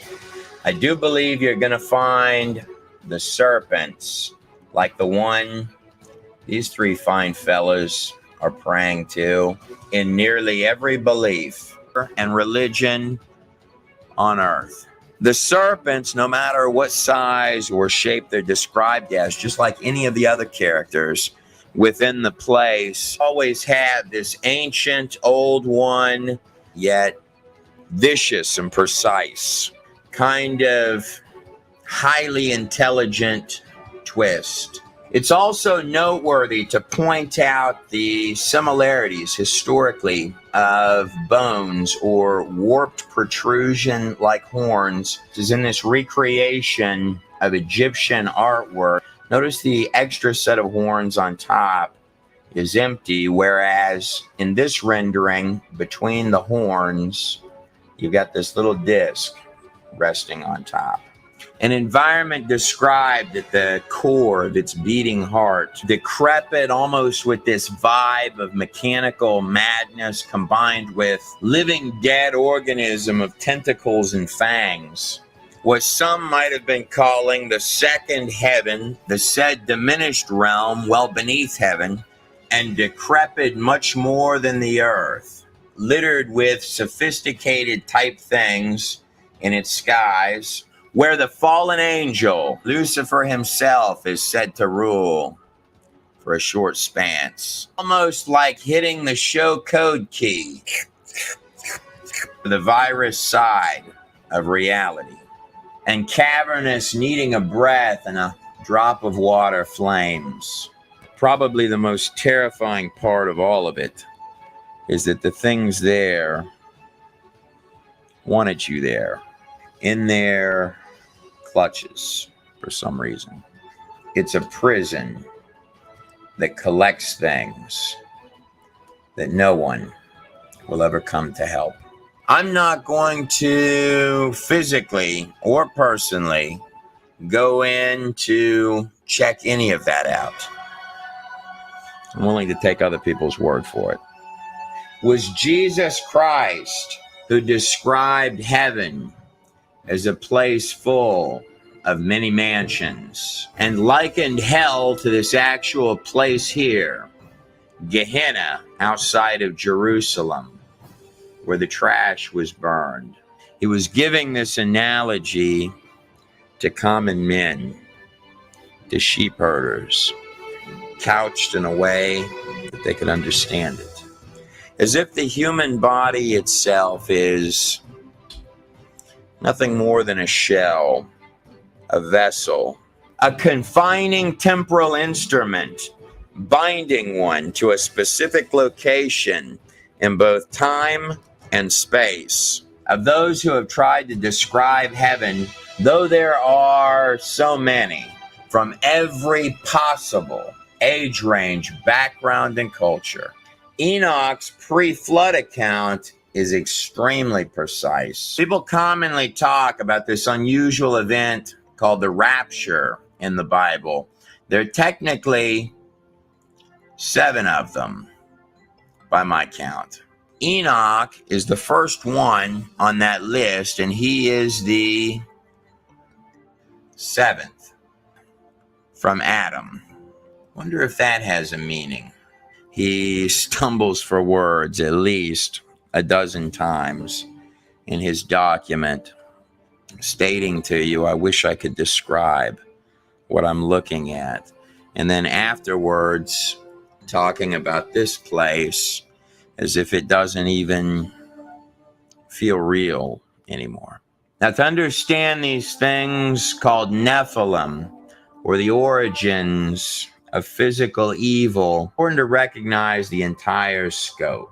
But perhaps before taking a critical look at that pre-flood world of Genesis, or the kings with enormous lifespans before the worldwide flood in the Sumerian kings list, or analyzing the pages of Enoch, great-grandfather of Noah, I want you to notice the Greek Titan, creatures part God, part man in this image, with his arms like a crescent, holding the large disc in the middle. Same as what Gilgamesh claimed he was in the Epic of Gilgamesh, the oldest written epic on the face of the planet Earth. The Titans, the sons of Saturn, or sons of Satan. And this isn't just Babylon or ancient Samaria, the place of the Anunnaki, the biblical sons of Anak. Kings and rulers of ages past, reaching out their hands to summons the deepest regions of darkness in an effort to beckon things that bite the very hand that feeds into this place. The sacrifice of little children, deeply seated, derangement, shedding of innocent blood to Moloch or Baal, working darkness into a frenzy, playing the drums louder to drown out the screams, almost like a virus reaching out to grab its own desires through an extremely naive host. To mass ritualistic human sacrifice, notice up here above that the serpent is waiting. It's almost as if the idea is that they're feeding something, that the moment his eyes roll closed, that there's something on the other side waiting for him to come through. Notice how the serpent is used as encapsulation, as if to define ownership. It says something really fascinating in Genesis 3:15, right after the eating of the fruit and the serpent in the garden. It says, I will put enmity between you, the serpent, and the woman. The serpent is coming out from the forehead, the place where the third eye, or the mind's eye, would be placed. The eye of Horus, or the all-seeing eye floating mysteriously above, the pyramid of bricks built by men. As a side note, it is curious how strikingly similar the Eye of Horus looks in comparison to a human pineal gland inside the brain. And dimensionally peering into this world through the glass darkly. And of course, the Inca with the symbol of this little bitty owl sort of peering through. And between your offspring, the seed of the serpent, and her offspring, he shall bruise your head, and you shall bruise his heel. Now take a good look at these symbols that look like little horns with a circle inside them on top of the head of these two serpents. Here's an enormous version of the same symbol. You're going to find quite a lot of these in ancient Egypt, perhaps quite often on the head of an Egyptian goddess. And there's the little serpent. But it doesn't always have to be represented like that. For example, this golden cow's head here. See here, even the cow's got a little serpent with the two ears or horns that make sort of a cradle. Stars always representing angels inside of it, with the sun shining light out from behind the ears inside of the cradle. But the sun also sort of looks like it makes an eye-shaped appearance going around it, or a crescent moon with a star. Now, when you're talking about star, Yeah, this guy's interpretation. Yeah, he's just mixing up and doing what he's doing. But some of the stuff is on point, but others, could be questionable. We're not saying it's 100% right or anything. It's just interesting to hear another point of view and how people perceive things and put things together. It's interesting because there's some bits that connect, and if you know the depths of the information, you don't go the way he's saying, but let's listen to it. I never shoot anyone down, but yeah, I'm listening. I'm here. stars, like this large representation of a Babylonian Ishtar sitting couched inside of its crescent. The stars, when used in ancient texts, are extremely often symbolism for angels, or perhaps even a very particular fallen angel. The answer goes all the way back to the Temple of Hathor, to the mega complex of Dendera. Hathor goes all the way back to King Narmer himself in Dynasty 0. That's King Narmer right there from the Narmer palette found in the Temple of Horus.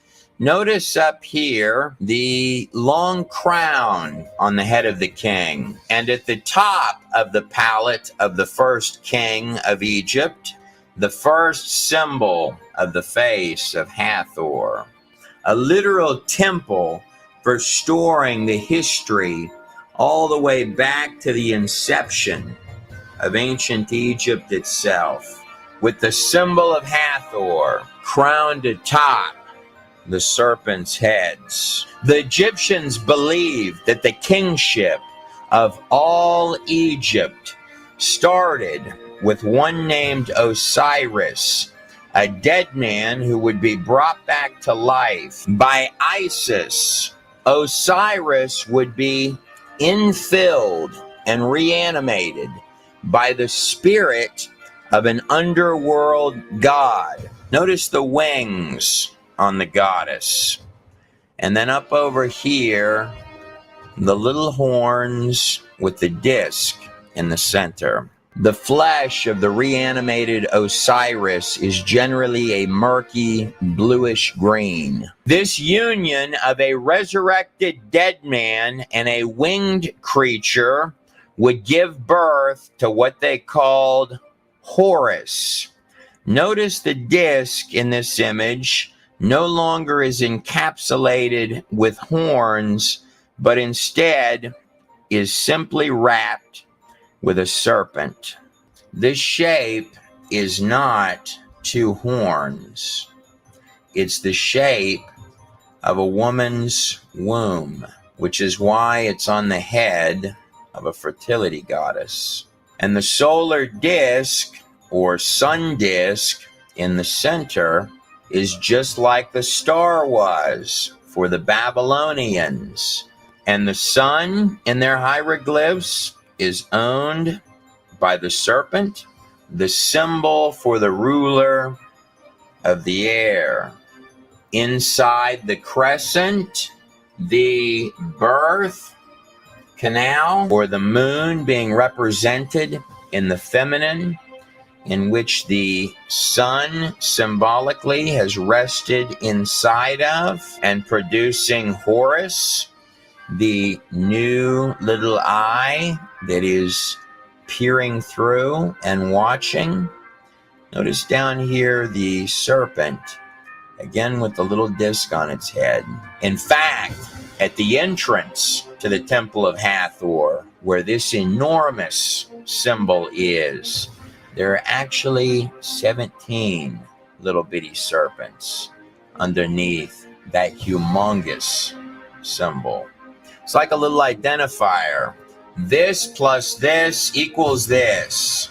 It's like a post-it note for the ancient beast. Popped right on top of their heads. Move out of the way. We're making underworld gods here. All right, they're a bunch of demons. And, of course, serpents in every possible and spiritual sense. Whatever may have been the exact details of what the Egyptians were trying so dearly to express, the underworld gods are not being displayed as just basic common day-to-day knowledge on their walls, but more than that, the focal point of the entire empire. It was an oppressive place. Here's a character from the walls of Egypt that you may recognize, or perhaps you're more familiar with his updated version. The star in the middle of the two horns. Even got two serpents down here coming out. The goat of Mendes. This text is from the Egyptians' most treasured document, the Book of the Dead, chapter 175, where Atum, who would later combine with Atum Ra, herein listed as the high supreme god, states this: "Then I will be what will remain, just I and Asur, when I will have changed myself back into the old serpent who knew no man and saw no God." The pain, poverty, and hardship of common people does seem to follow that star. Cambodia, you have the Naga serpent kings. In Hindu, Vishnu sleeps in the cosmos, nirvana, with the serpents. Perhaps King Solomon was right. There's nothing new under the sun. Most all ancient cultures, particularly Babylon and ancient Egypt, believed that their gods, which could be physically summoned to manifest, were in the underworld. When you hear Luciferians and occultists throughout every age talking about the ability to summons little spookies, things that most certainly do not have your best interest at heart, or entities, very tangible things. Not only does it hate you, it wishes that it could be you. It's my extremely strong opinion that they are not making that up. This was believed to be a dimension running parallel, side by side with the earth, and equally as real a place full of hate, anger, bondage, terror, total lack and despair, a place where mankind is herded up and cast to the fangs of a vast array of frightening things. But in the very halls of pentacles of power throughout the ages of earth, men from nearly every age of empire, both great to small, in pursuit of mankind's age-old hang-ups, lust, greed, power, or the really big one that goes all the way back to the serpent in the garden itself. Ye shall become as gods. Softly whispered lies, almost like the whole thing is a test. Trinkets in exchange for everything. Now, if we go back just a pinch before the first step pyramid in Egypt under Djoser, and I hop back over here to the land of Samaria, later Babylon, to the little tiny settlement of Uruk, called by many the oldest city in the world, and by some the rising New York City of the ancient world. It's just outside ancient Uruk, where Nimrod, the first king, the one recorded as having been in defiance to the Lord God, one of the great grandsons of Noah, drawn here, deified in this 4,000-year-old recreation of an artifact and artwork from ancient Nineveh. Or, in the Sumerian writings, the legend of Enmerkar, the king of Uruk, who actually built the great tower that has come to be known in history as the Tower of Babel. The name meant Gate of the God. You can view the Tower of Babel like one enormous mega invocation ritual. They're recorded as inviting something from the darkness to step up from its lair. It was at that point that they described something sort of human-like entered. 2 Corinthians 11:14. Even Satan himself masquerades as an angel of light. The Sumerians called it the Enki, as seen on this actual inscription. He's making entrance through this little doorway with these lines around it, surrounded by these two characters with heads that look something like this. And the Enki was called the Lord of Earth, the giver of knowledge, or the morning star. Sometimes the word Abzu, or the symbolism, like these little wiggly lines here, gets translated as waters. It's not quite correct. The word Abzu means abyss, which is where the Enki, being summoned here, is coming forth out of. This stretching scape of land right here is believed to be the remains and ruins of the Tower of Babel, the place where in either the Sumerian texts or the biblical texts, the tongues were confused and the people began to fan out, or the ancient ziggurat of Eridu, just 12 kilometers outside of And of course, the very word Babel today means confusion. If you take all of your pages and hours of history, you're dealing with a tale of two cities, Israel and Babylon, spiritual light, or conversely, spiritual darkness. Everything in this place has a lower level meaning and a higher level meaning.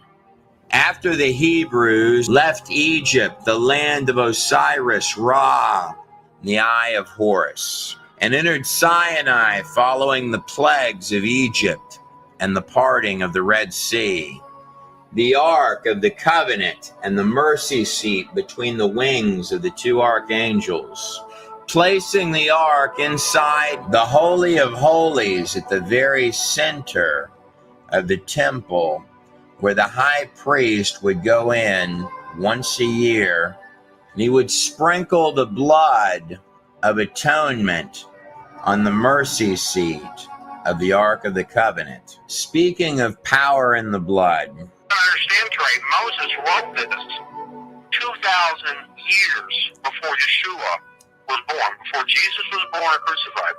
So when you say God's sacred name, and the high priest was sprinkling blood on the Ark of the Covenant and saying God's holy sacred name, sprinkling blood on the Ark, he would be saying Yahweh, Yod-Heh-Vav-Heh, and the word picture is behold the hand, behold the nail. once a year, in the center of the tabernacle, in the heart. That's the unspeakable name of God, by the way. In the Holy of Holies, while putting the blood on the Ark of the Covenant, the high priest sprinkling the blood once a year would be saying, behold the hand, behold the nail. Surrounded by the encampment of all of the Israelite tribes, God gave some very tedious instructions on the setup of this camp in the wilderness, with the Levite priests dead in the center, in fact, itemizing out what the exact population numbers were of each of the tribes that were camping. Sometimes the most curious things are buried right in plain sight. I saved some time for you. This is what exactly that camp would have looked like. Does the shape of that precisely calculated out layout look familiar? This image here is precisely what the shape of the Israelite camp would have looked like. Of course, the Levites and the tabernacle itself were right in the center, the heart, right there. And deeper inside that middle, in the heart of the holiest of holies, where the priest would stand before the mercy seat itself and say the unspeakable name of God, behold the hand, behold the nail.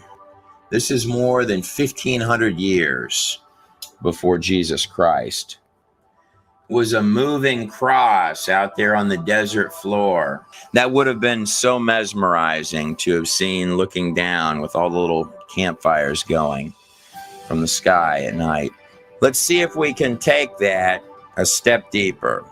Curiously, if you take the names from Adam all the way down to Noah in the book of Genesis, and you look at the root meaning of those names, this is what it reads.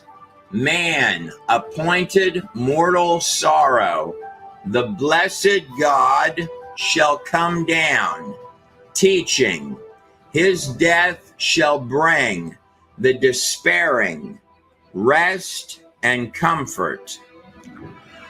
You'd have a terrible time convincing me that some Hebrew scribes concocted that in the Genesis text. Nonetheless, let's go deeper than that. Pre-flood, Book of Enoch. He goes further than just fallen angels and hybrid offspring.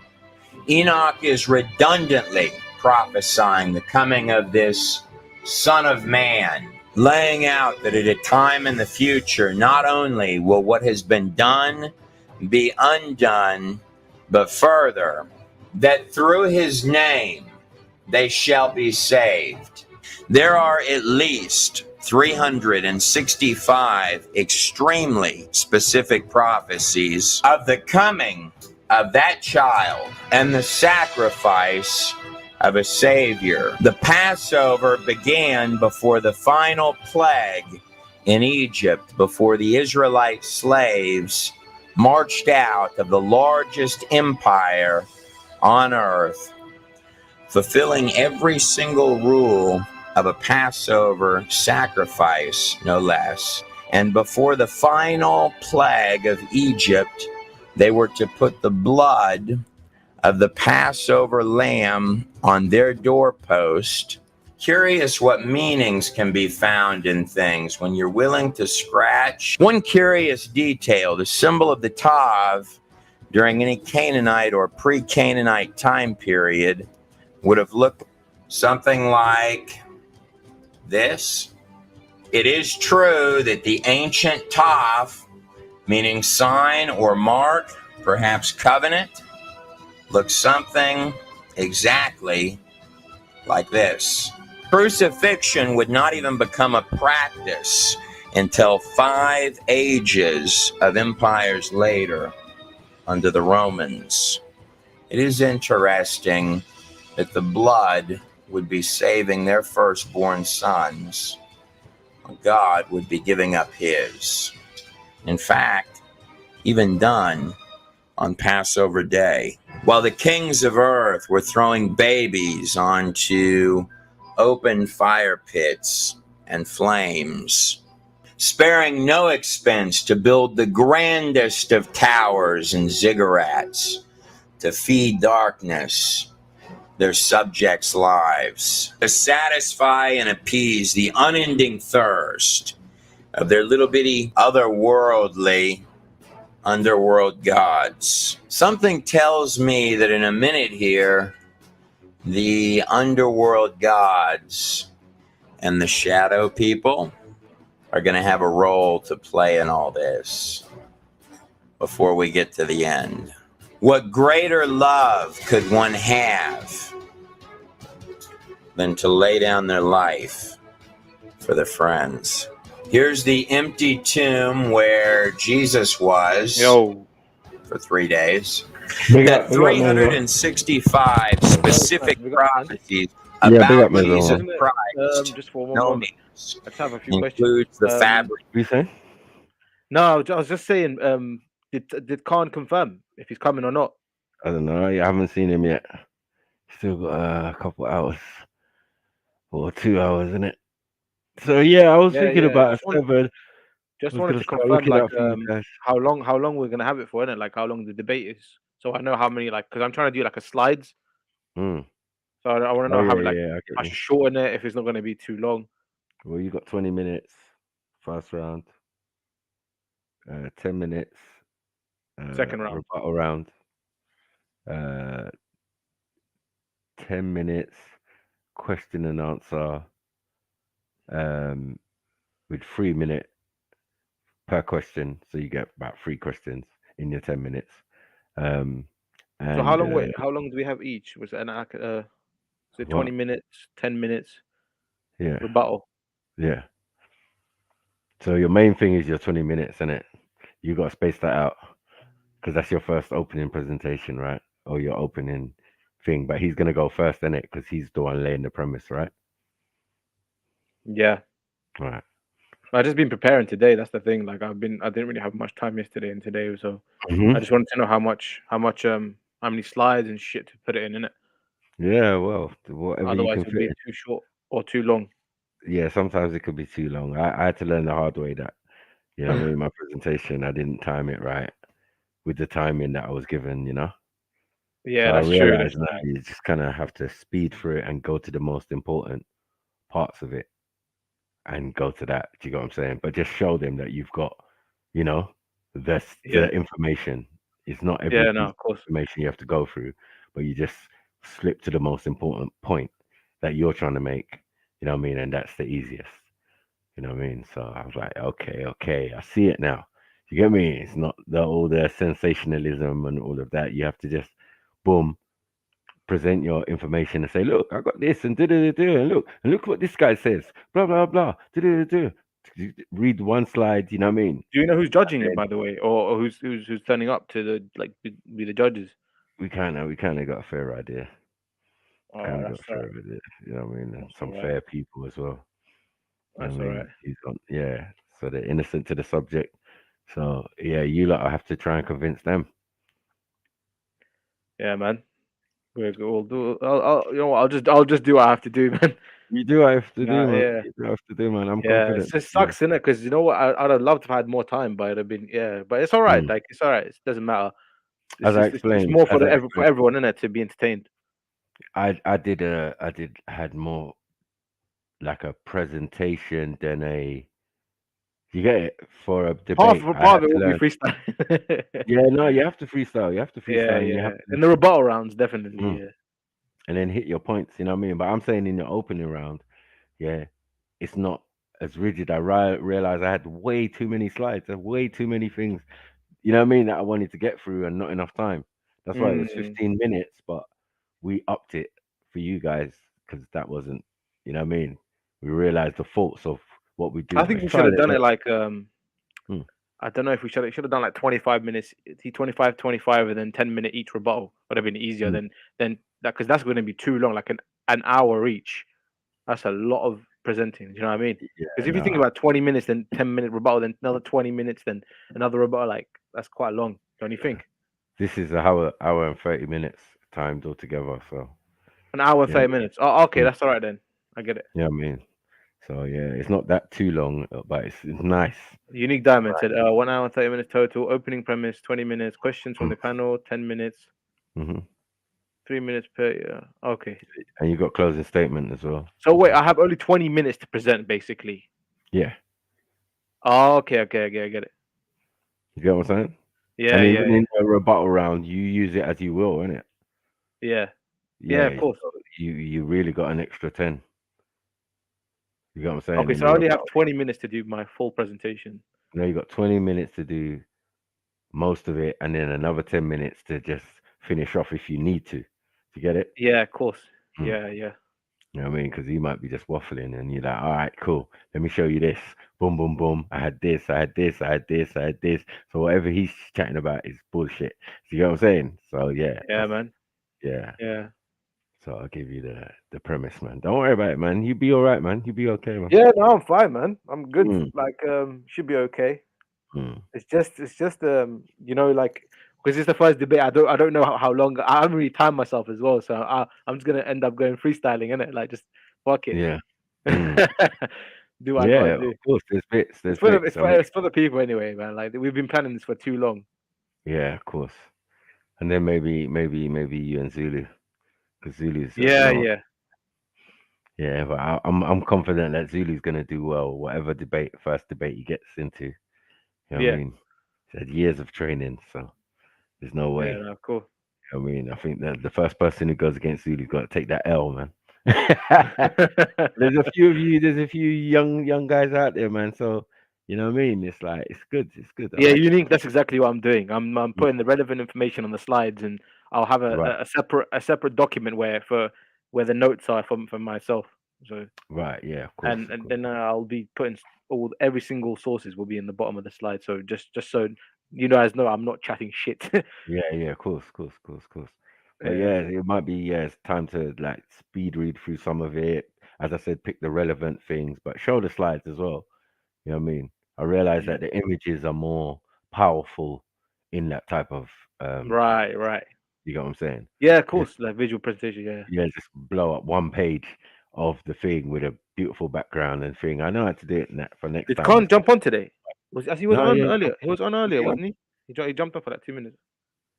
I think he did still. Did Yeah, he yeah. confirm everything's good with it? Yeah.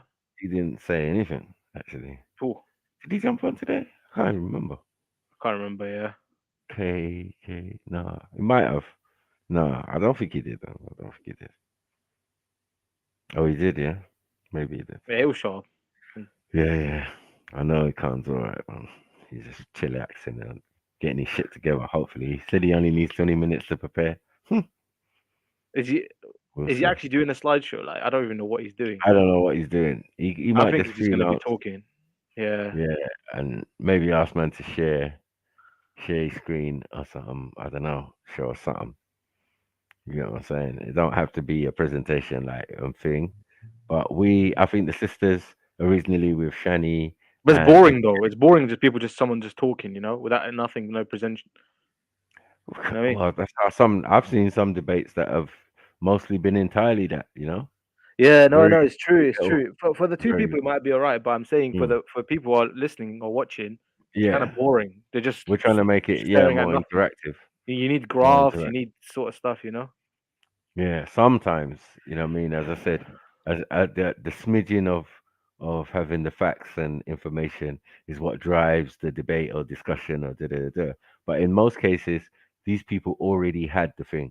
What I'm Yeah. used to is lectures where they present a slideshow and all of that type of stuff. So they're kind of different from debates.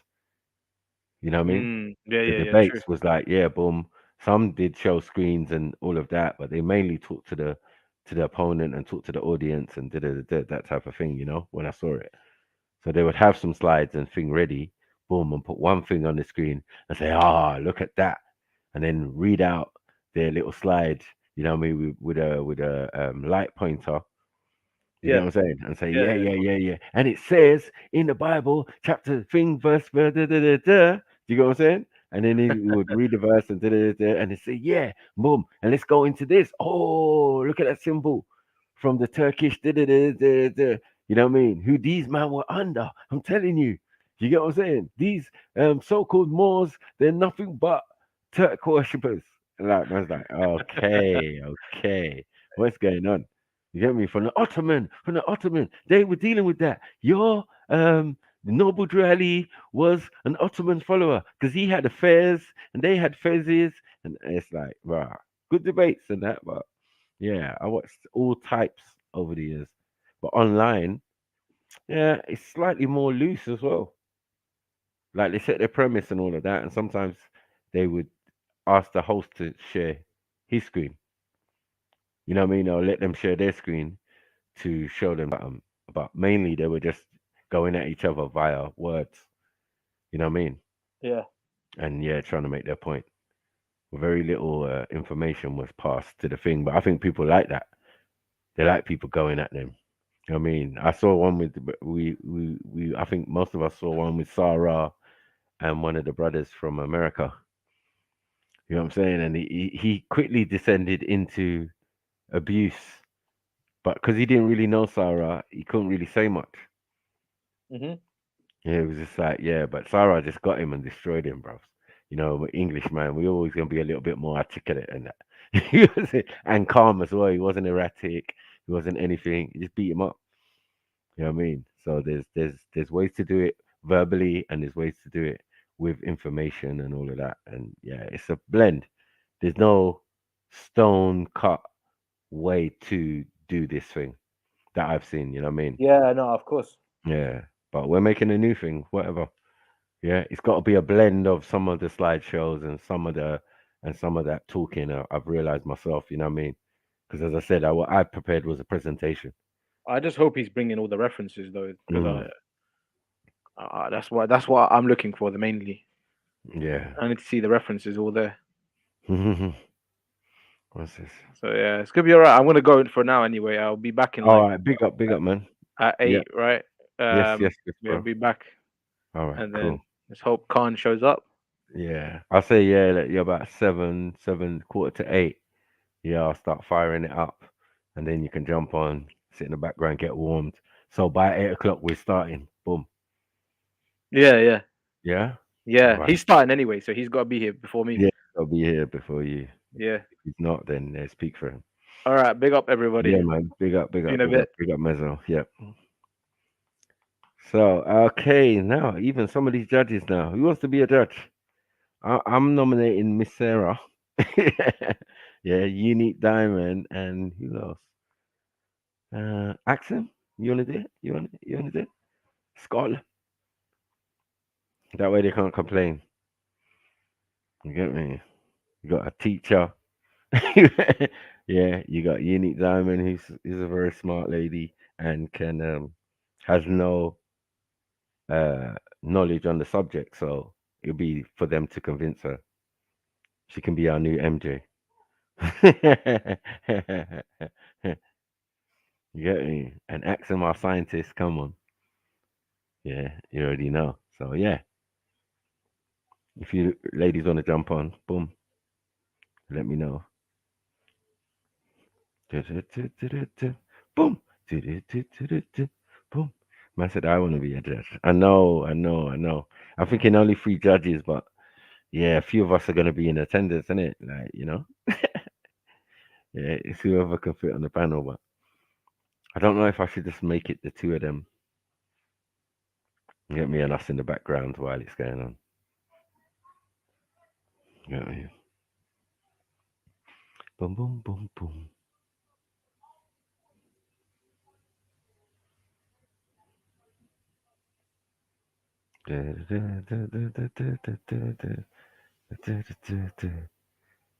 Ah, why are you running, Miss Sarah? Yeah, I think Chilla should be a judge as well. You want to be a judge? That would be good. That would be really good.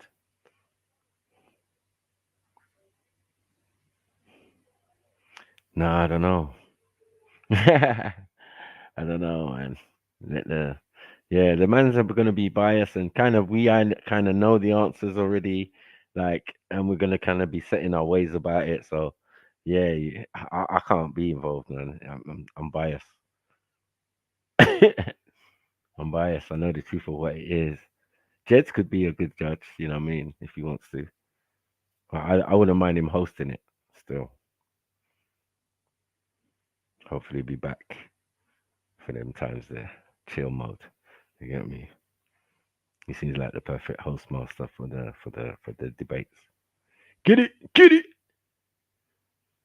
You get me?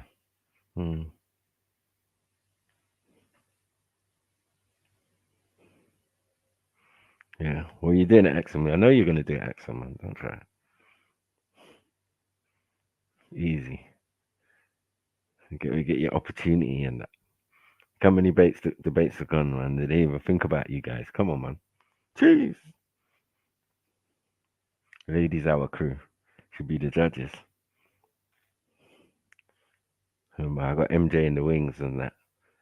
She could easily. Yeah. Well, I don't want no beef. I don't want no beef with Khan. You know what I mean? No, MJ can't be a judge. No. Like, all right. Yeah, but she be there watching. Tell your watchers. The watchers.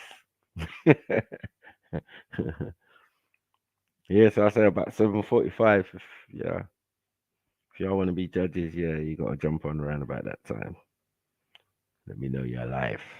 Let me know you're ready for the great debate. Yeah, it's gonna be interesting.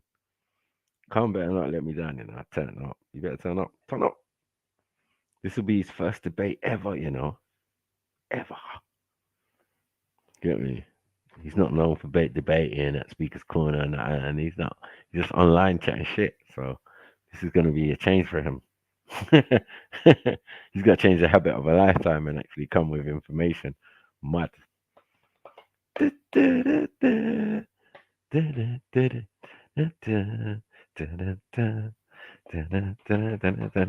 Come on, hit the collection plate, man. Come on, man. It's Sunday, man. Your boy Sniper be working hard, giving you that information. You know how it goes. This guy, I don't know if he took mushrooms, MDMA or whatever. I really, yeah, I should have screened this video better because I don't know what the hell he's talking about. You know what I mean? He done mixed up, remixed everything, but as I said, everyone's entitled to their opinion and how they perceive stuff. You know what I mean? So it's interesting. Because some of the stuff is definitely on point. He's on point with it. You know what I mean? We saying Eunice. I'm doing good. Come on, you guys. Why you left me here with Eunice, man? Oh, what's going on? Jump on, man. Run away. Stay. I don't know how much of this video is left, but yeah. I can do with some family. Jumping on. What am I going? So I got an Osman.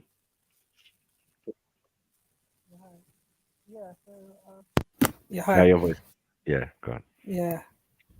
Yeah. Yeah. I just realized Axum and Mesa left. Oh yeah, that was time ago, man. Yeah. Yeah. Exum said she'll be back later, so no problem. But the rest of y'all, I don't know why you're sitting out there, bro. Sitting out there, left Do you me know when the alone. discussion is going to take place? What? Do I know? Discussion What discussion? You between mean the Mesa and Khan. debate? Yeah, today. Yeah, 8 o'clock. It's already set up, man. It should appear up properly at about maybe an hour before or something. It should be up there, man. I say it on my other thing. I put it on 2 channels, both my channels, so the notification is there. And it's the list, the schedule, everything is there, man. Get me. Dublin. Big up, family. What's the Big up, story? big up, big up, big up. Hi, Not Dublin. much. Big up. Yeah, that's gonna be good tonight, man. That debate, man. Let's hope Khan turns up, man. Cause that vegan debate, man, I was definitely interested. I was vegan at the time, innit? I wanted to. You were vegan Yeah, at the time. yeah. That's So I mad. was like, yeah, this is an interesting debate. Let me think. Yeah. Until I got my rib cracked a couple months ago, I realized, yeah, this vegan thing, no, Mm. it's not for me, bro. Me, you never crack no bones ever, bro. I've fallen off motorbike. I've done all sorts of madness. I never ever cracked a bone. I'm Veganism sorry. is mad. I can't be a vegan. That means I have to, stop eating scrambled egg sandwiches and stuff like that. I just can't live without scrambled egg sandwiches Okay. So what are you? No, or you fish see. fingers or stuff like that. Oh yeah, you like fish. Well, you're a pescatarian or something, or what? You just eat. You At a eat point in meat. time, I was eating fish in it, like just only fish, no meat at all. The only meat I'll probably have, is chicken, and that's Mm, once that's once in a full moon. white meat. They call that. It's good. Chicken and fish is a stable that I went through for a couple of years with just chicken and fish, chicken and fish. White meat goes through your system quickly. Doesn't sit in your gut. So yeah, man. Yeah, Mm, especially sardines. Like sardines are nice. no, I don't know about that. Sardines and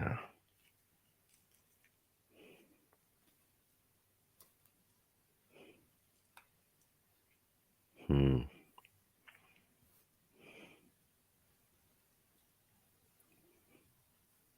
I know you have to. If you're gonna bulk up and do everything, but brother, I tried it in it, but it was okay. I keep some things, I suppose. Like I don't drink milk anyway, so I still use my oat milk and all of that. But yeah, some of them other stuff I just uncomfortable with, man. It's like So you're what? lactose intolerant. Hmm? Are you lactose intolerant? And I think so because when I have too much cheese, it causes me hella problems. So, I get a cold and all of that, like sinuses and everything, that bunged up and that. There's some good cheese as well, I had some cheese with apricots in there, cheese with cherries, like mad. I went Tesco's and went mad for those little snacks. You get me? Something I experienced when I Mm. went to my brother's one time, and we went in the Asda and we just splashed out. They had all these knockdown stuff because it was like supposedly Boxing Day or whatever. So we was just in there like, yo, oh my god, salmon. We took bare things, all these little cheeses, crackers, all of that. Yeah. But yeah, this one time in my house, now I took it and I realized one bit of the cheese that I broke off and I ate, and all of a sudden I was bunged up, I felt sick, felt ill, runny stomach, all of that. So yeah, lactose, yes. I never really drank milk though since I stopped drinking milk. I grew up drinking milk, yeah. Most of us did. We had it at school and at home. But as soon as it turned to homogenized and all of that, nah. Forget all that. And there's alternatives.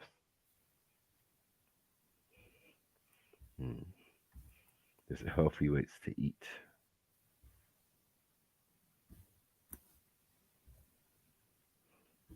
Oh, let's see what this guy's saying. Like a piece of patterns. There are at least 4 times that many for the second coming. The hours when all the old scorecards get tallied up than there are for the first. Restoration and the entrance and return of the king. But out of all of those prophecies, there's only one other person other than Enoch who used this term, Son of Man. That would have been Daniel, who survived the lion's den, well, in the very heart of Babylon, no less. It's astounding how these things work out. Was Daniel who interpreted the king of Babylon, Nebuchadnezzar's dream of the 5 empires leading to the end, including Nebuchadnezzar's own, and not including the 2 before it. That makes a total of 7. Wonder if that means anything.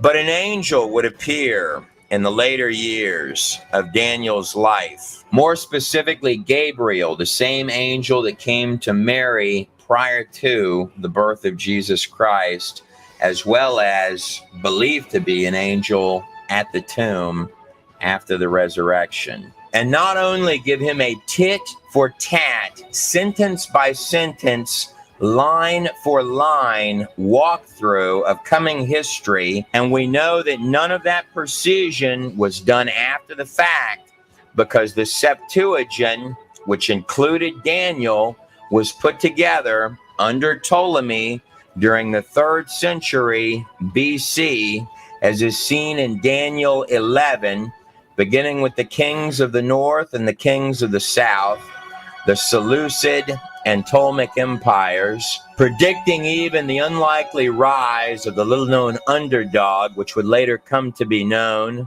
as the Empire of Rome. Those are some really impressive guesses, but by far the most impressive of the entire bunch is that Daniel would predict the exact day and date that Jesus Christ would enter the front gate of Jerusalem on the back of a donkey, fulfilling Zechariah 9:9, that the people rejoice as the king cometh on the back of a foul donkey.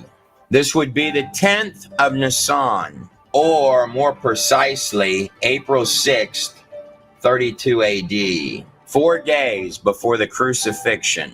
Daniel is giving you the exact starting point. Daniel 9:25 states, "Know and understand this, from the time that the word goes out to restore and rebuild Jerusalem until the anointed one, the king, comes." The date that a Persian king gave the decree of Artaxerxes on March 14th, 445 BC, to restore and rebuild Jerusalem after the Persians had defeated Babylon in exactly the way, by exactly the guy, Cyrus, that Isaiah had predicted 200 years in advance. Countdown leading to the precise day, and writing this more than 500 years in advance. It brings new meaning to when Jesus Christ told the Pharisees, "You think that in those scriptures you have eternal life, but it's those very pages that speak of me." Because of the mass reports of healings and blind eyes open on many occasions, the masses had wanted to make him king, but he never allowed them to praise him and declare him out as king until one very particular day. that Daniel had given the math for more than 500 years in advance. Arriving at the front gate of Jerusalem, the religious leaders, the Pharisees, told Jesus, "You have to shut these people up. This is heresy." Jesus replied to the Pharisees, "If I were to silence these people, indeed I tell you, even the rocks of this place would cry out." If you do the math from the decree of Artaxerxes to the triumphant entry, this point here, 69 times 7 times 360, using the identical calendar system of the ancient world, most especially Babylon, making provision for the 24-day difference between March 14th and April 6th, as well as your 116 days added in for leap years, you're going to come up to exactly 173,880 days. On the money. Daniel's margin of error. More than 500 years beforehand from that angel's lips was precisely 0. But if I hop backwards, much before Daniel, before even the young King David, stamped into the pages of history for the highly unusual, miraculous defeat of a 6-fingered giant named Goliath. But going back past even David, the one often called a man after God's own heart, beyond the days in the wilderness, then even the time in Egypt, back to our first little starting gate cultures, down here in Egypt and over here in Samaria, the place of ancient Uruk, where Gilgamesh, depicted here as statue, ruled. Right here to the land and area of Ur. Now that is a giant holding a lion, right? Where Abraham, the father of all the future children of Israel, was living. Many believe that Abraham could see the base of the Tower of Babel while growing up. And then it begins a little something like this. "Get thee out of thy country, and from thy kindred, and from thy father's house, unto a land that I will show unto thee." Abraham would ultimately travel over here to exactly where modern day Jerusalem is. "And I will make of thee a great nation, and I will bless thee and make thy name great. And thou shalt be a blessing, and I will bless them that bless thee, and curse them that curseth thee." That's a very big promise. One night he woke up with hot sweats and horrors that the Lord had shown him that his descendants would be slaves in a foreign land for 400 years. But that God himself said that he would judge that nation. "And in thee shall all the families of the earth be blessed." Genesis 12, 1 through 3. What those pages are telling you is that the Hebrews, Israel, was the delivery system for the Savior of all mankind, leading full circle to the most well-known passage in the whole masquerade of particles that makes up the planet Earth.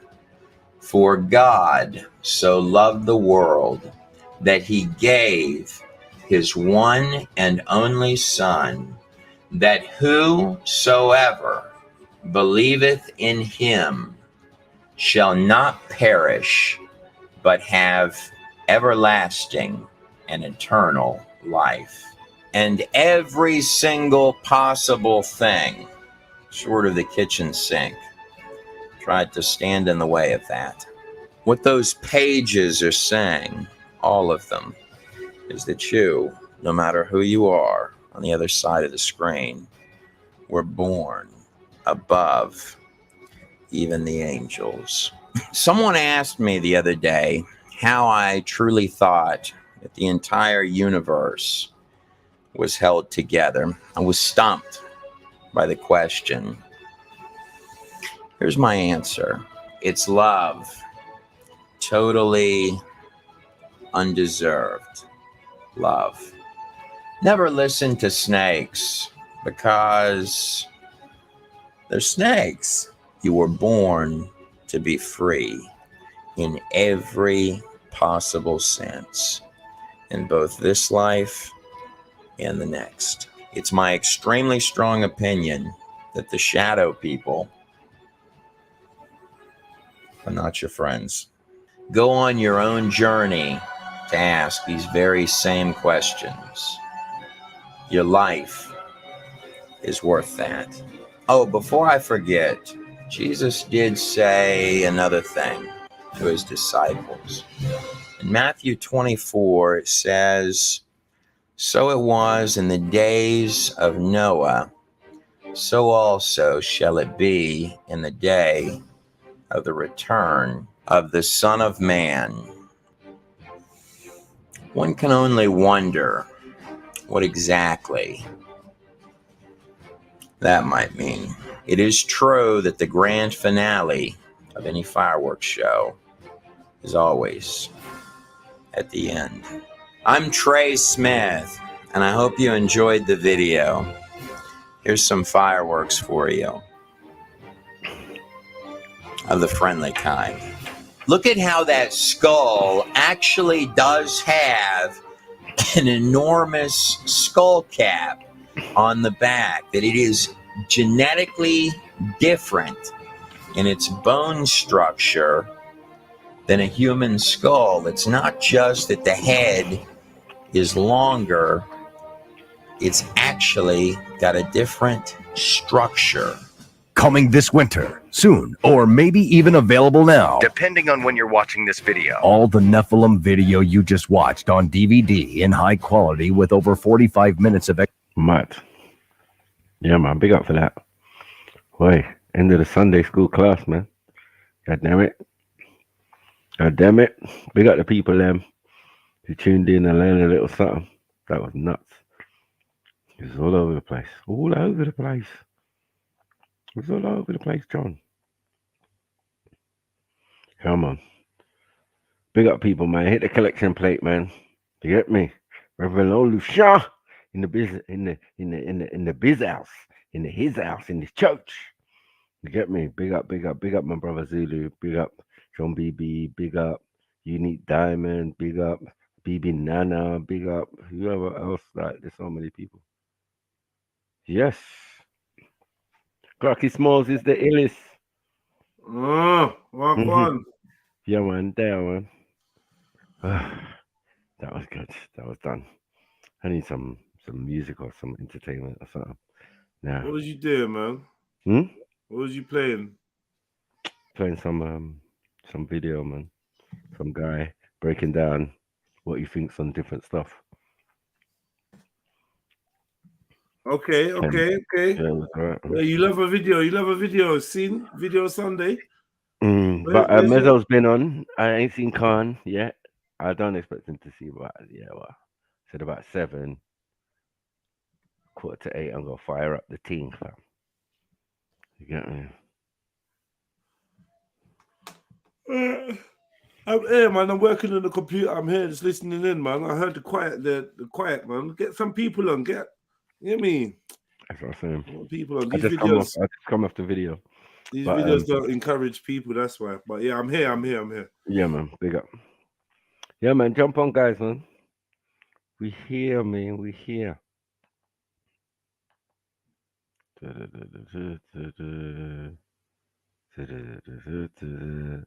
For that though, hit the collection plate, bastards. All right.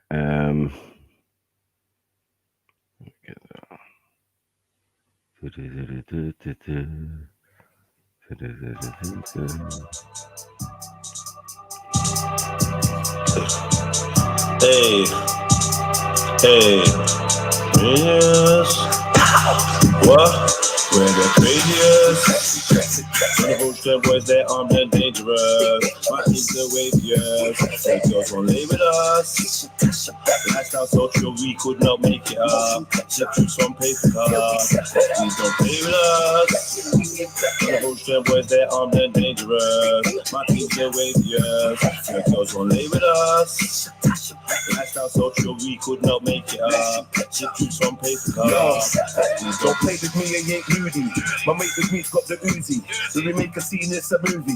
The wave machine's got a bruisey. Ladies waving, shaking their booties. Got their boobies looking all juicy. Yeah, like Lucy said I'm a cutie. But I'm loopy, rolling with goonies. But we came in here to just dance. I don't know the song, but I'm stepping. I got one hand on my glass. And my other hand on my weapon. I got one hand on her ass. And my other hand on her brethren. That's a shot from random that passed. Give my life like GTA 7. Yeah, the craziest. The whole boys, they're armed and dangerous. My team's the waviest. The girls won't lay with us. Lifestyle so true, we could not make it up. The truths from paper cards. Please don't play with us. The whole boys, they're armed and dangerous. My team's the waviest. The girls won't lay with us. Lifestyle so true, we could not make it up. The truths from paper cards. That way up in my paper cup and flavors what we smoke on. Keep it trill, give them that red pill to choke on. If you think you're fucking with us, regular you're so wrong. Set it on sight, day or night, on my lonesome. My team is mad sick, light you up like a matchstick. Niggas mad, bad and she only grabs on my black stick. Born and grown in this trap shit. Every one of us active, so play around, we spray around and leave you down on your back. Yeah, the whole boys, they're armed and dangerous. My team's the waviest. The girls won't lay with us. Lifestyle so true, we could not make it up. The truths from paper cards. Please don't play with us. The whole boys, they're armed and dangerous. My team's the waviest. The girls won't lay with us. Lifestyle so true, we could not make it up. The truths from paper cards. Please don't play with us. Don't play with us. Better know no snakes don't lay with us. We got the smokes, you know with us. If you want the trip, just name the bus. Caught man yawning, who's this calling? 3 in the morning, this is appalling. Hold on, stop stalling. This is the life that I chose to go all in. I had to take a break and bring it back in a new era like a big catch. New brother intact cause I went to the dark and I still came back. I don't indulge in none of that drama. Watch the translation like a would you rather. Do it like a king or die like a martyr. Say you do it hard, but I do it harder. We're the craziest. The whole boys, they're armed and dangerous. My team's the waviest. The girls won't lay with us. Lifestyle so true, we could not make it up. The truths from paper cards. Please don't play with us. The whole boys, they're armed and dangerous. My team's the waviest. The girls won't lay with us. Lifestyle so true, we could not make it up. The truths from paper cards. Please don't play with us. Yo, wake up the chat, man. Yo, chat room, you look come like you're asleep. What's going on? Sleep. Fucking later. Yeah, I'm telling you, man. Can't be just playing these long ass videos. These lot be sleeping. Get me? Nah, man, I broke it up with music and shit. Trust me. You need eating a dinner. The accent was on before. Eunice. Eunice Simon. Yeah. And Dublin. Yeah, I know what Dublin's supposed to. And the last bit. It was the last furlong. Well, go on. You know what I mean? Cool, man. Well, I'm on a hype, man. Like, what's going on, man? Like, bruh. I'm saying let's do something. Oh, where's the energy? Where's the energy at, man? I don't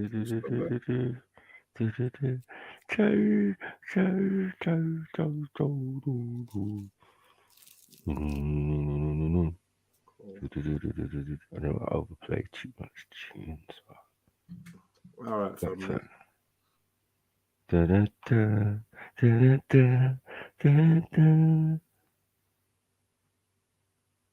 Yeah, I heard this today. Probably this will bring MJ out of her shell, bro. So not everybody likes religion and that. We know that. They'll wait for their time. The time is now. The time is now. Okay.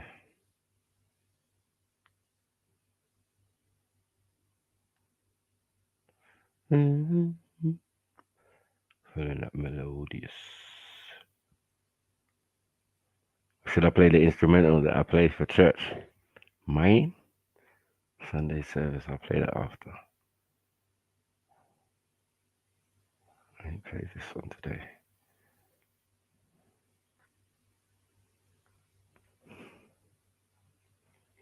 Come on, big up. Yeah, this is gonna be a bit mad, like what? The way I've written it and that. Do you know where we go from here? Do you know where we go from here? I got no idea. It just feels like we're going round in circles. Tell me, do you feel the same? And nothing seems to change. I know they say patience is a virtue. I just want to turn the page. Are we living in a cage? This world got me feeling like a germ. What's the aim of the game? How'd I stay in my lane when progression moves slower than the turn? Where we go from here, I got no idea. It just feels like we're going round in circles.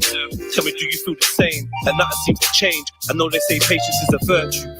I just want to turn the page. Are we living in a cage? This world got me feeling like a germ. What's the aim of the game? How'd I stay in my lane when progression moves slower than the turn? Where'd we go from here? Do you know where we go from here? Do you know? It's the question. I'm just looking for directions. Let's say the blind leads the blind. What's the use to your eyes if everywhere you look there's deception? Designed to walk in perception. The lies get applauded, but the truth gets an awkward reception. Critical thought is a weapon. But that's how it feels when you're caught in possession. Won't be a good slave. Ignore the oppression. Got fire in your soul. They call it aggression. They even want us in the morgue of detention. Form of depression or distorted connection. Turn your daughter into a whore with infections. Got your son thinking drug lords is profession. The ones enforcing the laws never mentioned. Judges watching child porn with a morbid obsession. Probably snorting raw before the court is in session. Where do we go? Where we go from here? Do you know where we go from here? Sick of living in a war zone like it's Baghdad. My ex threw everything I owned in a black bag. I broke a phone, she spat in my boat like I'd have that.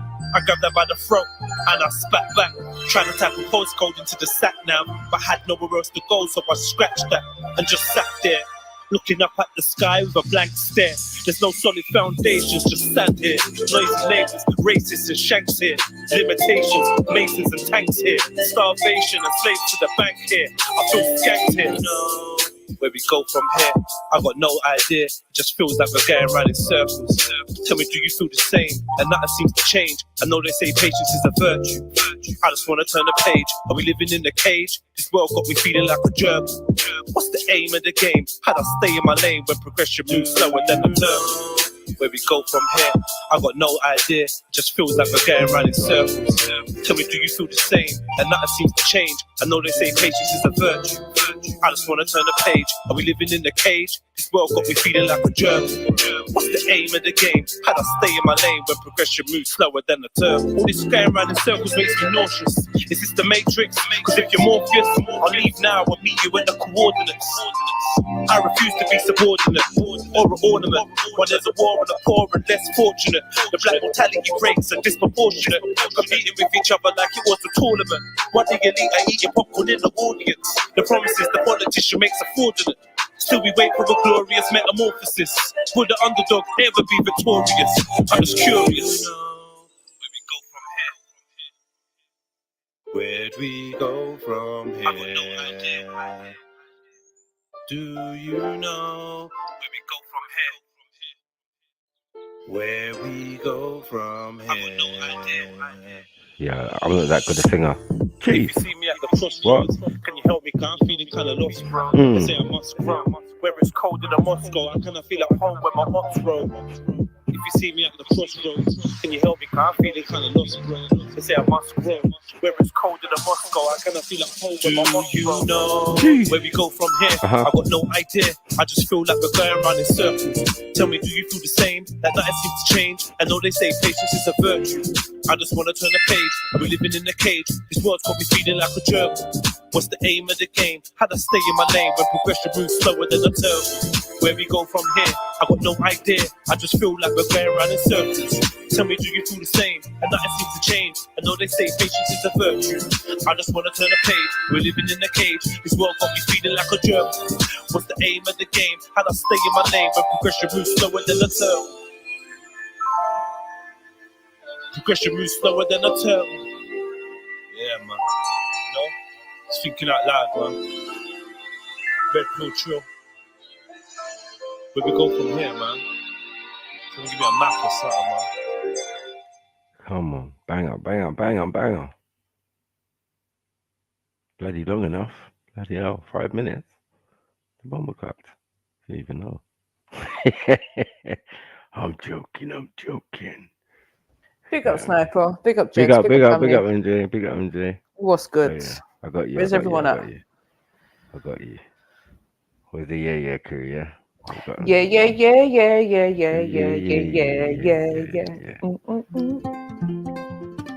Yeah.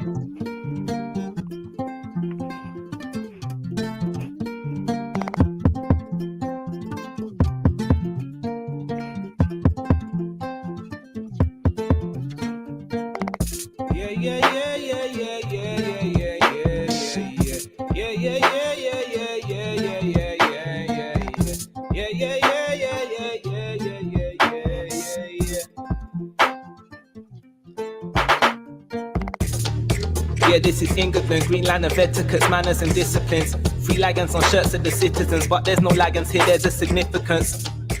Yeah, this is England, hard-working men working hard for their dividends. Run out of work, now they can't find enough of this money stuff, so they just blame it on immigrants. Yeah, this is England, the kingdom, the land that I'm living in. Monarchy, empire, and new millennium.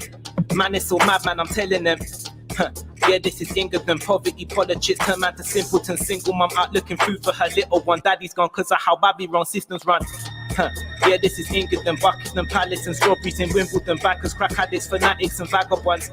Tell me what problems are mad upon with all of this. Why is it me that they're tripping on? All just for this herbal tea that I'm sipping on. Someone silence to talk about the medicine. They can't cut off this mic that I'm blessing on. Yeah.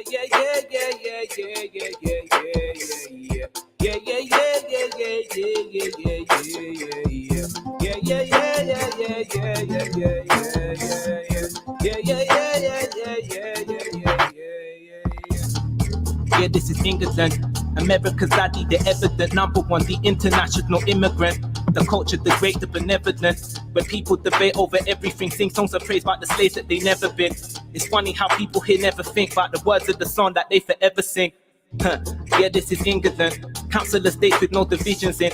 Just people pissed off with the richer men. The people that's ripping off each of them. Can't keep fooling them up like the preacher them. Bum politicians, not one of them speak for them. You feel it, then turn up the speaker then. And then free up, break out of the sheeple pen. And go look for relief. Burn up a fire, I light up the sheets. How they gon' fight you for finding some peace? What Haile Selassie guy said in his speech. He said that it's not a is, it's becoming. Words for the wise to stop nuclear bombing. The man that taught man to be all that he can. Overstand before it ends in a bang.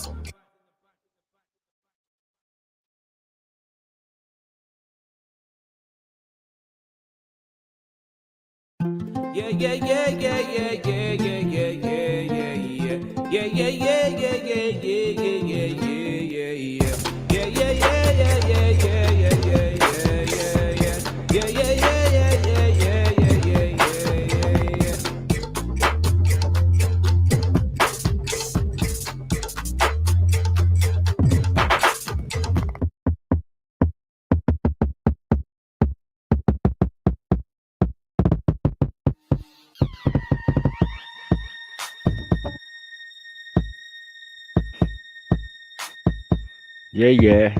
We got the yeah crew. And it's Sunday service.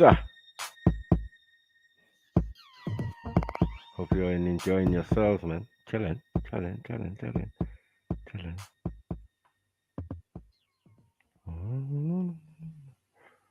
Oh, let me play this. I haven't played this today.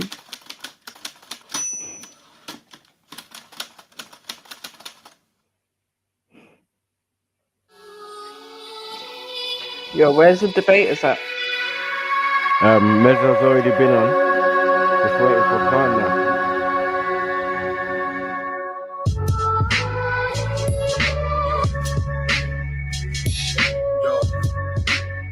Yo, her eyes are black pearls, staring at the map of the world. All in black, cameras snapping my world. Glad she's a girl, the one anointed. May that's the name that she shall appoint with. Supreme justice cut from 48 laws of royal scripts. Kings from Kemet, caught for coiling bits in the courtroom, defended by a lawyer's lips. From the patriot laws that hold the poor orphanage. Pale horses tread over hell's fortress. Left countries in debt in exchange for resources. Boardroom meetings discussing events that must take place in every fourth season. Atrocities of war treason, misled soldiers and vets, stab opium in their flesh, whores and sex, sonos and text. This world's cornered in debt, terraform us through what we consume, poisonous foods, cancer cells spread, the population agendas ahead. I fled a jackal, busting shots through the capital, hoping I can catch the devil with his Adam's apple. For the psychological madness we adapt to. Yeah.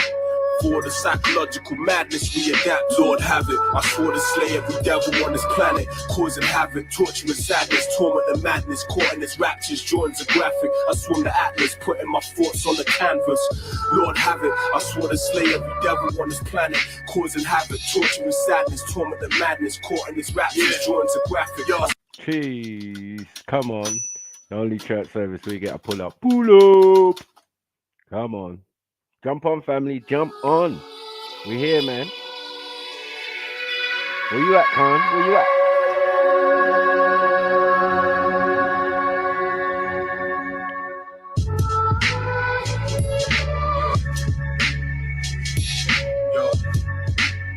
Yo, her eyes are black pearls, staring at the map of the world. All in black, cameras snapping my world. Glad she's a girl, the one anointed. May that's the name that she shall appoint with. Supreme justice cut from 48 laws of royal scripts. Kings from Kemet, caught for coiling bits in the courtroom, defended by a lawyer's lips. From the patriot laws that hold the poor orphanage. Pale horses tread over hell's fortress. Left countries in debt in exchange for resources. Boardroom meetings discussing events that must take place in every fourth season. Atrocities of war treason, misled soldiers and vets, stab opium in their flesh, whores and sex, sonos and text. This world's cornered in debt, terraform us through what we consume, poisonous foods, cancer cells spread, the population agendas ahead. I fled a jackal, busting shots through the capital, hoping I can catch the devil with his Adam's apple. For the psychological madness we adapt to. Come on. Yeah. For the psychological madness we adapt. Lord have it, I swore to slay every devil on this planet, causing havoc, torturous sadness, torment and madness, caught in its raptures, drawings are graphic. I swim the atlas, putting my thoughts on the canvas. Lord have it, I swore to slay every devil on this planet, causing havoc, torturous sadness, torment and madness, caught in its raptures, drawings are graphic. I swim the atlas, thoughts on the canvas. Taped on the wire, raining fire, satin alien robes, blast my way through a pagans of bold. Spirits catch me with a touch, hotter than brimstone. Six looking like clones, gripping my coat. Wonderful light skin tone seduce me. Name Lucy, said she admired the truth I speak. A fine harlot with a plate between her knees. She learned baby fathers and bloody dances to set up some rape charges. But they brains blasted. Bottle shaped waist, she walks to the lowest center of gravity. Trying to grab it with the essence of a woman's worth. Pulling my shirt, whispers in ears to full of with burn. She lusted me to give her what she couldn't return. Pure blasphemy. Before I knew it, she turned and asked me. I'm marble floors turn to fire, just reflections of desire. Images jump out the frame in attempt to pierce my attire with spears. She said the words I speak is relevant every 24,000 years. The next come around is near, spoken by prophets, pharaohs and witch doctors. Eclipse in the equinox is upon us. Your death is a promise which has to be made to the higher forces we pray. Outside display the portal in space, black clouds and cyclone winds. Before I smacked the gin in his forehead and studied the science of this dream before I woke from this torment. Studied the science of this dream before I woke from this torment. Lord have it, I swore to slay every devil on this planet, causing havoc, torturous sadness, torment and madness, caught in its raptures, drawings are graphic. I swim the atlas, putting my thoughts on the canvas.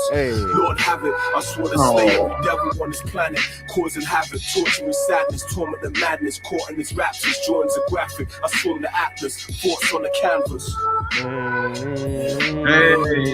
Yo, the beast is trying And to then annihilate the young seed. Aspartame fluorides within the fruits we eat. Save the babies. Save the babies. The beast is trying to annihilate a young seed. Aspartame fluorides within the fruits we eat. Save the babies. Save the babies, please. Save the babies. Big up, Ari. Come on, save the children, man. You get me? Yes, man, like. Hey, what's up? Big up, Ari. Born Rizzo in the building. Big up, big up. What up, Snipe? It's Mary. Mary Jane. I'm in love with Mary Jane. She's my main thing. Come on. She make feel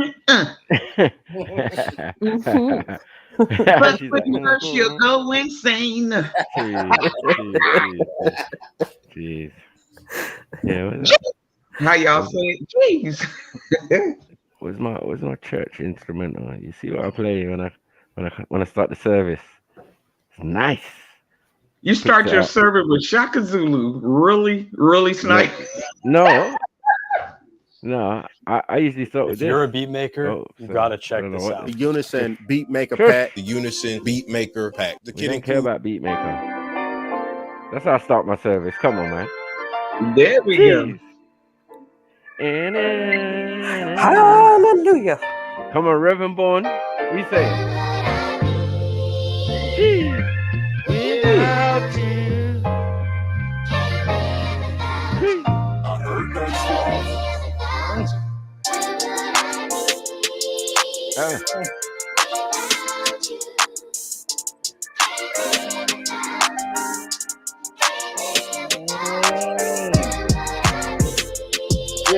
Yeah. The next one get to go on. Hold on. I've been waiting around here playing so long.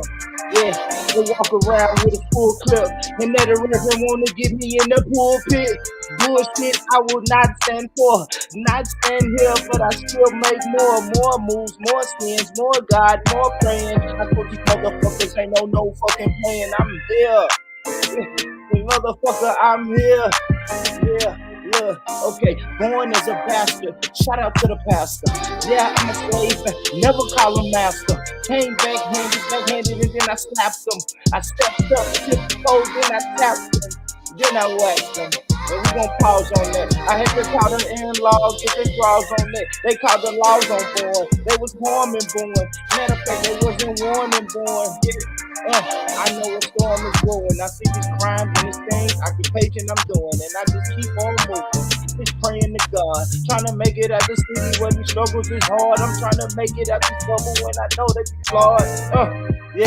Yeah. Let's go. Hey, y'all make some noise one time for the choir. Yeah.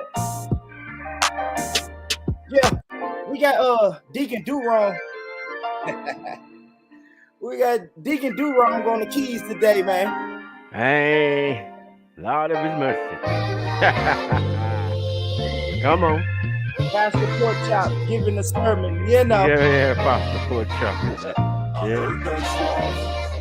Reverend Oluseun. Pastor Offering in the building. You know what I mean? Jeez. What we doing out here? Go ahead, Snipe. I don't play with shit. Yeah, I slap. Yeah, the shit out of an atheist. This is what I do. Yeah, I don't play the bit. Yeah, I play my role. Yeah, I snatch your soul. You know where it goes to heaven or hell. I don't even worry about, hey, you can tell your girl I got styles like waiting to exhale, but you niggas waiting to fail. Now me, yeah, put it in the mail. Talk about it later. I'm about the paper. Yeah, call me Pastor Oluseun. Now me, what the hell is going on? Yeah, they say I'm son of Hey, Osiris, nah, that's a virus. Yeah, the most highest is what I desire. Yeah, when I came here, I spit the fire. Yeah, that's right. Yo, the live wire. Yeah, that's right. Singing with the choir. They can't live without me. Now I mean, yeah, I spit these words, pronounce these. Hey, you wanna even count me? Better go read your book. Yeah, some of you are kind of shook. This is what I do. I spit these bars off the hook. How you mean? Yeah, Mr. Snipes. Yeah, they wanna cook, wanna look. Yeah, read in a book. Is it holy? Yeah, that's right. Yeah, what you know me. Yeah, I might be a smooth tenderoni, but when it comes to Sunday, boy, I ain't no phony. I told the truth, call me Mr. Uncouth. When I spit bars, crazy in the booth, crazy off the roof. It's what I do. How you mean you're confused? Like, what's that really got to do with you? Take a L or even go to hell. But this is what I do, you'll make you fail. Yeah, that's right, yeah, you're going stale. Now I mean, yeah, crazy like off the rails. Hey, without you, come on. Come on, come on. What you got for me, Ari? I'll be without you. Come on. Let's live without. Come on, come on. Case. Let's go, Ari. Calling past the offering to the stage. Past the offering.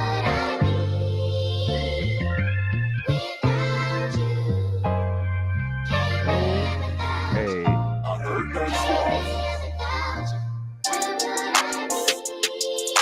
Come on. I live without. Hey, hey. Wake up. All up on that break up. Yeah, yeah, yeah. You asleep. I tell you, wake up. Hey, why you hyping? Know what I mean? Yeah, you sleep with the spell of Leviathan. Know what I mean? Yeah. Hey, I spit my words with a hyphen. Know what I mean? Yeah, that's right. What you biting? You don't understand the overs. Know what I mean? Yeah, flying like a supernova. Yeah, yeah, like what? In the birth of Christ. Know what I mean? Nativity. Know what I mean? I deal with metaphysically. Spitting these bars. Yeah, yeah, they're off key, but they might make sense to me. Hey, to say I talk from. Know what I mean? Yeah, yeah, I get my portion. Know what I mean? I give my portion, give my tithe.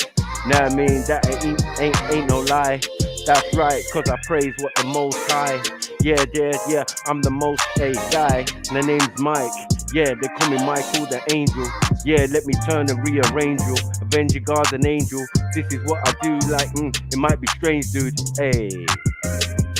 Yeah, but I'll be coming at your neck. Sons of Melchizedek. Now I mean, no disrespect. Yeah, like, what the heck? I told you before, you ain't ready for the test. Yeah, only for the best. Yeah, priest of the most high, but most wide. So I go spy. Now I mean, yeah, like I ooh spy. Over the hill. Now I mean, yeah, it's kind of fucking real. Yeah, what? Anyway, that Nephilim deal. But I'm not that. Now I mean, the son of God. The son of God. Now I mean, yeah, that's right. Hey, I will never ever stop. Hey, so I will never flop. I kill, yeah, atheists at a drop. Yeah, and even agnostic, I ain't on it. Told you I'm supersonic. Yeah, that's right, crazy while I'm smoking on the chronic. It's herbs for them healing and healing for the nation. I told you spit bars, we did different sensations. Yeah, I got different obligations to the most. Yeah, that's me and him. Now I mean a different thing. Hey. My ancestors was called kings. Come on. Freestyle Sunday. Hey. There you go. Hey. La la la la la. Yes, sir. Ties. Make sure you pay your ties. Good one, Yeah, man. Axel. So I'm saying. What up, ties. Pay your ties. Yo, Axel, you would love it where I am now. There's a whole like live rock band playing. Is it? Alright. Live rock band, you know. Well, I had some rock and roll yesterday. You can probably hear it in the background still. Oh, this time I was talking. I'm muted. Oh shit. I muted myself. Oh, we wanted to hear your bars, sis. Yeah, I was saying them, but I'm like, damn. I didn't mute myself. Shit. No. Oh, we missed that. Oh, that was a great excuse. Yeah. There's no problem. We can fix that. There's plenty more days to come, honey. No. We can fix that. Oh no! Go on, sis. Hey, come on, Sunday, you in the church. Warm me up, nice. Warm me up. You in the church. The church of the Most High. You have to warm me up. What are you doing? Come on. Well, you want to go again, Born, then, yeah? Born is killing it still. Yeah, Born. Yeah, let's go. Fuck it. Well, let's do it.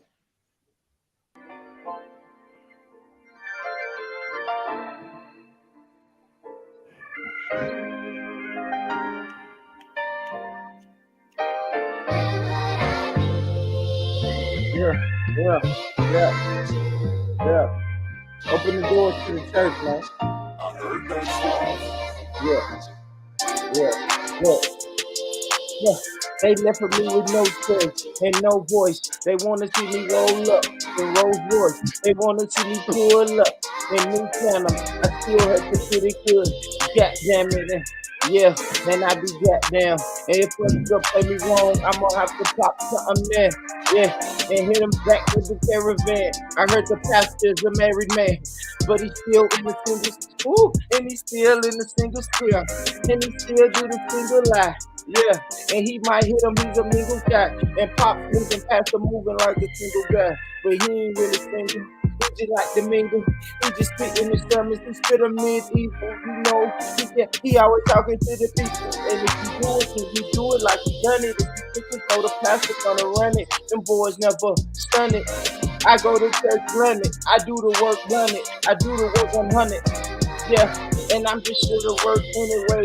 I know them boys getting plenty pay. I see the pastor riding good in the car of his own, and his car still look good in every car that they own, and his script look good, and his house a little bigger. He just spitting sermon to these broke ass niggas, then they never learn. Will they wake up? I said the paper pastor got his fucking cake up, and we don't never sleep because we too blind. We just thinking about the church on our mind, and we be stressed out. We go to church for the blessings, and everybody know we get them lessons. Yeah, and why the pastor only one getting the blessings? Mama died, couldn't pay a light bill, she was stressing. But every week on Sunday, past the church, and we was broke on Monday. Hey, get the money, mama. Hey, the church, it ain't funny, mama.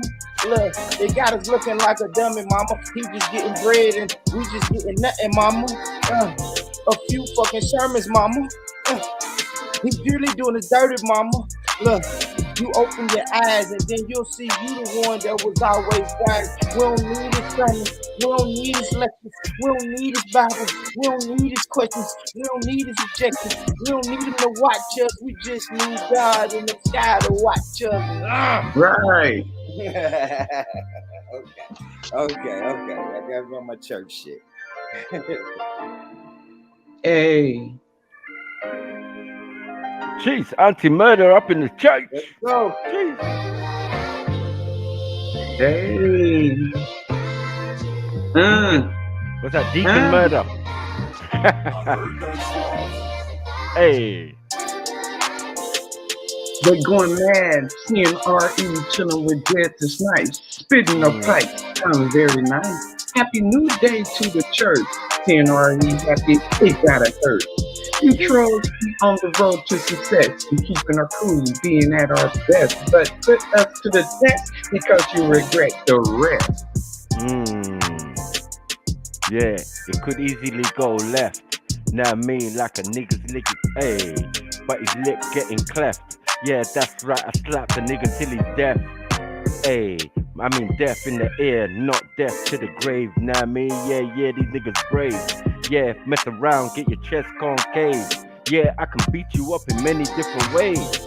Hey, spit bars till I have your MLAs. This is what I do for days, it's just a craze. Yeah, they're just amazed. Yeah, by my lyrics, my metaphysics. Yeah, with the way I put the spirit of God and not a spirit. Yeah, that's right. But what? You don't want to hear it? Yeah, that's right. But I'm feeling the spirit and I'm feeling kind of high. Cause I'm a different type of guy. When you look me in my eye, son of Selassie, I told you in the burning fires you will fry. Know what I mean? I'm that guy. Yeah, so give me your donation. Know what I mean? Yeah, the elevation. Hey, I'm a pastor. Yeah, not a bomber clock, Rasta. Hey, yeah, come on. Don't get me wrong. Yeah, call me Reverend Olushon. Yeah, but one word on the phone and your life's gone. Know what I mean? Yeah, you know what I'm on. Extra smooth, I do improve. Know what I mean? Yeah. Come to fight and the battle I won't lose. Know what I mean? I lie. I told them I got God on my side. This is what I do, like I slip and I slide. Know what I mean? Yeah, like an old school 45. Know what I mean? Yeah, but I keep it on the side. Now, hey, come on. Yo, don't do that. Old school, like what? Flip the suit back. Know what I mean? Pull out the gun and shoot that. I told you, like, yo, it's a Sunday, so I put the gun away, chilling on the. Hey, Reverend talking grace. Reverend talking grace. Greasy. Big up everybody up in the place. Ah. Where would I be? Come on. Without you. Come on.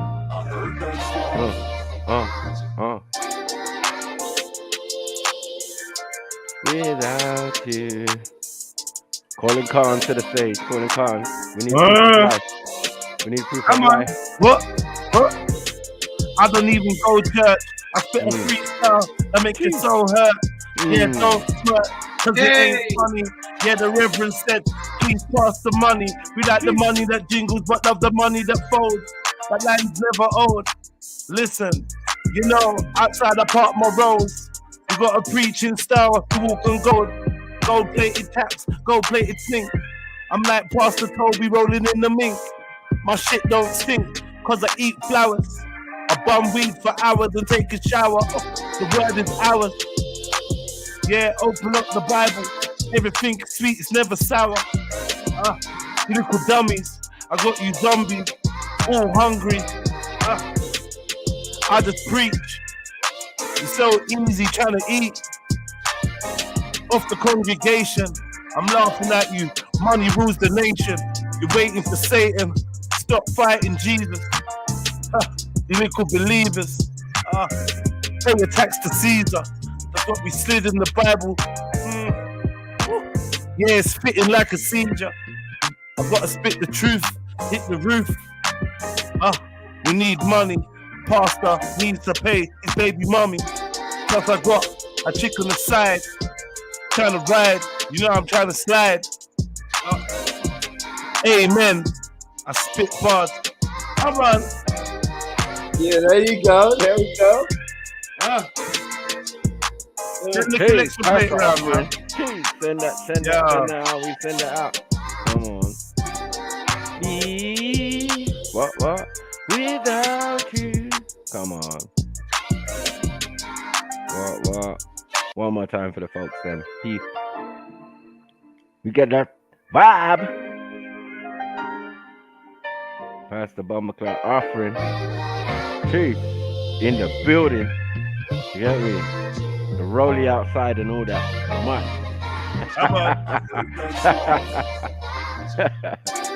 You know we keep the engine running just for emergencies as well. You know what I mean there? Yeah. But Jesus said, you never know the time it'll come. It'll be like a thief in the night. Yeah. Exactly. That's why we stealing every night. Amen to that. Yeah. Don't forget to get your vaccine. Boom.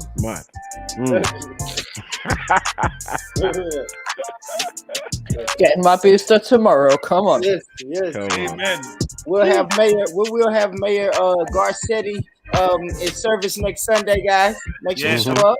Yeah, and please remember to vote, guys. You know, it's what Jesus would have wanted. Hallelujah. Without you. And don't forget, Brother Born Rich will be holding singles counseling for all the ladies Next Wednesday night.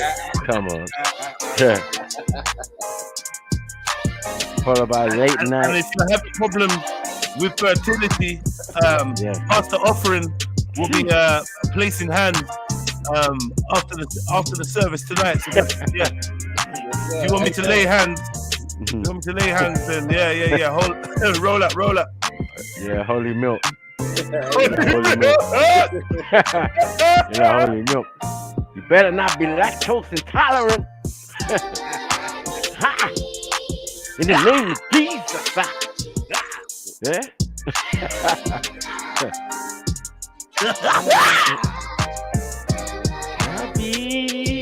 No, seriously though, Mr. Khan, you need to appear. You get me? This is the time you need to appear, like between 9 and 1:45, bro. Like we ain't got time for nonsense, bro. You get me? I don't know. Just want to see you alive and kicking. You get me? And ready to roll. Because Mezzo's already come in. He's ready. I gave him a little prep talk. You get me? So yeah, it's your time now. Jump on, man. Yeah, man. Waiting for Khan, the prodigal son, to return. Come on home, man. We ain't mad at you, man. Come on home. You know? For all our brothers lost out there in the wilderness, man. D-Fam, Hannibal. Where you at, man? Yeah. And the brother Anonymous, we forgive you. Where would we be without you?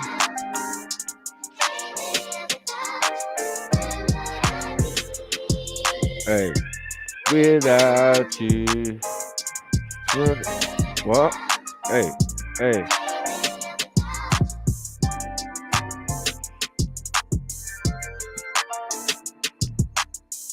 What? The words didn't come out. I don't even know what I'm talking about. Have to rewind it again. I don't understand. I feel it like a spang. Yeah, let me just wheel and come again. Yeah, cause I'm chilling in the church with my friends. Hey, that's what we do in the end. Gotta make some money, cause they say it's funny. Know what I mean? Yeah, gotta make loads of money. Hey. Where would I be without you? Look in the mirror, wonder how could I doubt you? You sprout to a big tree from an acorn. You're in the big lead. Man, tap yourself on the back.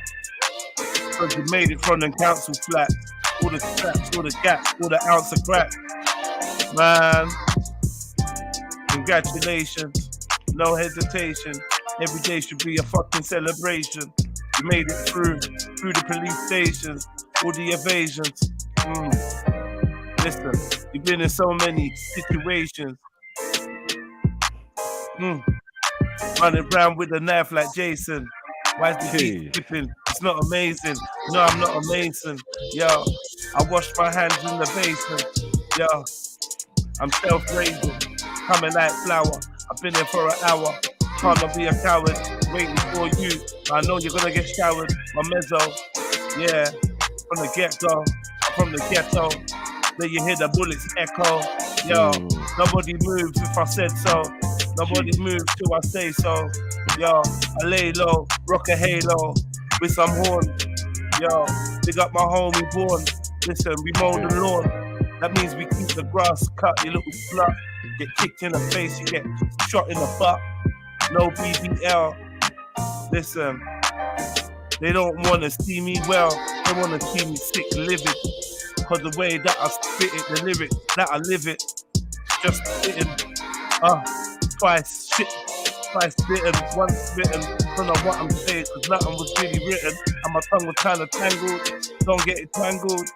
You will dangle from a balcony. Listen, they can't take it out of me. Like falconry, done the big bird. Listen, they're just some big nerds. Computer geeks, sitting at their lappies. I told them before we get trappy on the lappy. I mean, we ain't on the dark web, but we're trapped in the net. Everything's looking black. Yo, keep my books. Yo, you know I keep my books in bag. Gotta keep reading. They don't know where they're Without going. you. How are they leading? Where is Khan, man? What's this, Freestyle Sunday? Yo, Khan, we back.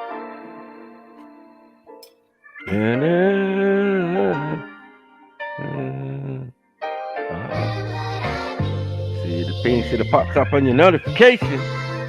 Jeez.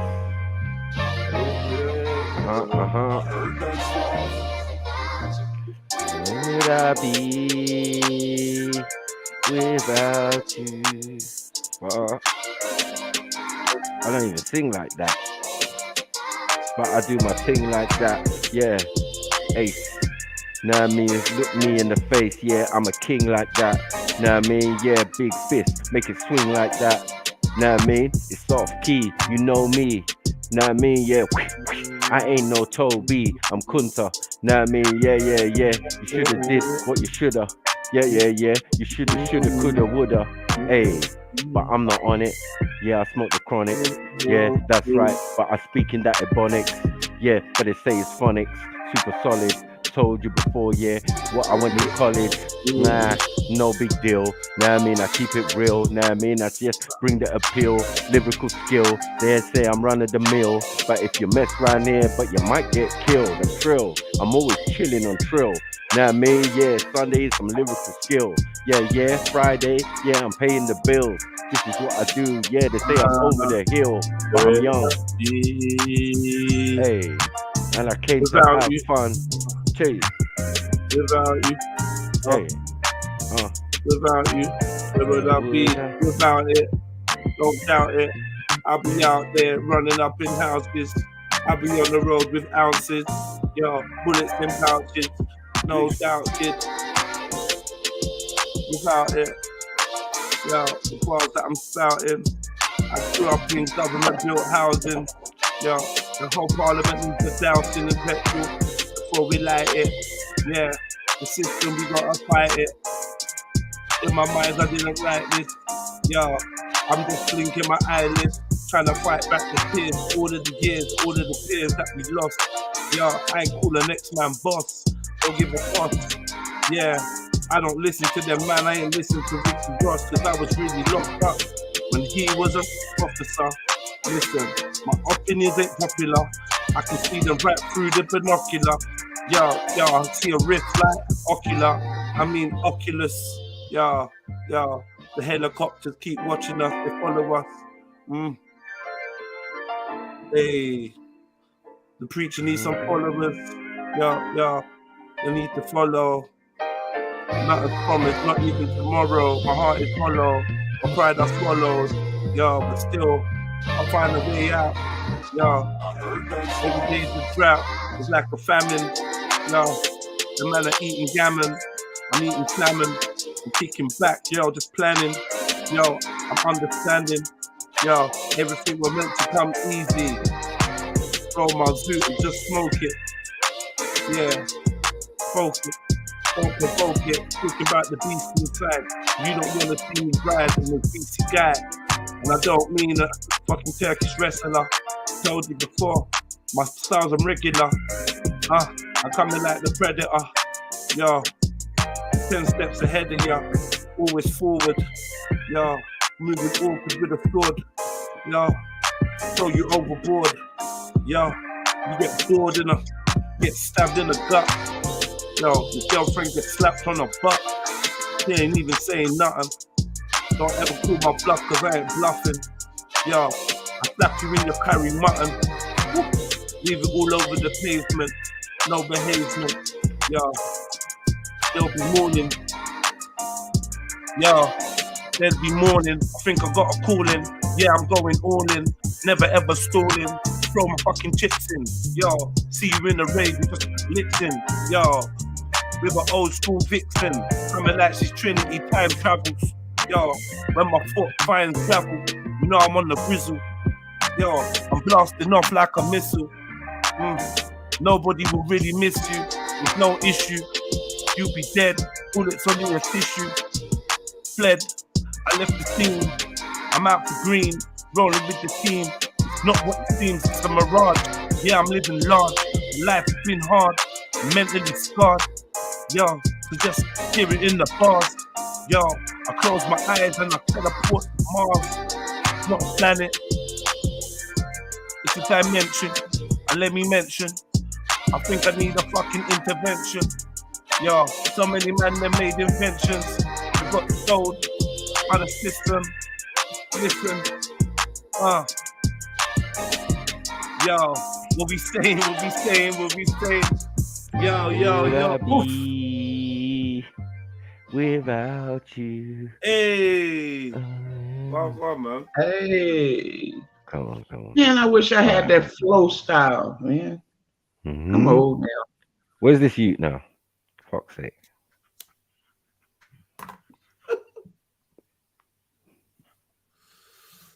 Can't see it, man. No. Look over there. Is that him? Can we get proof of life? Can we get proof of life? What's going on? Well, I'll be.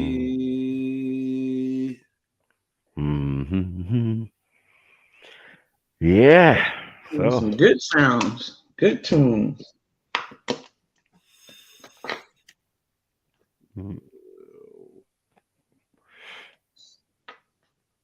The snipers.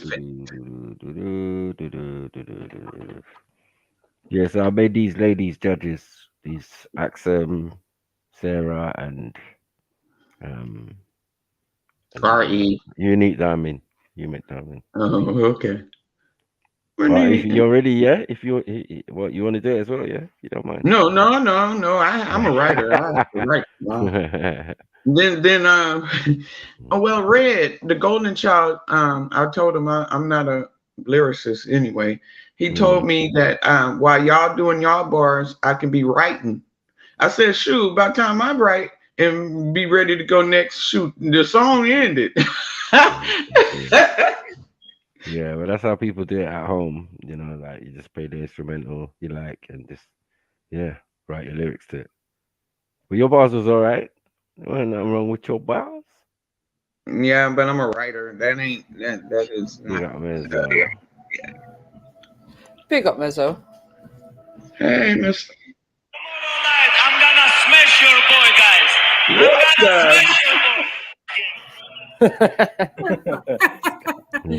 Big up, Measure.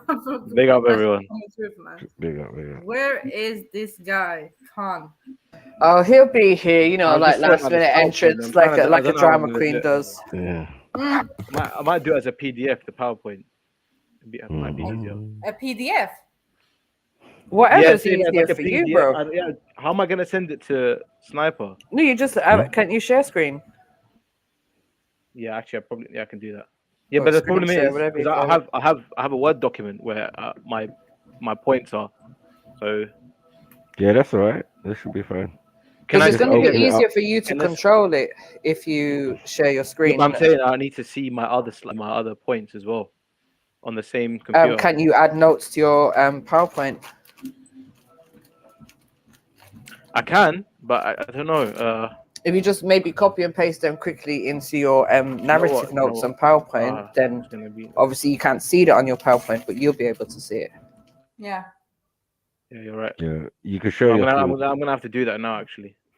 You can show your full PowerPoint. Yeah, just copy and paste them into the relevant bits. Where is Kondo? He'll be here last minute. I'm telling you, he needs Yeah, to he'll know be that here, Mezzo's here. Now that Mezzo's here, he's got no excuse, and yeah, he's gonna be here. Don't worry. He's just like he wants you not to Mezzo's sweat. been here a That's couple suspense, right? He's trying to build up suspense.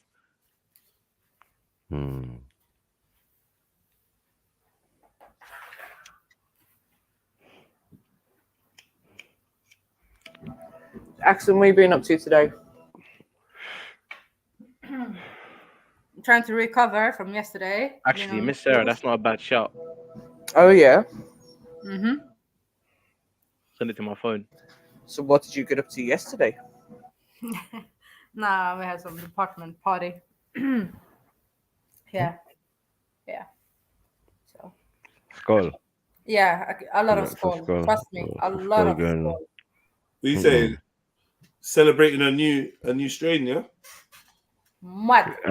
Dancing. I know. No, actually celebrating that we managed to handle the thingy for over 2 years. Yeah. So. Do the Ebola. Monkeypox, yeah. Mad. Yeah. Yeah. Next to Donkey. Yeah, that's crazy. Let the teaching begin. Mm-hmm. What about you, Mary? I've just been chilling at my dad's, to be honest. Dog sitting and that.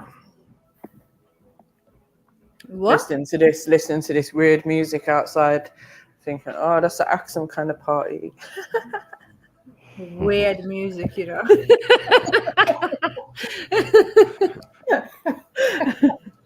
I will actually enjoy that, but hey. Yeah, it's not my scene. But yeah, I just had a chilled one today. Mm-hmm. A bit of rest and recuperation and all that. Yeah, come on. Man said Big up, pre-debate Eunice. sausage and that. Big up. Return of the Mac. So what have these? Oh, sorry, Auntie. I was gonna say, have these not set up their structure and that, like all that being sorted? Yeah. Yeah, I put it in the description of the actual videos. Yeah, the schedule. Oh, okay, cool. Good shout. So yeah, it's all ready for them. They can see what I'm going. Everyone else can see what I'm going. And we go. But if it's a one-man debate, oh, it's mad. But anyway. Yeah, I don't think so.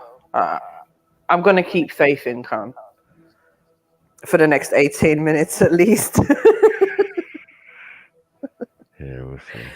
No, but it's like weekend and I night. He think could he's be doing it dropping on his kids purpose. off or something. Innit? Yeah, I was thinking that still. What y'all waiting on to confirm the date? Nah, No, sis, it's supposed to be happening at 8 p.m. tonight in the next 18 minutes. Yeah, we're just waiting for the second contestant to arrive. Yeah, and the judges, ladies. Oh, who's the judges? Oh, wow. Let me hurry up and share Who's the this. judges? 15 minutes. Michael, do you want to do the honor? Sorry, what's that? What? I can't even see. What we're talking about? Who the judges are? Oh, Well, yeah. you know what? Is there any point in saying if they're not actually here? So maybe you should just wait and see who's here when Khan arrives, isn't it? Mm-hmm. Well, yeah, okay. they kind of know who they are. Miss Sarah, Axum, and Unique Diamond. I'm in the chat. Cool. It's a London thing. Peace. Yeah. Big up. Big up, Ari. It's a London thing. Nah, not really. And obviously, I got Super Jed's officiating. He can, he's the master that he can set it up. Ready, round one. Ready, round one. And we'll be the wise old. Mackie's just gonna kick back and breathe heavily down the microphone. Yeah, really. Yeah. He was doing it earlier, yeah, Mary. And I was like, okay, I'm only hearing him like breathing. I'm gonna go on mute. So like, you don't want to hear me say, "Come on, Mezzo." You don't want to hear that. It's like the mic gets really close to his mouth or something, and it Axum is just like, how are we hearing your breath so heavily? I don't understand. Like Breathing like sometimes shaman like, that. did he sleep or like, yeah. No, I'm not sleeping. I'm not sleeping. No, I'm not sleeping. Speaking of people sleeping, Oh, big up Dubs. Dubs is here. Yeah, that was yesterday. Dubs was sleeping on the thing. Mother. Big up Unique. Yeah. Big up everyone. Big up, sis. Well, you got your notepad love ready, yeah? Listen, I love that gospel beat. It just brings me in such a good vibe, man. Mm-hmm. Yeah, man. Sure. It drew me out on the stage. Yeah, man. Come on. Yeah, man. All right. I should put the link for it in the chat. That would make sense, right? And the link for us in the back chat. Yeah, so can't you set it up so it takes them directly there? I don't know about all that. All right. Don't worry. Yeah, this is my I first know. time being judge, so boy. Best of luck to the judges. That's what I'm saying. Is there a different link? What me lord? Yeah, don't worry, Miss. I'm so glad I'm not a judge on this one. I'm Why out. My not? judging Come days are on. done for this year. Still getting questioned about my validity on being a judge for Shakara's debate. Boy, Mary. How dare a white woman be the decider on that? That was mad. That's that. Don't let me copy that. Bruh. Stop Zilla.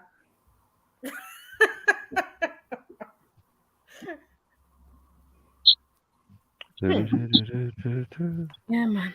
Where would I be? Everyone there. I would say go there, bruv. We're warming up. Can we still be here, my crew, or what? I think no. Yeah, you could be here. Just sit back quiet. I could have it. Wow, Mezzo. I'm joking, Axel. I'm joking. Yeah. You should be joking because remember, I'm the judge. Yeah, but I know that's an L anyway on that side. So where's Why? Because I know that you already on the premise of Khan anyway. Like, I know this before. And Oh, sorry, excuse me. No speaking to the judges before the debate. Yeah, sure. This is why you're not even supposed to know who they are before the debate. So I'll yeah, no bribe you with speaking to the sandwich cake. judges, please. Go away, man. All right, let me put the. But the thing is, Mezzo, I feel no. Let me just not even speak on it.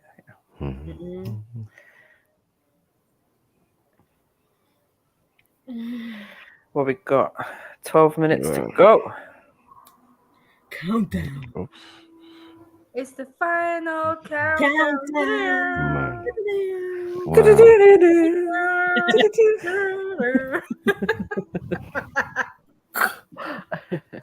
family? Where's camp? What's going on?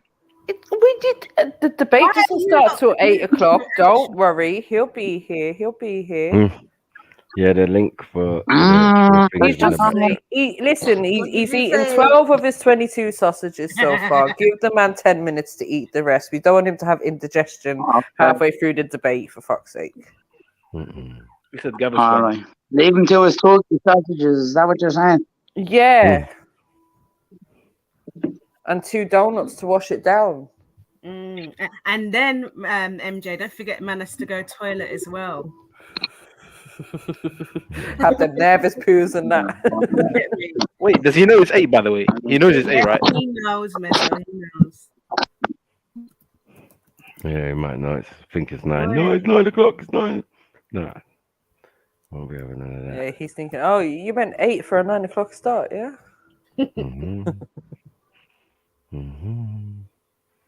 All right.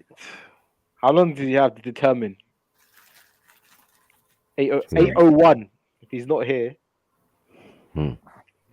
that's the L. We'll see, because that would mean that you could go first, and he could have time to make it within Yeah, I mean, look, if he's, I think we give him a grace of like, I don't know, 5-10 minutes, and if he is late, then perhaps you need to just agree to maybe take some time off him or something. No, I would say that Mezzo goes first. Yeah, even though it was him that made the premise. You know what I'm saying that, and then if he turns up at that, obviously the judges can. Listen, man, I just prepared this morning. I'm not. I swear, I'm not making excuses. I legit started preparing. I was on the panel last night. Remember? I was just chatting shit the whole day. I believe you, Mezzo. We all do it. We all wait last minute. This morning, I was like, you know what? Yeah. These people are gonna get their damn presentation one way or another, innit? Yeah, so exactly. Yes, you've been waiting. It's good. It's good. Mezzo, if We he want doesn't it. turn up, sorry, Axel, go on. No, I will hunt him down. I will go to the nearest TFC and hunt him down. Mad. Man said TFC.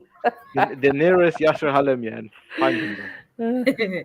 Mezzo, if he doesn't turn up, still present it to us, and he just gets. Right now, he's resting his head on a packet of halloumi. Yeah, in a packet of halloumi, you know. Yeah, he's resting his head on.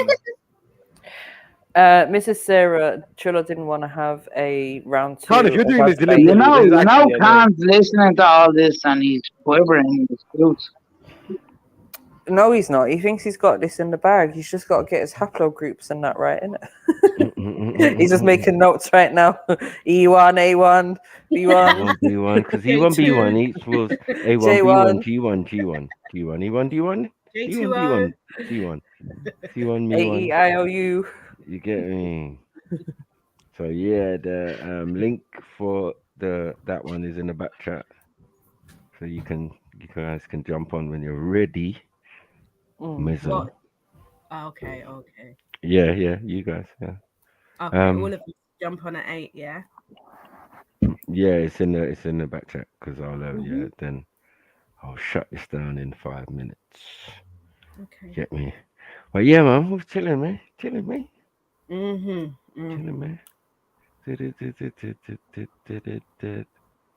Ready. Is the debate for the street? What am I saying? I can't speak. Is the link for the debate floating in the chat? Yeah, for the actual show, yeah. Low mood best said watching Blade on the Irish people. What's Sounds Mary about Jane right. doing there?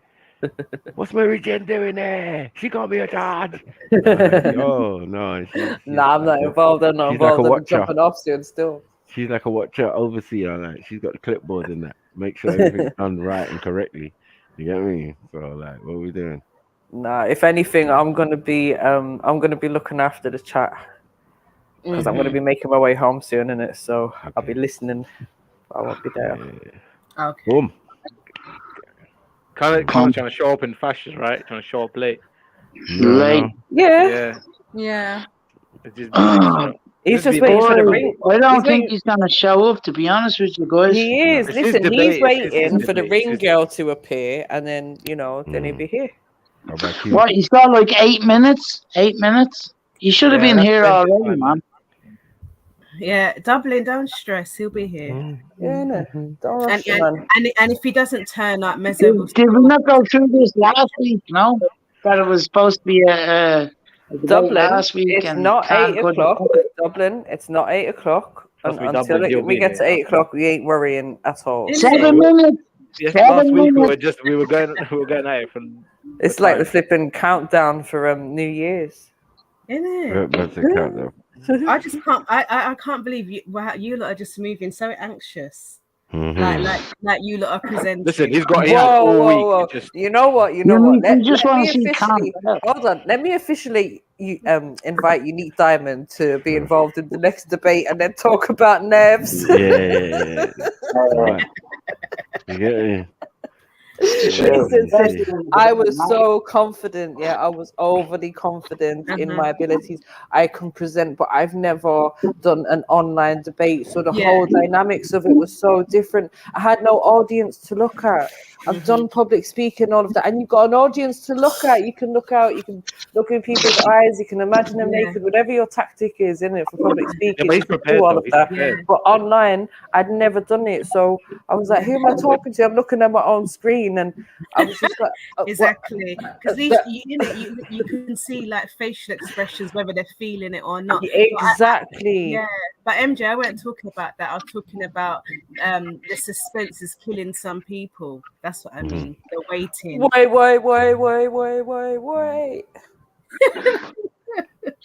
Doesn't make Who's sense. this in the building? Is this man right here in the building? Bra, bra, bra, bra, bra. 6 minutes to spare. May the power of the Habasha be with you 9 o'clock today. though. No, we should 8, bro. Okay, all right. Calm down. He was listening. He heard someone say that. Thank God he showed up though. Why? See, you lot are just stressing for nothing. I told you. You see how I'm exactly collective. Boy. Go on, the calm fella. These people. Well, best of luck to both debaters. Yeah. Yeah, good luck. Okay, let's Uh, go to the private luck. chat and click in the link. We will do. We Oh, will do. put it in link in the the back. private chat again, please, Matthew, because Khan won't see it. Yeah. Or I can just copy it if you need me to. Okay. Boom. Cool. Right. Wait, are we hitting this link? Right, Khan Mezzo Yeah. panel. Click that link in the private chat. Jump onto Yeah. the other stream. Family in the chat. Jump onto the new stream as well. That's about to start in 5 minutes, and we see you over there. Yep. Big up. Yeah. Peace. Sunday service over. Yeah.